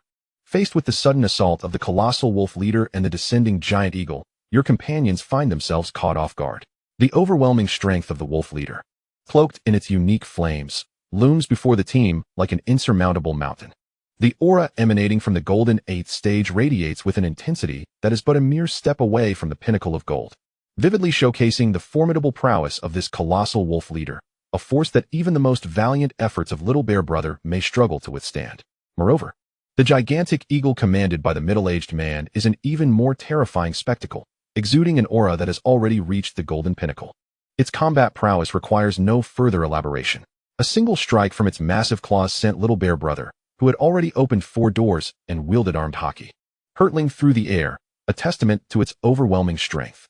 The stark disparity in power rendered your defensive maneuvers ineffective, merely slowing the inevitable collapse of the battle. Faced with a seemingly predetermined outcome, you directed your comrades to retreat into the depths of the right-side thicket with the primary objective of safeguarding your master. For within those woods lurked several presences that sent chills down your spine. The adage "no pain, no gain" rings true. Only in perilous territories can one find the optimal solution to the current predicament. Your strategy proved effective, as upon entering the selected thicket, neither the wolf leader nor the colossal eagle pursued further. Yet, upon venturing into the treacherous thicket, the wolf leader astonishingly spoke in human tongue. This utterance ignited a crimson hue in your keen eyes, as memories from previous life simulations surged forth. The Beast God Cult, the sole taboo organization among human factions, harbors the core ideology of transforming beast tamers into ferocious beasts, standing tall in this world as embodiments of their monstrous forms, even creating a beast god for their followers to worship. Chapter 146. Deeply entrapped, awaken wrath of the ancient tree spirit. Each life simulation is a secondary alteration of the current state, yet certain fixed events remain immutable. For instance, your companions in the team, whether the initial second brother and third brother or the later joined fourth brother from the training base in the Demon City, have not deviated from their established roles, save for the changes in temporal sequence. In the previous 3 life simulations, the specter of the Beast God Cult lingered ominously. Its emergence was foreshadowed during the first simulation, when the evolved Storm Golden Eagle form drew the attention of poaching organizations, incurring heavy losses to eventually diminish this threat and dismantle numerous large-scale poaching groups in retaliation. As your strength gradually escalated alongside your master's remarkable progress, your network of information expanded exponentially. It was during that time that your master unearthed certain dark truths. The poaching groups operating with impunity around low-tier base cities were mere pawns of powerful figures, and the unscrupulous deeds committed by the scoundrels in the upper echelons were far worse, including various human experiments and tumultuous incidents in special realms. Among them, the Beast God Cult's inclusion as a taboo organization stands out, for its peculiar mission aims at dehumanization. In a time when beast tamers are esteemed, forging pacts with beasts has empowered humanity to transcend their limitations, becoming extraordinary beings with prolonged lifespans and enhanced abilities. Yet, there are always those lacking in talent and driven by greed, seeking the quickest path to transformation to acquire what they desire. And the Beast God Cult emerged as a congregation of such individuals. During the first life simulation, the Storm Golden Eagle's form attracted the attention of prominent figures within the Beast God Cult, prompting your master to initiate resistance. Your master and companions never wavered in their commitment to you, refusing to allow you to be sacrificed in the shadowy depths of a laboratory. Consequently, the animosity between your group and the Beast God Cult only intensified, as it was a fight to the death. Without exception, in the previous 3 simulations, the Beast God Cult's strongmen grew increasingly formidable, yet your comrades' rate of advancement surpassed expectations, resulting in numerous gains despite the looming threats. However, this simulation presented an unprecedented twist, as a special realm previously unexperienced now drew the cult's attention. The timeline indicates this occurred much earlier than in the previous simulations, even amidst a whirlwind of thoughts. Your current strength pales in comparison to what it could become in the future. Confronted with the present dilemma, one can only revert to the initial strategy of temporarily avoiding conflict to bolster your own power. After all, any rash actions could prove perilous, for you possess a deeper understanding of the Beast God Cult than any of your comrades. Your decision has proven astute. Humans whose minds have been steeped in a peculiar solution may wield unprecedented power, yet they cannot escape the irreversible loss of intellect, becoming chaotic, beast-like monstrosities. The middle-aged man, however, differs. He remains a true beast tamer, thus choosing to pursue relentlessly. In the face of this pursuit, you and your master found yourselves genuinely ensnared in peril for the first time. The formidable Golden Pinnacle Thunder Hunter Eagle. Alongside 4 additional Golden 8th Stage Thunder Hunter Eagles released by the middle-aged man, who evidently harbored designs on your master, left little doubt that he had bred a lineage of Thunder Hunter Eagles for combat. What compounded your distress was that the most powerful among them was not an ordinary variant, but an exceedingly rare mutation, possessing potential that soared to the Diamond High tier, and wielding wind powers beyond its own attributes, exacerbating the already grave injuries sustained by you and your companions. Every member of your team, including yourself, possesses unique fortunes, making battles against foes of a lower tier a commonplace occurrence, even facing adversaries of significantly higher tiers. What appears insurmountable to the mundane world only presents slight challenges to your group. However, this does not render you invincible. As your injuries deepen, the situation begins to unfold in ways you had not anticipated. Just as you pondered whether to bear a heavier cost for survival, fortune smiled upon you. The shockwaves of the battle disturbed a slumbering ancient tree spirit, awakening this platinum high-tier entity that showcased unparalleled combat prowess. The massive branches quivered, and countless leaves transformed into razor-sharp leaf blades, instantly inflicting grave wounds upon the nearest Thunder Hunter Eagle. All things possess a spirit. Perhaps the phenomenon of waking up grumpy is not exclusive to humans. The platinum high-tier ancient tree spirit, akin to a human just roused from slumber, unleashed its wrath with remarkable ferocity. The other Thunder Hunter Eagles, fortunate enough to be somewhat distanced, were not spared from the aftermath, as hundreds of leaf blades pierced their bodies, leaving them severely injured. In contrast to the ill-fated Thunder Hunter Eagles, your more acute reflexes and remarkable speed allowed you to grasp your master and distance yourselves from the area as soon as the ancient tree's spirit erupted in fury. Little Bear Brother, quick to react, matched your pace with utmost speed upon realizing the unfolding scene.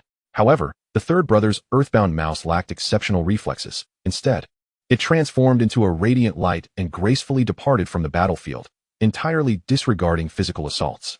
Regrettably, the fourth brother, who had just joined the team, failed to escape in time and bore the brunt of the relentless onslaught of countless leaf blades unleashed by the high-tier platinum ancient tree spirit. As your concern for the fourth brother's safety intensified and all your attention was directed towards him, your gaze inevitably took on an odd expression.